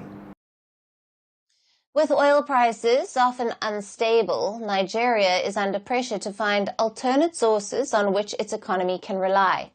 For decades, it has depended on crude oil. About 90% of its exports earnings come from that. But its oil reliance comes with its own risk. Global crashes, pollution, and lack of job creation in other fronts. As a result, when oil prices fall, the country's economy feels a shock. Now, later this year, Nigeria is also set to host a mining investment conference in the capital of Abuja. Now, this event is called the Nigeria Mining Week and is aimed to attract mining companies and foreign investors. As Nigeria bets on a different future, it remains to be seen if it can actually turn its underground riches into lasting prosperity.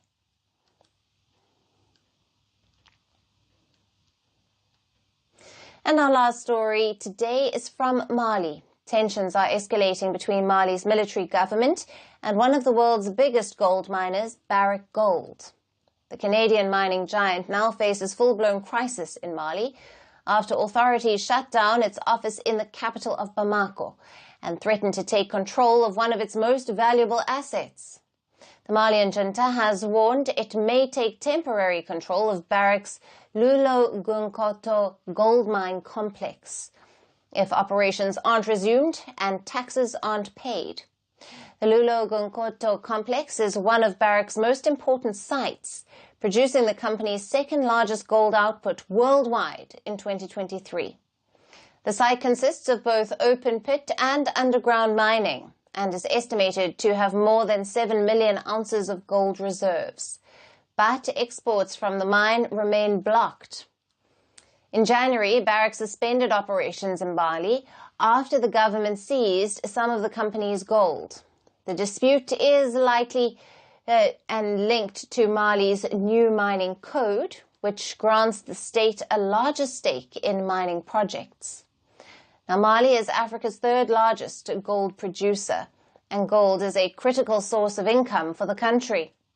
But since Mali's 2021 coup, tensions with foreign miners have been rising as the junta demands a greater share in gold mines. Canadian firm Barrick Gold has been at the center of it. 4 Malian employees of the company have been in detention since November of last year. The Malian authorities also issued national arrest warrants in December for the company's South African CEO and the complex's Malian general manager on allegations of money laundering. The firm has also paid Mali around $85 million as part of the ongoing negotiations. This week, Barrick announced that it had reached a tax agreement with the Malian government and it was ready to resume operations immediately. But with the government shutting down its Bamako office and the mine still at risk of takeover, the dispute remains unresolved. Can Barrick and the junta find common ground, or will Mali's widening war with foreign miners escalate? And that's it on the show for today. We will see you again at the same time on Monday. Thank you for watching, and goodbye.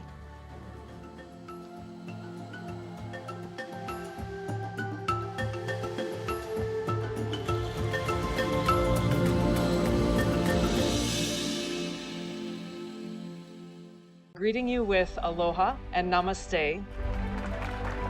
I love India. Presence, occupation of a territory by another country pertains to India, what we saw in Kashmir. How do you see Trump's America? Yes, the current administration behaves differently from the previous administration.